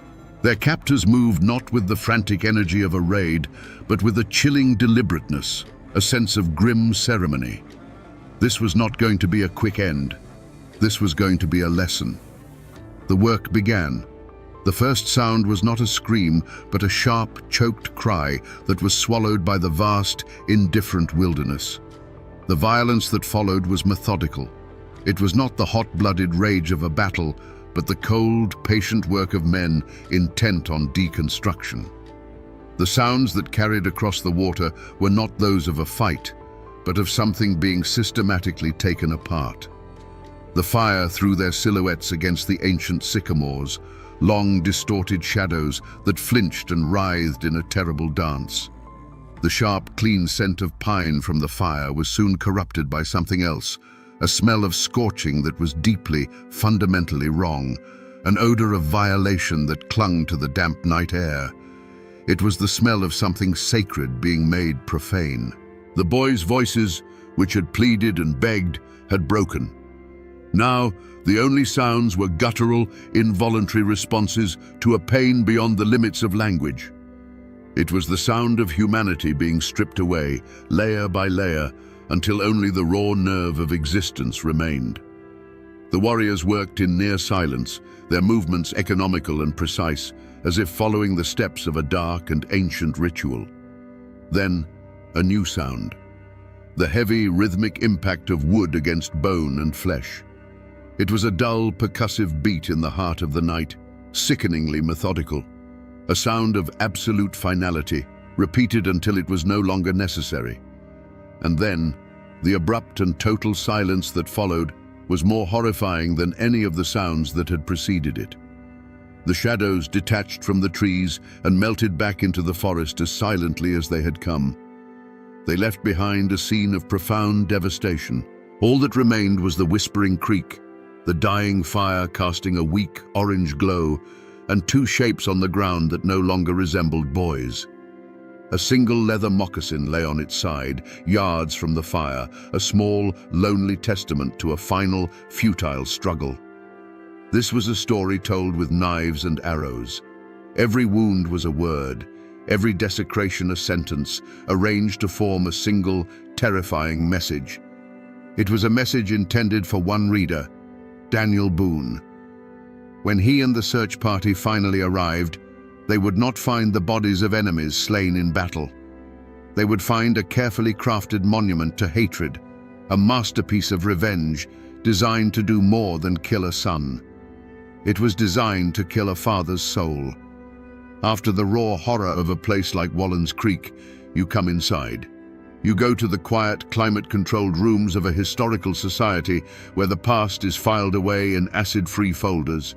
You look for the official story, Here, the chaos of that October morning is flattened, pressed between pages, and tamed by the formal language of the 18th century. You find depositions, journal entries, and the same letter from William Russell, now treated as a piece of evidence. The language is always the same. It's stark, formal, and designed to strip away the emotion. A report might state that James Boone, deceased, was discovered by the search party. It lists the names of the dead as if taking inventory. It describes the state of the bodies with a detached, clinical precision that is almost as chilling as the act itself. The report simply lists the cause of death as injuries sustained during an attack by hostile natives. Injuries sustained. It's a phrase meant to create distance. It doesn't mention the fire or the deliberate, methodical nature of the violence. It doesn't capture the image of Daniel Boone kneeling in the dirt next to what was left of his firstborn son, a man whose heart was just ripped out of his chest. The official record has no language for that kind of grief. This is the fundamental conflict of telling these stories. The documents give us the bones, the names, the dates, the locations. But they are silent on the most important truths. They don't record the sound of a father's cry echoing through the woods. They don't capture the cold, calculating fury of a warrior seeking his own dark justice. They record an incident, but they miss the humanity. And for the men on that expedition, the official record wasn't nearly enough. The law of the settlements was slow and distant. The law of the frontier was about to be enforced. There was no manhunt, not in the way we think of one, with a determined posse riding out in a cloud of dust, crying for vengeance. The reality was far more grim. After Daniel Boone and his men buried what was left of their sons in the cold, hard wilderness, the spirit of the expedition was broken. The message of terror sent from the banks of Wallen's Creek had been received, loud and clear. They turned back. The dream of Kentucky was drowned in blood, and the retreat back through the Cumberland Gap was a silent, shuffling funeral procession. But the story traveled faster than they did. It moved from one isolated cabin to the next, a spark in dry tinder. The cold, official language of Captain Russell's letter was transformed on the lips of the frontiersmen. Injuries sustained became torn to pieces. Hostile natives became devils from hell.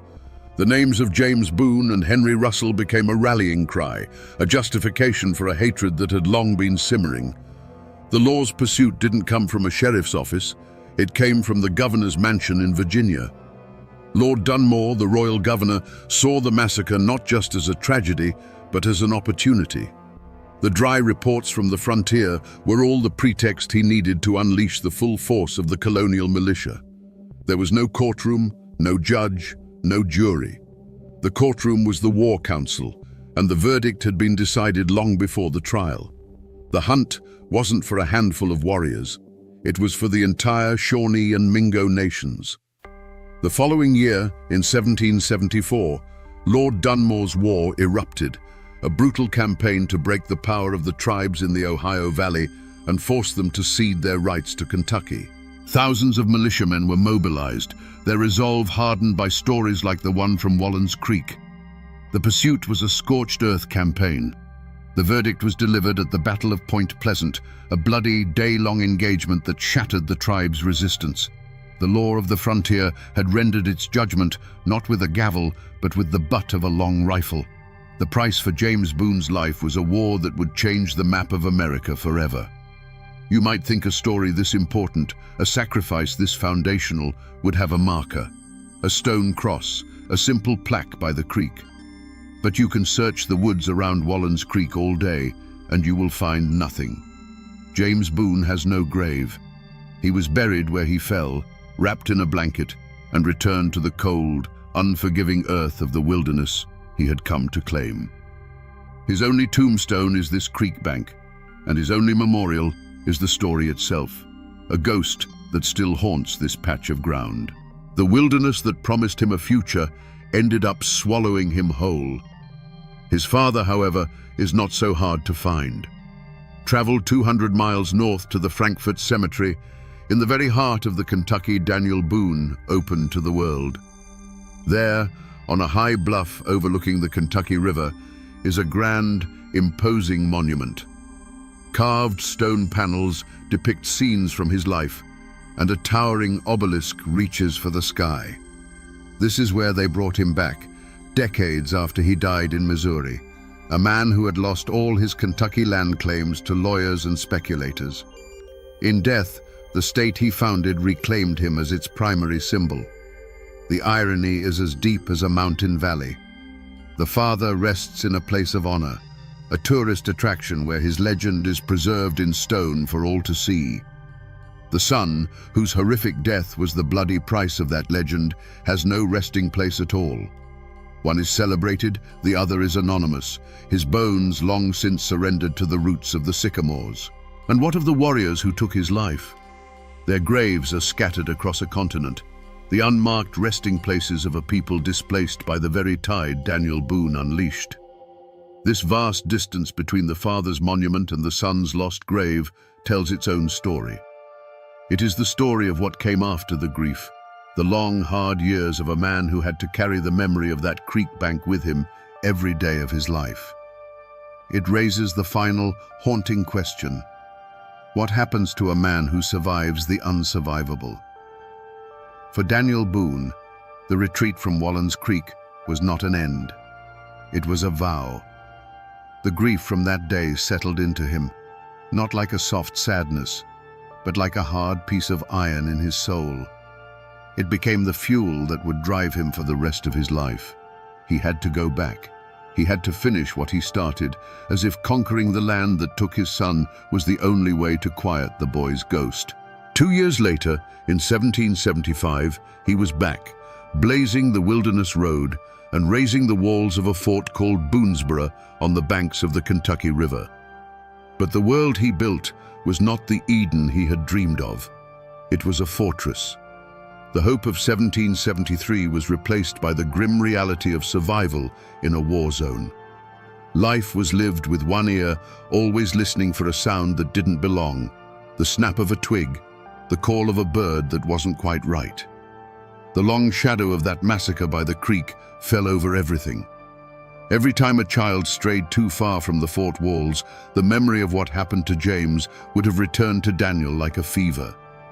The Shawnee had been forced to cede Kentucky by treaty after Lord Dunmore's war, but a piece of paper meant nothing when their way of life was at stake. The fighting didn't stop. It just became more desperate, more personal.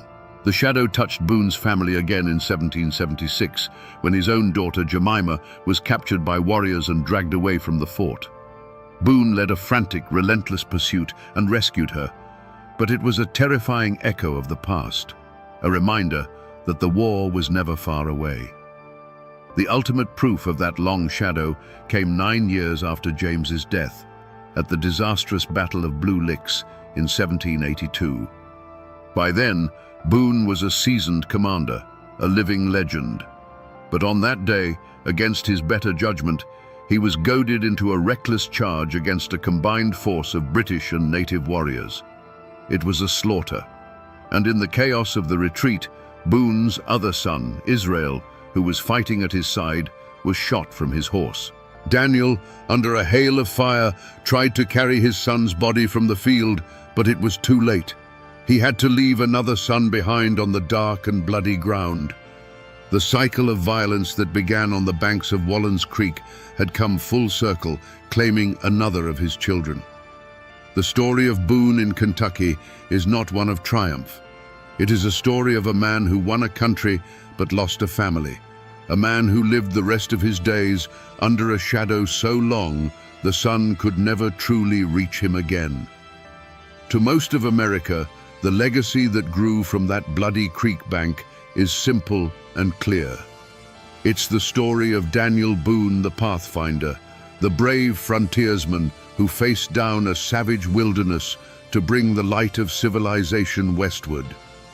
In this telling, James Boone is a martyr, an innocent lamb sacrificed on the altar of manifest destiny. It's a clean, heroic narrative, the kind you carve into monuments and teach in schoolbooks. It's the story of a hero who persevered through unimaginable loss to found a state. But that's not the only story this land remembers. To this day, if you speak to descendants of the Shawnee, the people who were driven from their sacred hunting grounds, you will hear a very different legacy. In their story, Daniel Boone isn't a hero. He's the architect of an invasion. He wasn't a pioneer. He was the leader of a band of trespassers who ignored every warning to turn back. In this version of the story, the attack at Wallens Creek was not an act of random cruelty.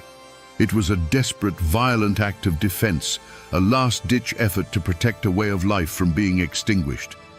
And that's where the memory gets truly complicated, tangled up in the tale of the grieving warrior who may have led the attack. Was it an act of unprovoked savagery? Or was it a terrible symmetrical act of revenge, a wound for a wound? In one legacy, he is a nameless, faceless monster. In another, he is a father, driven to madness by his own loss, inflicting the very same pain that had been inflicted upon him. He becomes a dark mirror of Daniel Boone himself. So which story is true? The hero or the invader? The martyr or the trespasser? The hard truth is, the answer depends entirely on which side of the Cumberland Gap your ancestors stood. The truth is a matter of perspective. One man's pioneer is another man's destroyer. One man's tragedy is another man's last stand. The war for Kentucky didn't end when the shooting stopped. It continues to this day, fought not with rifles and tomahawks, but with the stories we choose to tell and the ghosts we choose to honor. A story this brutal can't live forever as just a set of facts.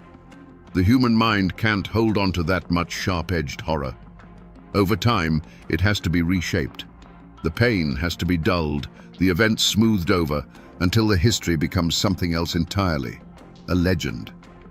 And that's exactly what happened here. The true, documented story of James Boone's death became the seed for 100 years of local ghost stories and cautionary tales. Locals will tell you not to camp by Wallens Creek, especially not in October. They say that if you come down here at dusk, when the light is failing and the mist starts to rise off the water, you have to be quiet and listen. They say you might hear something on the wind that isn't the wind, a thin crying sound. Some say it's the ghost of a young boy, forever lost, forever calling out for a father who came too late. Fishermen have talked for generations about a cold spot near the bank, a patch of air that stays chilled even on the hottest summer day.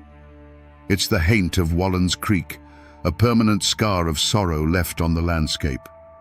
Over the decades, the story also became a tool, a boogeyman with a real name used by parents to keep their children close. Don't you wander off, a mother would warn, or what happened to the Boone boy will happen to you. The names might have gotten jumbled, the details blurred, but the core lesson remained. The wilderness is not your friend. Danger is silent, and it is always watching. The story became a fence, built of fear, to keep the next generation safe from the same fate. This is the final stage of a story's life. This is where history dissolves. The real James Boone, the 16-year-old boy full of hope for the future, is gone. In his place is a mournful spirit, a whisper in the trees. The complex, grieving Shawnee warrior is gone, replaced by a faceless shadow that stalks the woods. This is what happens when history is too painful to remember clearly. It gets turned into a haunting so that the community can forget the facts, but never, ever forget the feeling of that terrible morning. And so, we're back where we started, on the banks of Wallens Creek. The water still moves over the stones, and the wind still whispers through the sycamores. But it doesn't sound peaceful to me anymore. After peeling back the layers of history, of memory, and of legend, I understand what the echoes are saying now. The peace you feel here is a lie. It's just the silence that comes after a scream has finally faded. This isn't just the place where a boy died. This is the place where the myth of the peaceful frontier died with him. It's the place where Daniel Boone the man was forged. a man who would be haunted by this ground for the rest of his days. It's a story of grief, a story of revenge, and a story that reminds us that the history of this land wasn't a clean, heroic adventure. It was a messy, brutal, human tragedy, filled with fathers who lost their sons on both sides of the conflict. The next time you drive through these mountains and see a quiet little creek by the side of the road, or pass a forgotten historical marker, remember this one.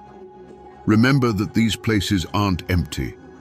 They are libraries, filled with stories that are more terrible and more true than any legend you've ever been told. You just have to be willing to stop and listen to the silence. The boy is gone. The father's grief has long since turned to dust. The warrior's vengeance is forgotten. But the dark and bloody ground remembers. And the story remains.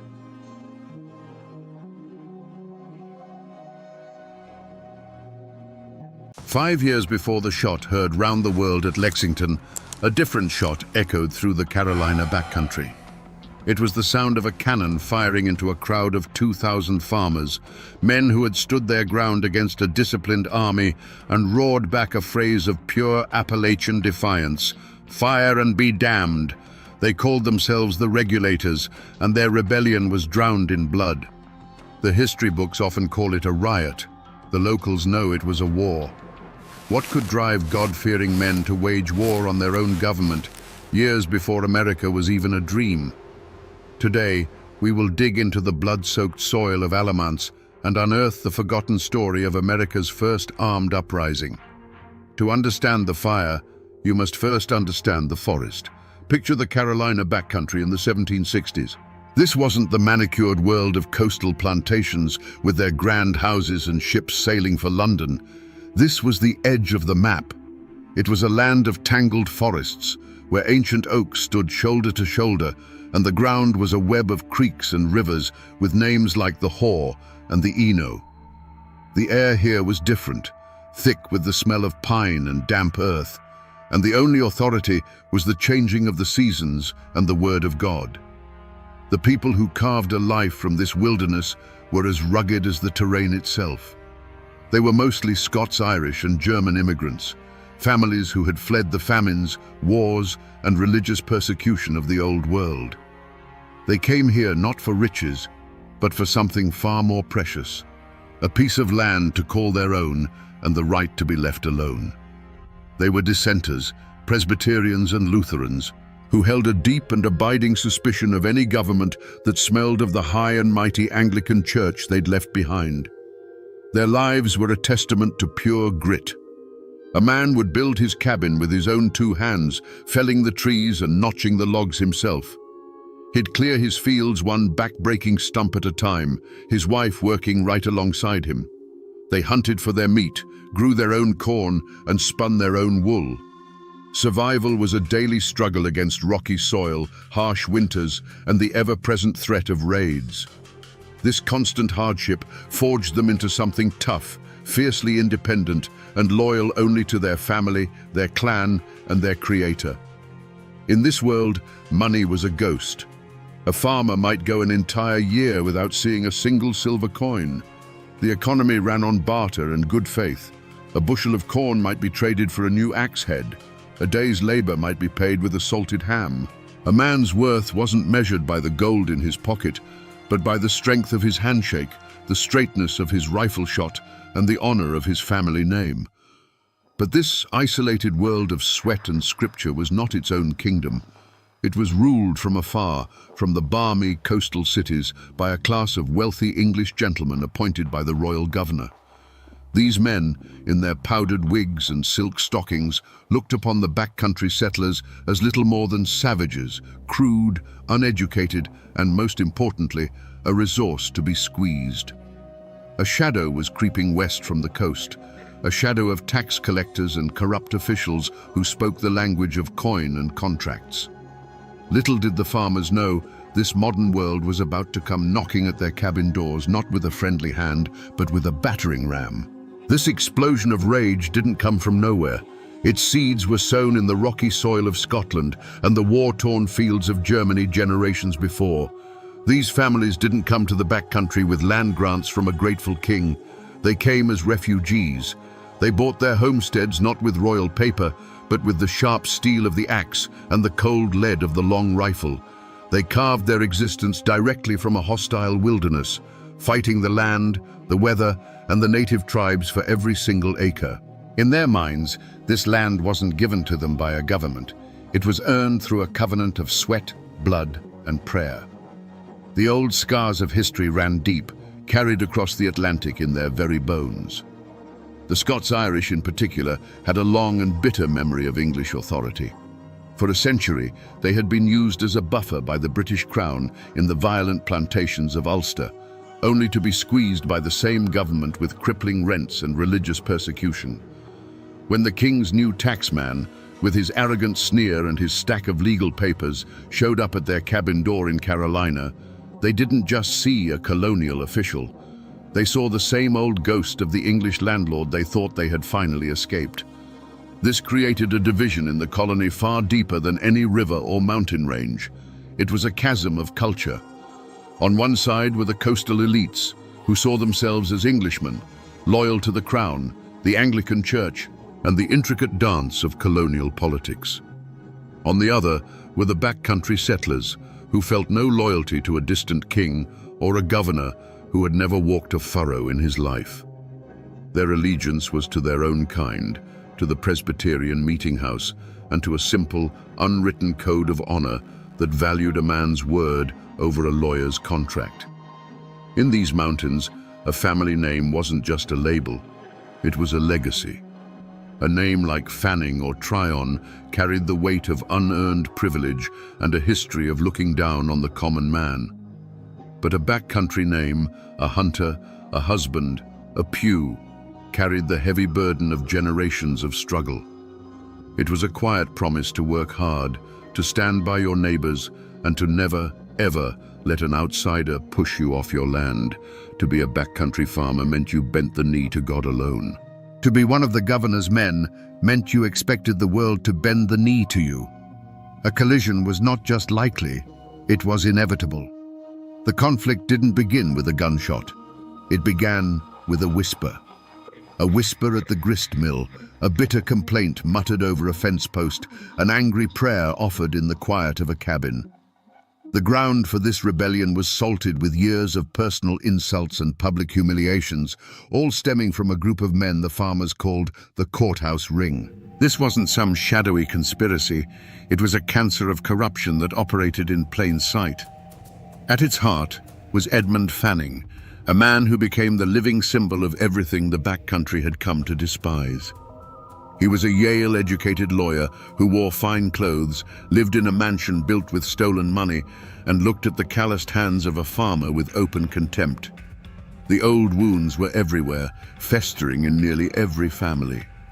You see, the system was designed to break a man.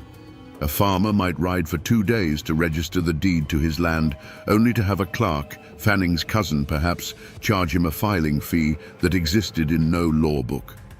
Then the sheriff, another crony, would demand the annual poll tax be paid in hard coin, knowing full well the farmer dealt in tobacco and deer hides.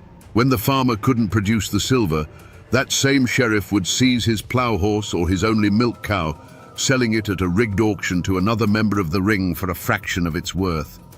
This venom dripped into the community through the wellspring of gossip. After the Sunday sermon, men would gather under the shade of an oak, their voices low and hard. They'd share stories of the latest outrage. One man lost 10 acres over a debt of 5 shillings that had been bloated by illegal court costs. Another had been thrown in jail for daring to question the sheriff's math. These stories spread from homestead to homestead like a fever, each telling making the injustice feel more personal, more suffocating. The courthouse ring wasn't just stealing their property, it was stealing their dignity. Slowly, the atmosphere began to change. The respectful nod once offered to the county clerk was replaced by a cold, hateful stare. A trip into the county seat of Hillsborough felt less like going to town and more like walking into a nest of snakes. Every official document, every tax notice, every court summons was now seen not as the law of the land, but as another turn of the screw. The laughter in the local tavern grew harder, edged with a bitterness that wasn't just from the corn whiskey. A land dispute between neighbors was no longer just about a misplaced fence. It was interpreted as one side currying favor with the corrupt judges. A simple fistfight at a market fair became an act of class warfare. Every small misunderstanding, every past slight, was now magnified through the dark lens of this great grudge. The air itself grew thick with suspicion and resentment, turning old friends into potential enemies and transforming the quiet valleys of Carolina into a powder keg, just waiting for a single, careless spark. Before the storm breaks, the air always goes dead still. In the hills of Carolina, that stillness was filled with a rising dread. The old women, who carried the superstitions of Scotland and Germany in their bones, began to whisper. They spoke of the panther's scream sounding less like a cat and more like a woman mourning a child not yet lost. They saw bad signs in a flock of crows that flew silently over a homestead, and they claimed the daytime hoot of an owl from the deep woods was a certain omen of death. The land itself seemed to be holding its breath, waiting for the coming violence. Then came a different kind of omen, not from the woods, but a man on horseback. His name was Herman Husband, and he was a Quaker, a man of peace. But he wasn't preaching peace now. He was a pamphleteer, a man who wielded a printing press like a weapon. His fiery, biblically charged words began to circulate through the backcountry, passed from one calloused hand to the next, read by flickering candlelight in hushed cabins. He gave their anger a voice, framing their struggle not as a squabble over taxes, but as a holy war against the forces of greed and tyranny. His pamphlets were prophecies, laying out two clear paths. One led to liberty, the other to a life of perpetual slavery to the corrupt coastal elites. This sense of impending doom settled on the men like a shroud. You can just imagine a farmer sitting on his porch at dusk, cleaning his long rifle, the familiar weight of it in his hands. The evening is quiet. The crickets are chirping their usual song, but he feels a coldness creep into his gut that has nothing to do with the evening air. He looks at his wife and children through the cabin window, bathed in the warm glow of the hearth, and then he looks out at the dark, looming tree line. For the first time, he doesn't see a source of firewood and game. He sees a place to hide, a place to fight, a place to die. It was a premonition, a gut-wrenching certainty that the time for petitions and prayers was over, and the time for powder and shot was drawing terrifyingly near. For years, the farmers had tried to fight the system with its own weapons. They wrote petitions, polite and humble, begging the colonial assembly for relief. Each one was ignored, dismissed with the contempt a lord might show a serf. They tried to sue the corrupt officials, only to find the courts were run by the very same snakes who were robbing them blind. Every legal door was slammed in their faces. The pressure had been building for years, and in September of 1770, in the town of Hillsborough, the dam finally broke. This was no spontaneous riot. It was a calculated act of defiance. 150 regulators, their faces grim and set, marched into town on court day. They weren't a disorganized rabble. They were a determined force, armed with heavy sticks, farm tools, and a righteous fury that had been simmering for a decade. Their target was the courthouse, the very symbol of their oppression. They stormed the building, a wave of muddy boots and homespun cloth overwhelming the shocked officials. Their first act was to find Edmund Fanning. They dragged the despised official from the judge's bench, his fine clothes tearing in their grip. They threw him into the dusty street and beat him, not to kill, but to humiliate. Each blow was a release of years of pent-up rage for every illegal fee, every stolen horse, every contemptuous sneer. When they were done with Fanning, they turned on his house, a mansion so luxurious the farmers called it a palace built on their tears. They didn't just vandalize it, they dismantled it, brick by brick, until nothing was left but a pile of expensive rubble. Back in the courthouse, they held a mockery of justice. They dragged the judge from his seat and put one of their own in his place, going through the court docket and striking down the cases against their fellow farmers. This was more than a protest. It was a revolution in miniature. They weren't just attacking a man, they were attacking the entire legal and political authority of the royal governor. When news of the Hillsborough riot reached the coast, it was seen as a declaration of war. Governor William Tryon, an arrogant and ambitious military man, could not let this stand. This was a direct challenge to his power and, by extension, the power of the king. The line had been crossed. There would be no more petitions. There would be no more negotiations. The only answer now would come from the barrel of a gun. The first drops of blood had been metaphorical, spilled in the beating of a corrupt official and the destruction of his home. The next would be real. On the morning of May 16, 1771, two armies faced each other across a quiet field bordering Alamont's Creek. On one side stood Governor Tryon's militia, over 1,000 men in disciplined lines, their bayonets glinting in the spring sunlight. Before them sat the dark, menacing mouths of several cannon. On the other side, scattered amongst the trees and rocks, were 2,000 regulators. They were not an army. They were a gathering of fathers and sons, armed with the old hunting rifles and farm tools they used to feed their families. When the governor's final demand for surrender was met with that thunderous cry, "Fire and be damned," the fate of them all was sealed. There was no warning shot. The first sound was a deafening physical blow that seemed to tear the very fabric of the sky. The cannon spoke, and the world dissolved into smoke and a hellish roar. For the farmers, who had only ever known the sharp crack of a squirrel rifle, it was the sound of the apocalypse. The ground shook beneath their feet, and the air, which moments before had carried the scent of honeysuckle, was instantly choked with the bitter, sulphurous stink of black powder. Through the eyes of a young boy hiding behind a wagon, the battle was not a series of heroic charges, but a terrifying blur of chaos. He saw the man who had been his neighbor, a man he'd known his whole life, suddenly stagger and fall as if tripped by an invisible hand. There was no dramatic cry, just a quiet, heavy collapse into the grass. He heard the pop, pop, pop of the regulator rifles, a desperate and scattered sound, answered by the terrifying, unified crash of hundreds of militia muskets firing as one. It was the sound of a handful of pebbles thrown against a stone wall. The air itself became a lethal thing, filled with a constant, high-pitched whine. Leaves and twigs were clipped from the trees as if by an unseen scythe.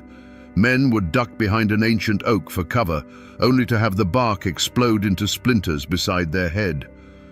The orderly commands of Tryon's officers were a distant, chilling murmur, while the sounds on the regulator side were a desperate chorus of individual shouts, screams of pain, and cries of encouragement that were swallowed by the unending noise. When the smoke momentarily cleared, the field was a landscape of surreal and terrible images. A farmer's broad-brimmed hat lay upside down in the grass, a small dark hole punched through its crown. A heavy iron pitchfork stood upright, its tines buried in the soft earth, its owner nowhere to be seen. The disciplined red lines of the militia advanced slowly, relentlessly, a machine of death that seemed unstoppable, firing and reloading with a terrifying, practiced rhythm. After 2 agonizing hours, the sporadic resistance finally broke. The farmers, their courage no match for cannons and disciplined volleys, fled. They melted back into the deep woods from which they had come, their retreat covered by the smoke and confusion. And then, an even more terrifying sound descended upon the field: silence. Not the peaceful silence of the morning, but a heavy, profound stillness, broken only by the low moans of those who could not run. The battle was over. The rebellion was crushed. The spring grasses of Alamont's field were trampled and stained, littered with the abandoned tools and weapons of men who had gambled everything for justice and lost.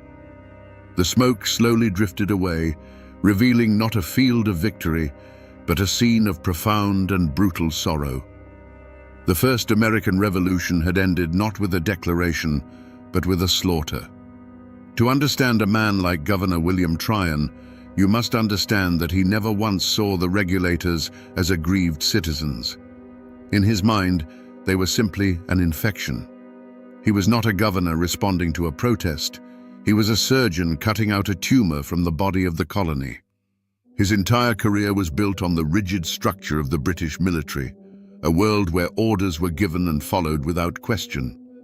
To him, the farmer's defiance was not a plea for justice. It was a breakdown in the fundamental order of civilization itself, a direct and personal insult to his authority and the king's. Tryon's logic was cold, sharp, and utterly devoid of empathy. These were not men who had lost their farms. They were traitors who had defied the law. They were not fathers trying to feed their children. They were a rabble who had assaulted an officer of the crown. In his dispatches, he referred to them as banditti and insurgents. He believed, with an unshakable conviction, that the only way to deal with such a chaotic force was with overwhelming, brutal, and public displays of power. Mercy, in his view, would be interpreted as weakness, and weakness would only invite more chaos. The switch likely flipped in his mind the moment he heard the details of the Hillsborough riot. The image of Edmund Fanning, a man of his class, a Yale-educated official, being dragged from a judge's bench and beaten in the street by a mob of coarse, uneducated frontiersmen must have been horrifying to him. It was a vision of the world turned upside down. It was the peasants storming the castle. From that moment on, his response was not a political calculation, but a visceral, almost aristocratic rage. He wasn't just marching to restore order, he was marching to put these people back in their proper place. After the cannons fell silent at Alamance and the farmers had fled, Tryon likely felt not a shred of remorse, but a grim sense of satisfaction. The feeling would have been one of triumph, of order restored. As he rode across the silent, blood-soaked field, he wouldn't have seen the bodies of his fellow countrymen. He would have seen the evidence of a necessary and successful operation. The hanging of James Few on the battlefield without a trial was not an act of cruelty in his mind, but a necessary piece of political theatre. It was a clear, unambiguous message sent to every cabin in the backcountry. This is the price of defiance. This is the fate of those who challenge my authority. It was the cold, calculated logic of an empire that saw dissent not as a voice to be heard, but as a disease to be eradicated. When the last of the fleeing farmers had vanished into the woods, a new kind of silence fell on the Alamance battlefield. It was not a peaceful silence. It was a heavy, suffocating stillness, thick with the smell of spent gunpowder and blood. Governor Tryon's victorious militia moved across the field, their discipline holding firm even in the face of the carnage they had wrought. They collected the wounded, counted the dead, and secured a handful of prisoners who had been too slow or too injured to escape. For them, it was a clean, decisive victory. For the backcountry, it was the beginning of a nightmare. For the surviving regulators, the fight was over, but the struggle for survival had just begun. They were no longer farmers or protesters, they were fugitives. They scattered into the familiar, dense wilderness of the Carolina Piedmont, the woods that had been their larder and their sanctuary now becoming their last hope of survival. Wounded men staggered through hidden ravines, while others made desperate journeys back to their homesteads, not to stay, but to grab a handful of supplies and whisper a frantic goodbye to their families before disappearing again into the shadows. They were hunted men in their own land. Tryon's vengeance was as swift as it was pitiless. He wanted to make an example, to burn the lesson of Alamance into the memory of the backcountry for a generation. Among the prisoners was a man named James Few, a simple carpenter who had been driven to rebellion. Without the pretense of a trial, without a prayer or a final word, Tryon ordered him hanged right there on the battlefield. His body was left dangling from an oak tree. a grotesque scarecrow meant to terrorize anyone who might still harbor defiant thoughts. He was a sacrifice, a bloody warning nailed to the barn door of the entire region. The battle was over, but the war on the regulator's spirit continued. Tryon turned his militia into an occupying army and unleashed them on the surrounding counties. They marched from farm to farm, a wave of red coats and cold steel, living off the land and terrorizing the populace. They were hunting for the regulator leaders, men like Herman Husband and James Hunter, and a handsome reward was offered for their capture, dead or alive. The soldiers interrogated wives and terrorized children, turning the once peaceful homesteads into places of fear and suspicion. This was not just a manhunt, it was a campaign of subjugation. Tryon issued a proclamation.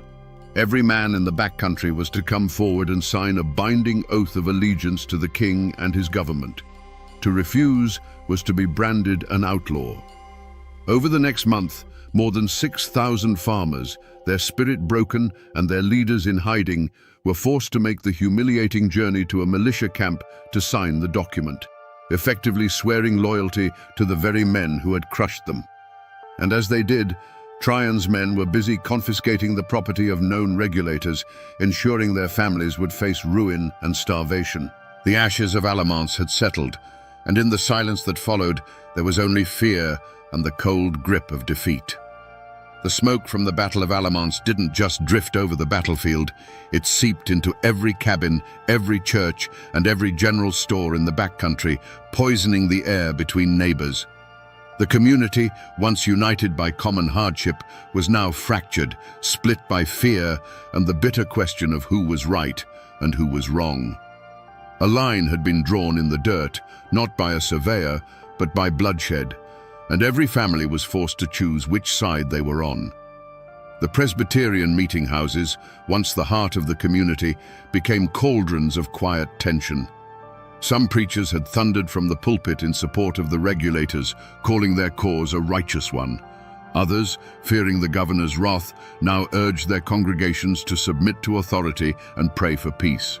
Friendships that had been forged over decades of shared harvests and barn raisings now buckled under the weight of suspicion. Was the man who helped you clear your field last spring secretly reporting your movements to the militia? Was the family you shared bread with now loyal to the governor? A suffocating conspiracy of silence fell upon the region. The few who had witnessed the hangings or knew the hiding places of the regulator leaders were gripped by a primal fear. To speak the truth to the authorities was to risk being labeled a sympathizer, inviting the wrath of the occupying militia. But to stay silent was to betray their own conscience. Many chose a third option. They saw nothing, they heard nothing, they knew nothing. Their faces became blank masks, their conversations carefully pruned of any mention of the recent unpleasantness. It was a collective act of amnesia born of pure terror.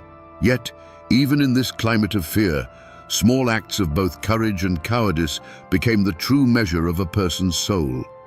A brave farmer's wife would leave a basket of bread and salted meat at the edge of the woods, a silent signal to a husband or neighbor in hiding. A blacksmith, under the watchful eye of a militia patrol, would deliberately botch the shoeing of their horses, slowing them down just enough. But for every act of quiet defiance, there was an act of betrayal.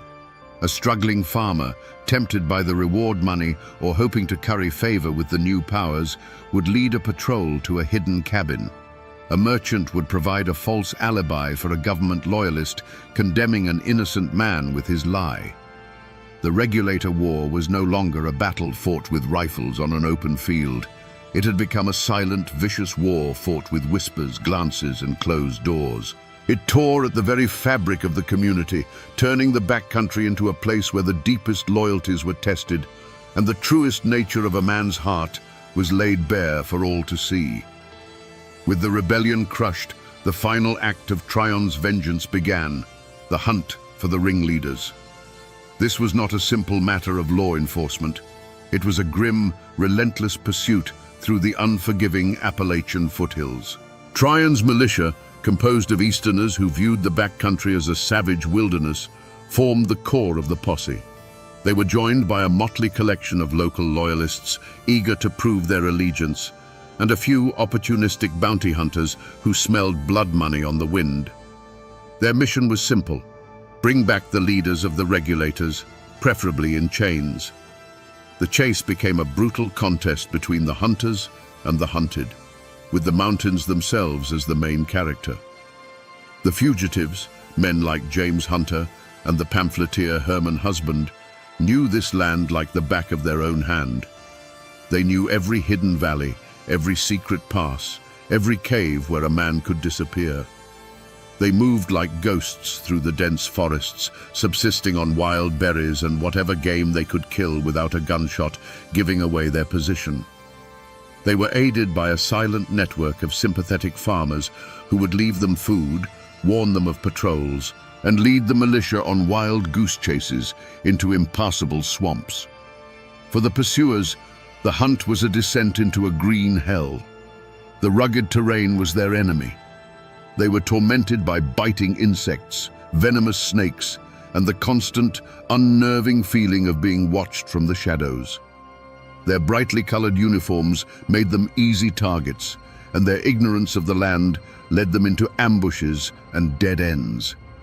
More than one militia patrol found themselves hopelessly lost, forced to abandon the chase and struggle back to camp, humiliated and exhausted. The mountains, which had nurtured the regulators' independence, now served as their greatest fortress. Despite the difficulties, the net slowly tightened. Herman Husband, the intellectual soul of the movement, was a writer, not a woodsman. He was captured relatively quickly, his spirit broken. Others, however, were harder to corner.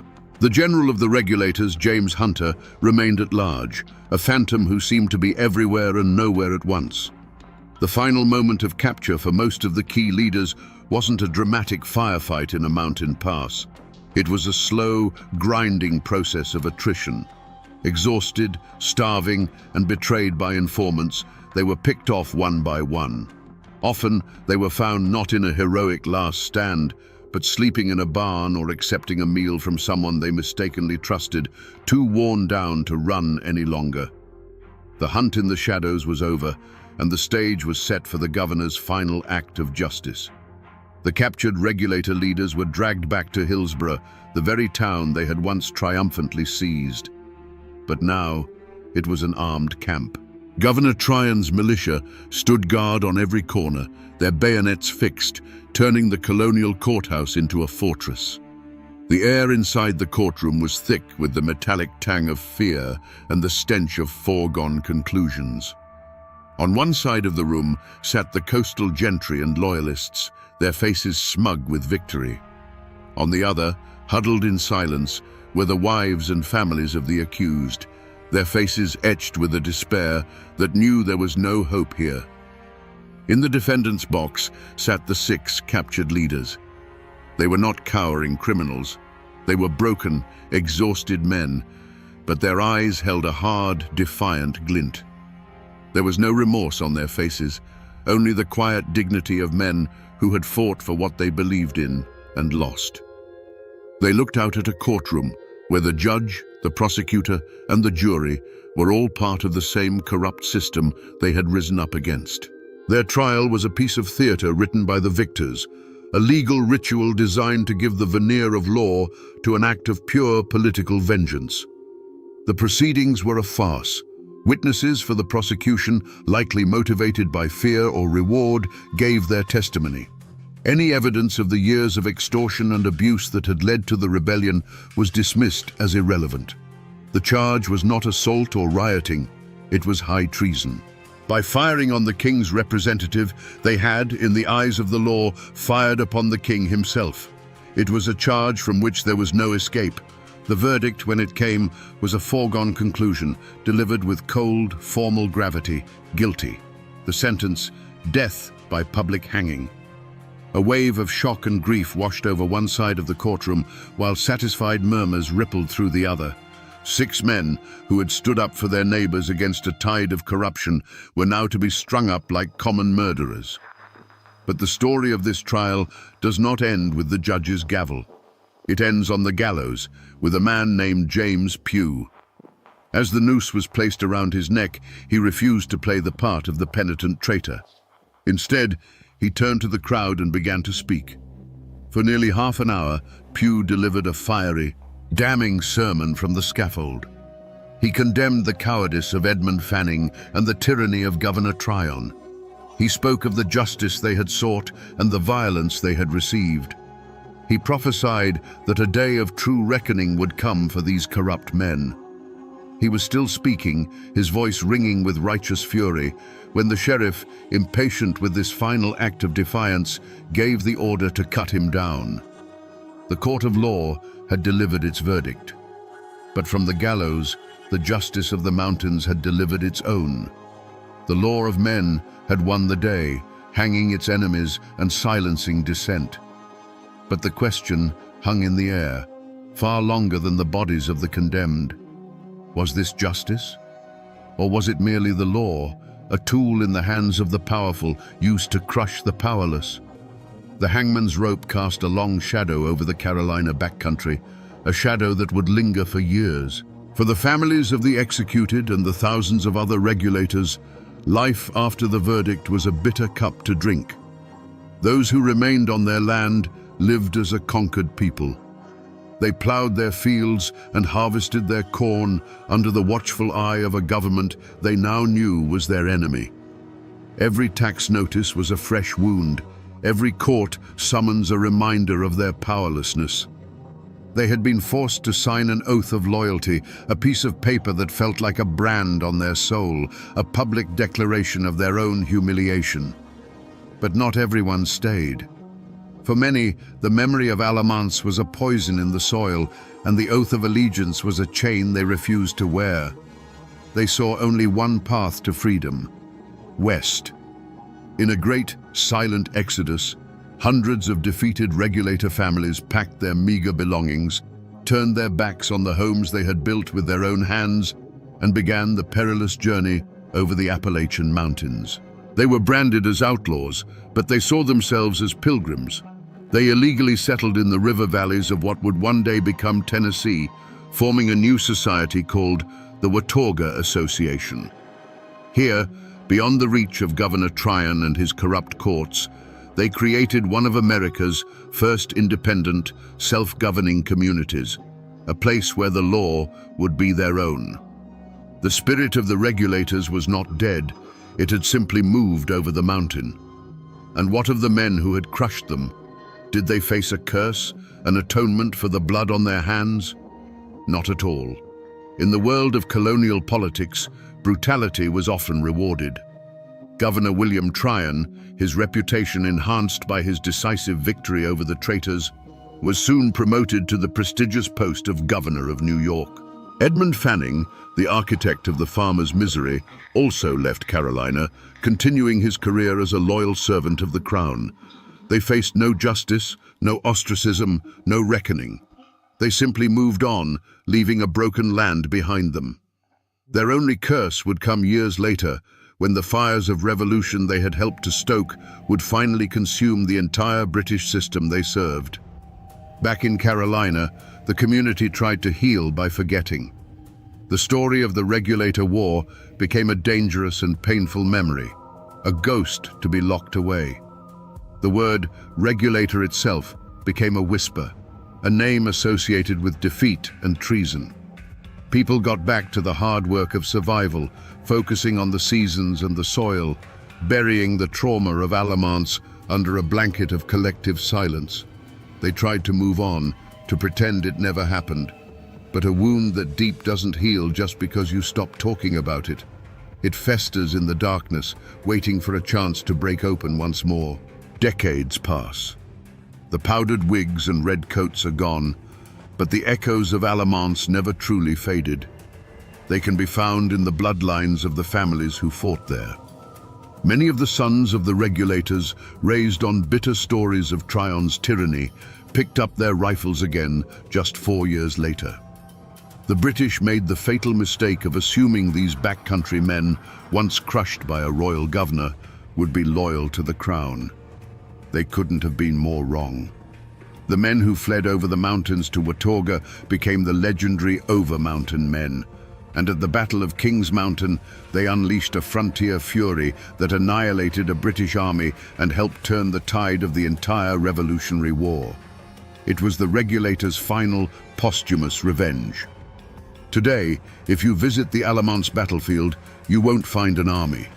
You'll find a quiet state park, a peaceful expanse of green grass where children fly kites and families have picnics.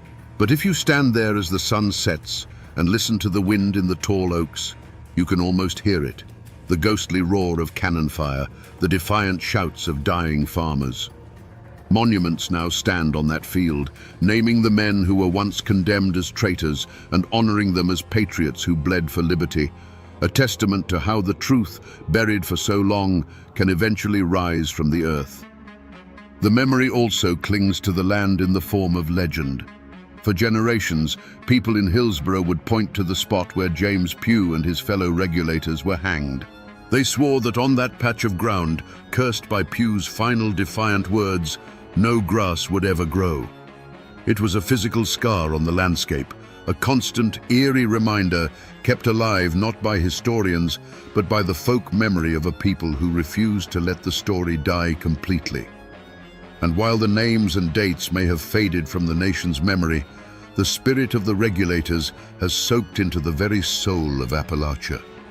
That fierce independence, that deep and abiding distrust of distant, powerful governments, that unshakable belief that a man has the right to stand his ground against injustice, that is the true living legacy of Alamance. The textbooks might forget, the politicians may never learn, but the mountains remember everything. So we return to the question that started our journey, the question that hangs in the smoke of the Alamance battlefield. What could drive God-fearing men to wage war on their own government? The answer, we now see, is both simple and profound. They didn't fight to create a new nation or to overthrow a distant king. They fought because the boot of a corrupt and arrogant power was pressing down on their necks. And they believed, with every fiber of their being, that a free man does not endure such a thing without fighting back. They fought for the most fundamental of all rights, the right to enjoy the fruits of their own labor and to be treated with dignity. This is a story that teaches a hard lesson about the price of liberty. It reminds us that the first people to stand up are often the first to be cut down. The Regulators lost their battle, their property, and in some cases, their lives. They were branded as traitors, and their story was buried. But their spirit did not die on that field. The blood they shed at Alamance was not wasted. It seeped into the ground and watered the roots of a tree of liberty that would burst into full revolutionary bloom just a few short years later. Their defiance became a legacy, a fierce whisper of warning passed down through generations of mountain folk that the law and justice are not always the same thing. Their struggle is a testament to the indomitable Appalachian spirit, a spirit that bends for no man and bows only to God. It's a timeless reminder that when every legal door is slammed shut, when every petition is met with contempt, ordinary people will eventually seek their justice not in a courthouse, but in the open field with whatever tools they have at hand. Their voices were silenced by the rope and the cannon, but if you listen closely, you can still hear their echo in the Carolina hills. And now, my friends, you know the rest of the story. The first shot echoed through the Hillsville courthouse like a clap of thunder, and then the world went mad. In less than 90 seconds, a judge, a sheriff, and a Commonwealth's attorney lay dead on the blood-slick floor, victims of a furious volley of gunfire. The newspapers across the nation screamed of a savage mountain clan, an insurrection against civilization itself. But for the people who lived and breathed the thin, cold air of the Blue Ridge Mountains, they knew the truth was far more complicated. What pushes a man to declare war on the law in the very temple of justice? Today, we separate the legends from the facts to uncover the story of the Allen clan and the epic manhunt that tore a community apart. Before the gun smoke and the blood, there was the land. Carroll County, Virginia, was a world unto itself, a kingdom of mist-shrouded ridges and deep, shadowed hollows carved by creeks 1,000 years old. The Blue Ridge Mountains weren't just a backdrop here, they were a living presence that shaped the people, instilling in them a fierce independence and a profound distrust of the flatlands below. In this isolated world, a man's worth was measured by the land he owned, the family he raised, and the honor he was willing to defend with his life. The seasons, not the clock in a distant capital, dictated the rhythm of life. At the center of this world stood Floyd Allen. He was a man built of the same hard rock as the mountains themselves, a patriarch in the truest sense. He wasn't some poor dirt farmer. He was a wealthy businessman, a landowner with vast tracts of timber and a former county supervisor. His word was law in the hollows. To his friends and family, he was generous and loyal to a fault. To his enemies, his temper was a force of nature, as sudden and violent as a summer thunderstorm. He saw himself not as a citizen subject to the law, but as the source of law in his domain. If Floyd was the fire of the Allen clan, his younger brother Sidner was the ice. Where Floyd was impulsive and hot-blooded, Sidner was cool, intelligent, and calculating. He too was a man of considerable wealth, but he showed his ambition in a different way. Just a few years before the tragedy, Sidner had completed a magnificent new home, the finest in the county. It was a testament to his success, a symbol of permanence and legacy, built with the finest wood and stone. It was a castle for his own dynasty, a place where he expected to live out his days in peace and prosperity. The Allens were not outlaws hiding in the shadows. They were the power in these hills. They were a sprawling, interconnected web of cousins, nephews, and in-laws, bound by blood and a shared code. They were respected, and they were feared. Their influence reached into local politics, business, and law enforcement. To cross one Allen was to cross them all, and everyone in Carroll County understood that simple, unshakable fact. They had built a world that answered to them and them alone. In these mountains, there were two kinds of law. There was the law written in books, administered by judges and lawyers from towns who didn't understand the ways of the high country. Then there was the unwritten law of the mountains, the code of honor. This code said that family was absolute, that an insult could not go unanswered, and that a man had the right to settle his own disputes. To be arrested and dragged before a judge for defending your kin was more than a legal problem. It was a profound public humiliation. It was an attack on your name and your very manhood. But the outside world was beginning to press in, its tendrils reaching up the mountain roads. Telegraph wires hummed with messages from a central government, and railroad surveyors planned routes that would cut through the heart of the old territories. A new kind of law was coming with them, an impersonal, unbending law that had no respect for a man's reputation or the weight of his name. Little did the Allens know, this encroaching world was about to put their code, their power, and their very lives on trial. And when those two worlds finally collided, they would not bend, they would shatter. The Allens didn't just live on the land, they were born of it. Their roots in Carroll County ran as deep as the ancient oaks.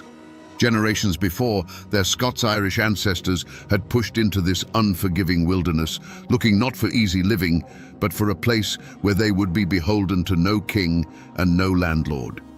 They carved their existence out of the rocky soil, and their claim was sealed not just by deeds, but by the sweat, blood, and bones of their kin who were buried in it. This land was a heavy inheritance, a reminder that they had built their world from nothing, and they would bow to no outside authority that tried to take it away.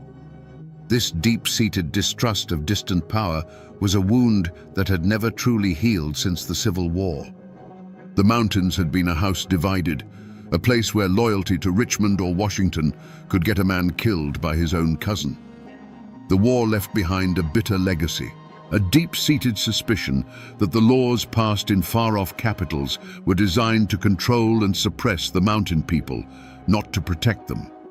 For men like the Allens, the arrival of a state-appointed judge and a Commonwealth's attorney felt less like the administration of justice and more like the arrival of a garrison in occupied territory. In Carroll County, a family name was everything. It was a history, a code, and a burden. To be an Allen was to understand that you were part of something larger than yourself. It meant you never showed weakness, you never backed down from a fight, and you settled your own accounts. The name was a shield for those who bore it and a clear warning to those who might cross them. It carried with it the unspoken duty to uphold the family's honor and dominance, a duty that fell most heavily on the patriarch, Floyd Allen. So when Floyd Allen stood in that courtroom, he wasn't just one man facing a year in prison. He was the living embodiment of generations of clan history. He was defending more than his own freedom. He was defending his family's name and the very principle that an Allen did not submit. The courtroom wasn't just a room. It was a battlefield where the old ways were clashing with the new. Judge Massey represented the cold, impersonal law of the state, but Floyd Allen represented the hot-blooded, unwritten law of the mountains, a law that had been the final word in these hills for over a century. In the weeks leading up to Floyd Allen's trial, Carroll County was holding its breath. This wasn't just about one man's freedom, it was a reckoning. In the general stores, in the churches, and in the dark corners of saloons, the lines were being drawn. To speak in favor of the court was to risk the wrath of the Allen clan. To defend the Allens was to mark yourself as an enemy of the state's progress. Families who had been neighbors for generations suddenly looked at each other with suspicion. The air grew thick with a poison that had been seeping into the soil for years. This wasn't the first time the Allens had clashed with the law. There were stories, old fistfights at county fairs that were settled with a handshake instead of a warrant, disputed land claims where an Allen's fence post mysteriously moved overnight, and business deals where the other party always seemed to get the short end of the stick. More recently, there had been a simmering feud between Floyd and Sheriff Lewis Webb. Webb was a man determined to prove that no one was above the law, and he had made a point of arresting men connected to the Allens for minor infractions.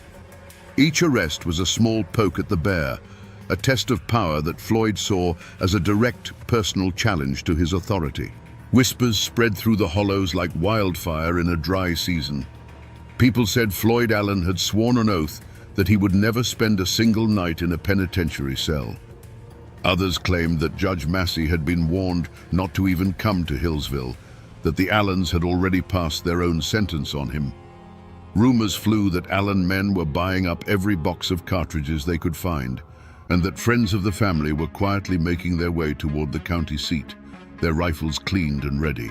Whether these rumors were true or not didn't matter. They created an atmosphere of inevitable violence.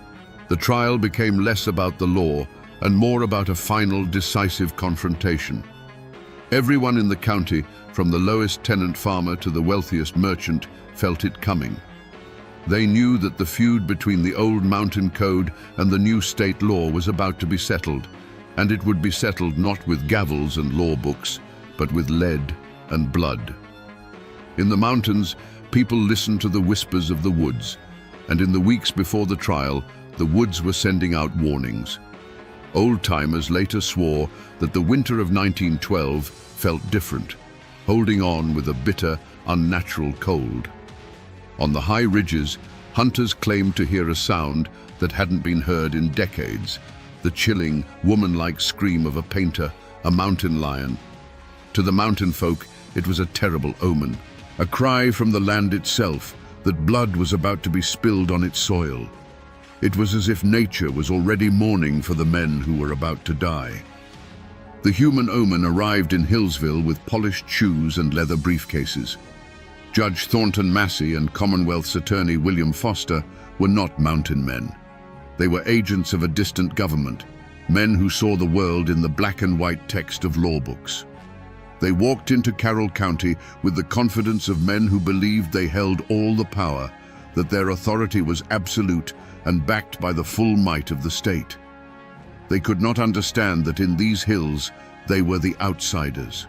They were the foreign body that the clan, like a feverish immune system, was preparing to violently reject. On the morning of March 14th, a heavy stillness settled over the town of Hillsville. Sheriff Lewis Webb felt it in his bones. He was a local man, caught between the two great forces. He knew Floyd Allen, and he knew the unbending pride that coursed through the veins of that family. As he strapped on his pistol that morning, he wasn't just preparing for a day in court. He was preparing for a war. He could see the hard, unblinking eyes of the Allen clan members gathering on the courthouse steps. The air was thick and electric, like the dead calm before a lightning strike. Every man in that town knew that something terrible was about to happen. They were just waiting for the first drop of rain or the first flash of fire. The courtroom in Hillsville on March 14th, 1912, was a powder keg waiting for a spark. The air was thick with the scent of wet wool, chewing tobacco, and raw fear. On the bench sat Judge Thornton Massey, his face a grim mask of authority. Standing ready was Sheriff Lewis Webb, his hand hovering near the butt of his revolver, and scattered throughout the room, in the gallery and among the benches, were the Allens. They weren't there as spectators.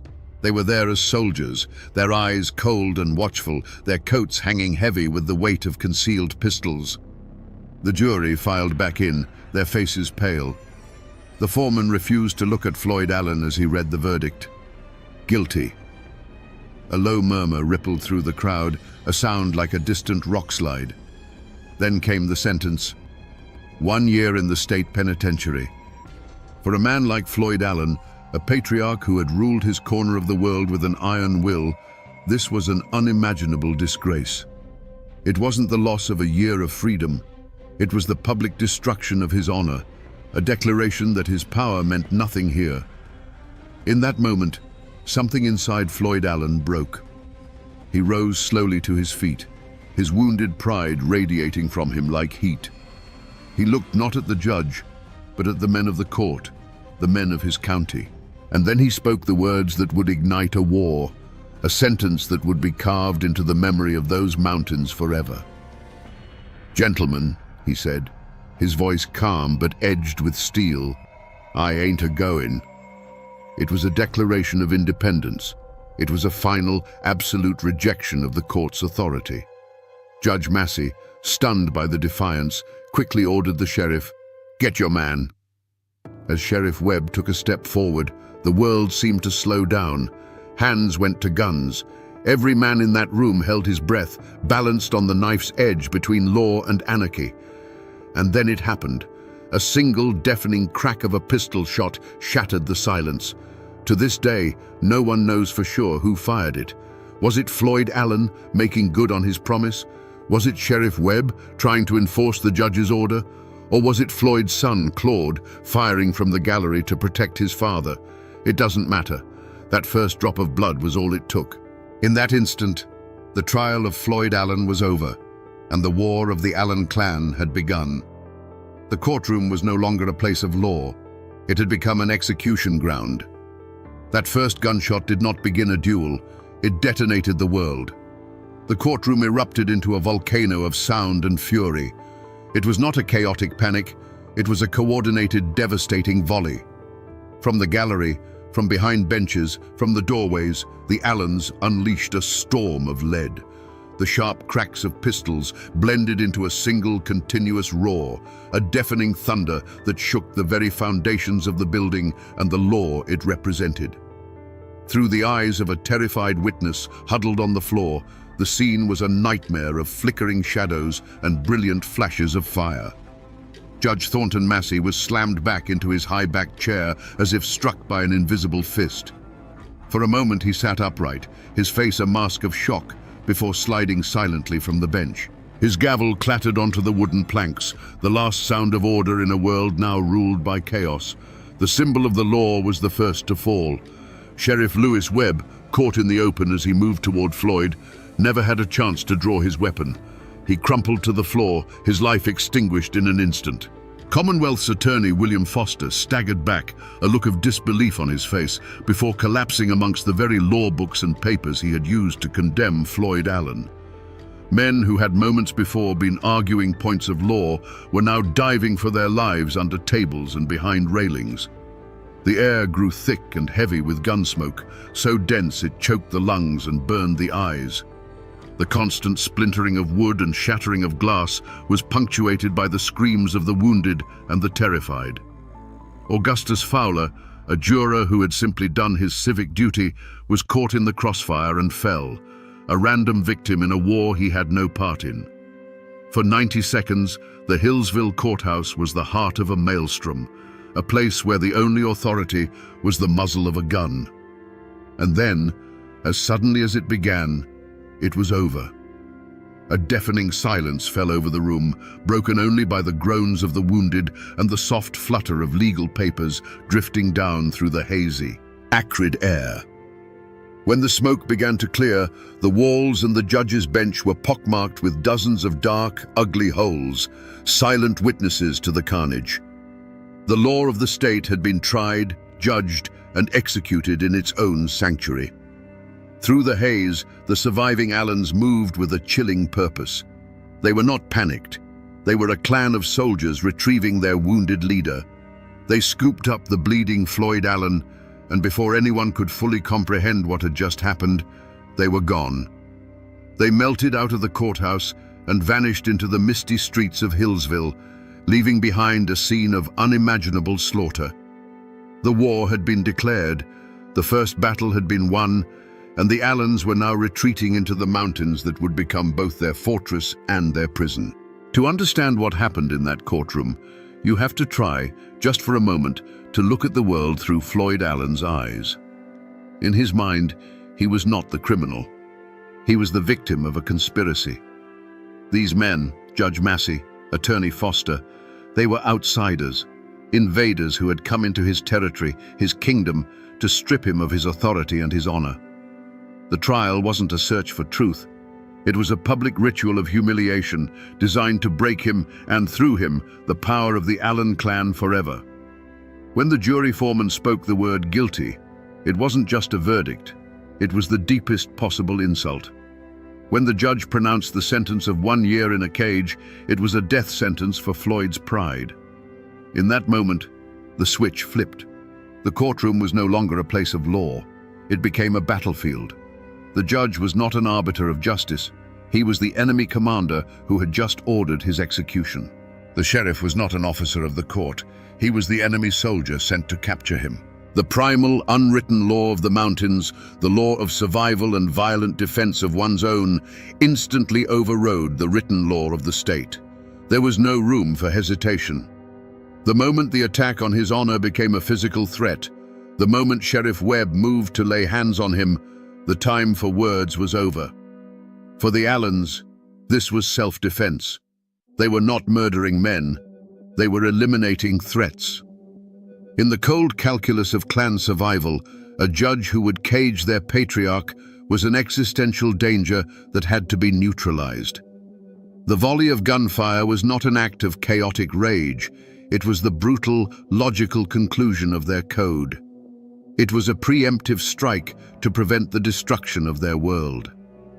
As they carried their wounded leader from the smoking, blood-soaked courthouse, there was likely no remorse. There was no triumph. There was only the grim, chilling satisfaction of having met a mortal threat with overwhelming force. They had done what they had to do. They had defended their king and the honor of the clan. In their minds, they weren't fugitives fleeing justice. They were soldiers, retreating from a victorious battle, heading for the high ground to prepare for the long, bloody war that they knew was coming. When the last gunshot faded, the silence it left behind was more terrifying than the noise. It was a heavy, sacred silence, the kind that falls over a fresh grave. In the courtroom, the survivors lay frozen on the floor, the ringing in their ears slowly giving way to the soft, wet sound of dripping blood. The air was a choking fog of gun smoke, and through the haze, the afternoon sun cast long, dusty rays that illuminated a scene from hell. Overturned benches, scattered legal papers stained crimson, and the still forms of men who, minutes earlier, had represented the full authority of the Commonwealth of Virginia. Slowly, the bravest of the townsfolk crept toward the courthouse doors. They peered into the smoky darkness, and a wave of collective shock and horror rippled through them. The news spread not like a rumor, but like a physical blow, striking the heart of Hillsville and knocking the breath out of it. The courthouse, the very symbol of order and civilization in their small world, had been desecrated. It was no longer a hall of justice. It was a slaughterhouse, a tomb for the law itself. The telegraph key began to chatter frantically, tapping out a message of carnage that sent a shockwave across the state and the nation. This was not just a backwoods murder. This was an open insurrection. The governor of Virginia, William Hodges Mann, declared it a direct outrage upon the civilization of the state. He vowed that this act of rebellion would be met with the full, crushing force of the government. The honor of Virginia was at stake, and it would be redeemed in blood if necessary. An immediate and furious manhunt began. Local posses were hastily formed, filled with men fueled by a mixture of civic duty, outrage, and a lust for the staggering reward money that was immediately offered. They were armed, angry, and determined, but they were local men plunging into a wilderness that the Allens knew intimately. As the first groups of riders galloped out of town, they were heading not just into the mountains, but into the Allens' world, where every ridge could hide a rifleman and every neighbor could be a spy. But while Hillsville was a whirlwind of chaos and the state was mobilizing for war, the Allens were already gone. They had moved with the swift, silent efficiency of ghosts. They had treated Floyd's wounds, gathered their forces, and melted into the labyrinth of misty hollows and dense forests they called home. The mountains had swallowed them whole. As the first posses nervously picked their way up the muddy tracks into the high country, they were hunting shadows. The Allens had won the battle, and now, on their own turf, they prepared for the siege. The Carroll County Courthouse massacre didn't unite the community in grief. It ripped it in two. A fault line cracked open, running through families, churches, and friendships that had stood for generations. In the days that followed, the general store became a silent theater of suspicion. Men who had known each other since boyhood would now only nod curtly, their eyes avoiding contact. A word spoken in defense of the slain judge could be seen as a betrayal of your own mountain people, while a word of sympathy for the Allens could mark you as an enemy of the state. Every conversation was a minefield, and silence became the safest language. A wall of silence, as dense and impenetrable as the mountain laurel, rose up to protect the fugitives. It was a wall built of two things: fear and kinship. The fear was simple and immediate. The Allen clan was vast, and their reach extended into every hollow.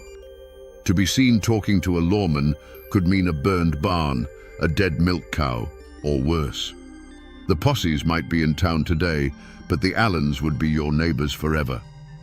This fear was a cold, hard fact of life that every mountain family understood. But it was more than just fear. For many, the Allens were not monsters. They were their own. They were men who had stood up against an arrogant outside law that sought to humiliate one of their patriarchs. The heavy-handed tactics of the first posses only deepened this resentment. When lawmen from the flatlands began kicking in doors and treating every mountain family as a potential conspirator, they weren't winning hearts and minds. They were proving the Allens' point. They were an occupying army, and many locals chose to side with their own, even if they were now branded as outlaws. This division wasn't abstract. It was written in small, secret acts of courage and cowardice. A cousin of the Allens would find a sack of cornmeal and salted pork left on a stump deep in the woods, a silent offering from a neighbor who dared not show their face. A farmer whose land bordered an escape route would see tracks in the mud and say nothing. At the same time, another man would look a deputy straight in the eye and swear on a Bible that he had been with one of the Allen boys miles away from the courthouse on the very afternoon of the shooting. These were not just lies. They were oaths of allegiance to the unwritten code of the mountains, a code that was now at open war with the laws of Virginia. The local posses were doomed from the start. They were good men, but they were hunting legends in a landscape that belonged to the legends. For weeks, they crashed through the underbrush, chasing rumors and echoes. The Allens were always one step ahead, phantoms in the mist. A warm campfire found abandoned, a footprint in the mud leading to a rushing creek. It was like hunting ghosts who knew every secret path, every hidden cave, and every sympathetic ear in 100 square miles. The great manhunt was becoming a great embarrassment, and the honor of Virginia was bleeding away with every passing day. Frustrated and furious, the state unleashed a new kind of predator on the Blue Ridge Mountains. They called in the Baldwin-Felts Detective Agency, the infamous Pinkertons of the South. These were not local lawmen. They were cold-eyed professionals, manhunters for hire, known for their ruthless efficiency in the bloody coalfield wars. They arrived in Hillsville on a special train, clad in city clothes but carrying the deadliest weapons of the age, Winchester repeating rifles and semi-automatic pistols. They brought with them a cold, corporate style of violence, and they saw the mountains not as a home, but as a hostile grid to be systematically swept and cleared. With the Baldwin-Felts agents in charge, the hunt became a brutal, grinding war of attrition. The dragnet tightened. Teams of detectives leading packs of baying bloodhounds pushed deep into the hollows. They moved with a chilling purpose, raiding farmhouses in the dead of night, kicking down doors and dragging men from their beds for interrogation. They cared nothing for the mountain code of conduct. To them, every silent farmer was a potential conspirator, every cabin a potential hideout. The mountains fought back against them. Sudden downpours washed away scents, confusing the dogs. The treacherous terrain lamed their horses and broke the axles of their wagons. The silent, watchful eyes of the mountain people followed their every move, and the forest itself seemed to conspire to hide its fugitive sons. The first major breakthrough came not from brilliant detective work, but from exhaustion and a tip-off. Floyd Allen, wounded and weakened, had been holed up in a cabin, his body too broken to continue the flight. A posse, led by the relentless detectives, surrounded the house at dawn. There was no final gun battle. Floyd, feverish and in pain, knew the game was up. He surrendered. The fiery patriarch finally captured. His personal war brought to an inglorious end. His son Claude was captured soon after. The state had its prize, the man who had declared, "I ain't a-goin'." But as the detectives celebrated their victory, a chilling realization began to dawn on them. They had the lion, but the foxes had gotten away. The local posses had nabbed a few smaller members of the clan in the initial chaos. Now the Baldwin-Felts men had the leader.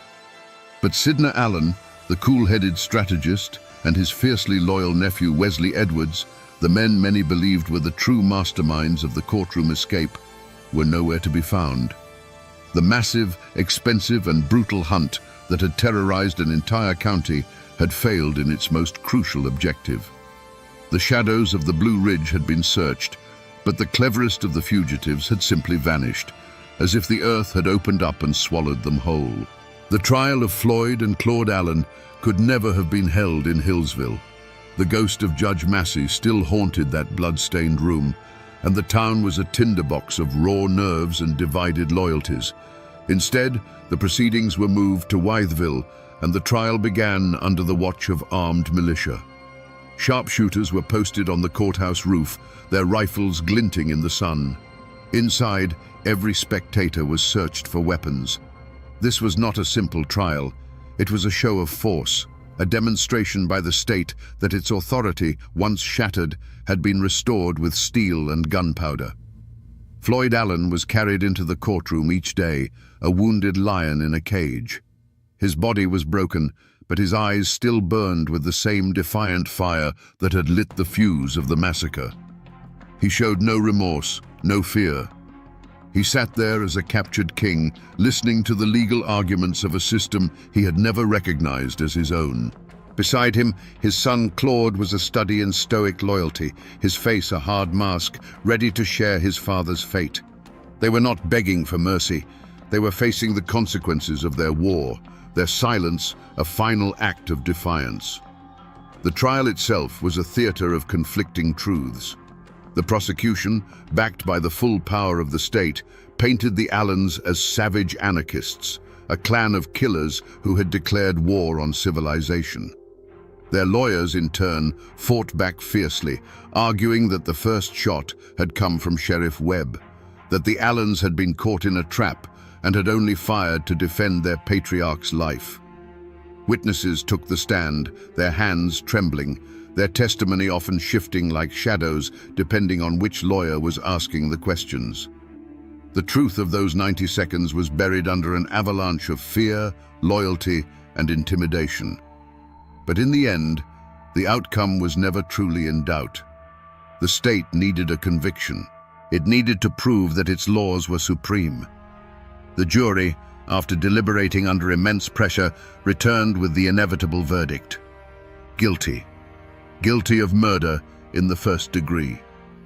As the foreman spoke the words, a heavy silence fell over the packed courtroom. Floyd and Claude Allen received the news without flinching.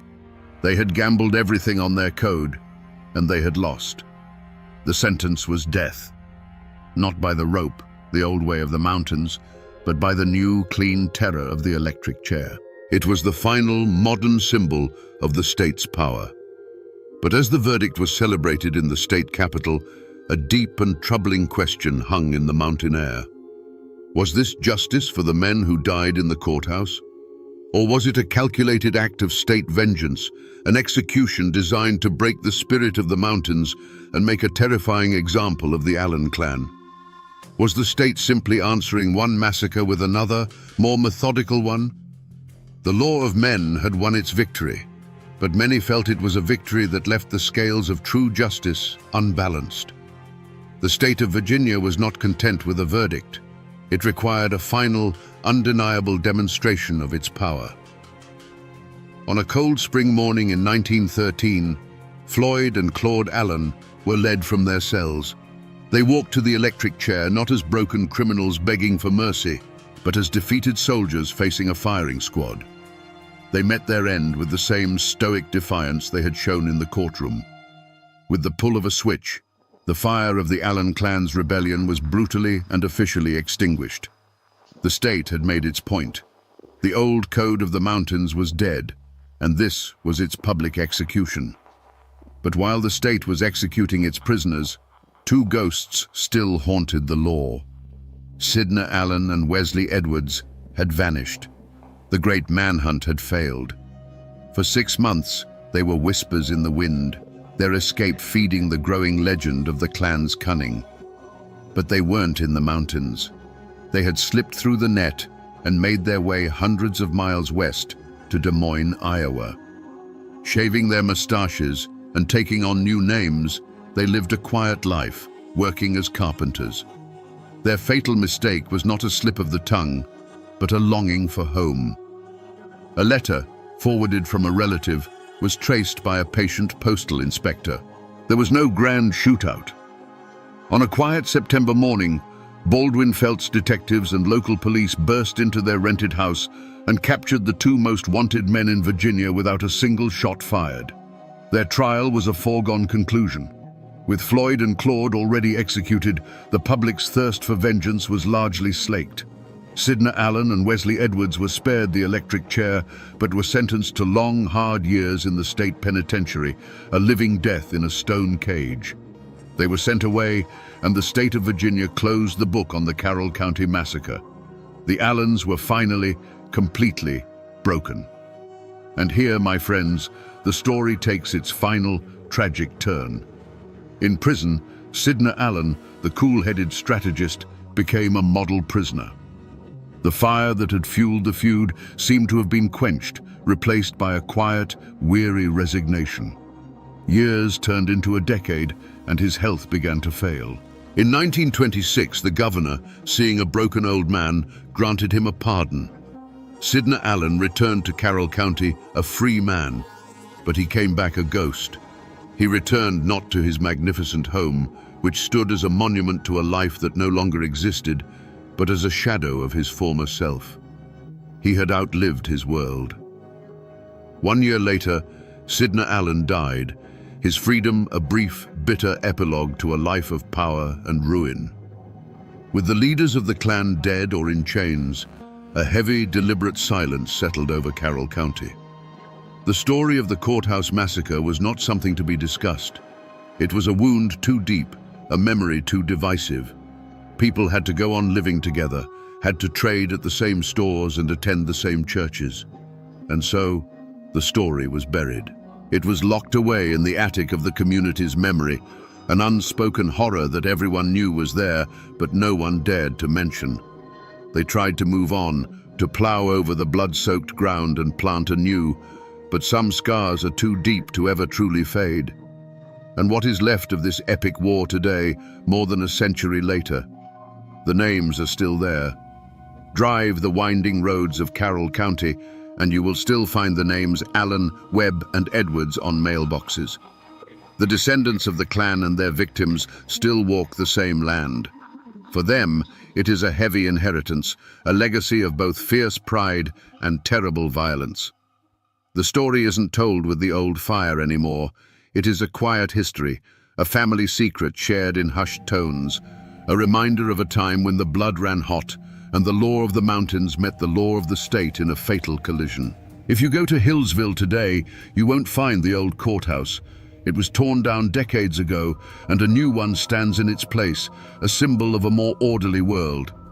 The 57 bullet holes that scarred its walls exist now only in photographs and memory, the physical wounds of that day finally erased. But drive a few miles out of town, and you will find it. Sidney Allen's magnificent house still stands. It is a private home now, but it remains a silent, brooding monument to the ambition of a fallen dynasty.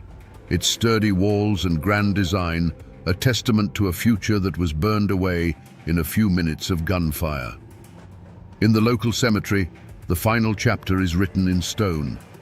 Here, the feud is over. The combatants lie in a final, silent truce under the shade of ancient trees. Floyd and Claude Allen lie not far from the men they were convicted of killing.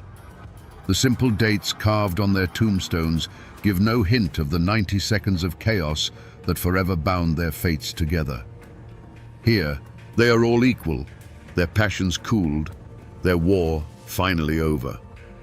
The people of Carroll County tried to bury the story, to let the grass grow over the scars.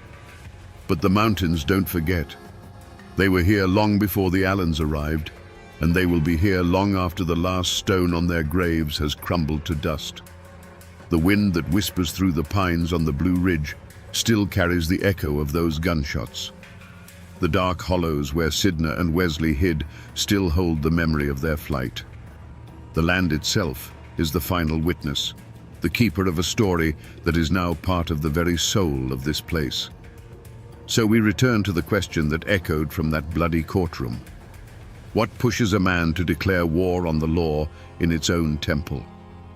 After walking through the smoke and shadows of this story, we can see the answer is not a simple one.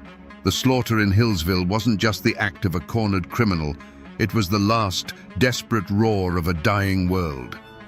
Floyd Allen saw himself not as a lawbreaker, but as a sovereign king in his own land, and the court's verdict was an invasion, a declaration of war against his entire way of life. The gunshots were the death rattle of an unwritten code of honor that had ruled those mountains for 150 years. This is a story about the brutal collision of two Americas. It is a story of family loyalty pushed to its most violent and tragic extreme. It is a story of pride so fierce it would rather die in a blaze of gunfire than bend its knee to a foreign power, even if that power was the government of its own state. There were no simple heroes here. There were proud, violent men who met their fate, and a new, organized form of power that meted out its own cold and methodical form of violence in return. The manhunt for the Allen clan became a legend, a defining myth of Appalachia's transition into the modern world. It is a harsh and brutal lesson that reminds us that progress is often not a peaceful parade, but a bloody, painful conquest. The world of the Allens is gone now, buried in the past, but its memory lingers. It serves as a stark reminder of a time when the mountains bred a different kind of man, and when justice was not a matter of law books, but of blood. And now, my friends, you know the rest of the story.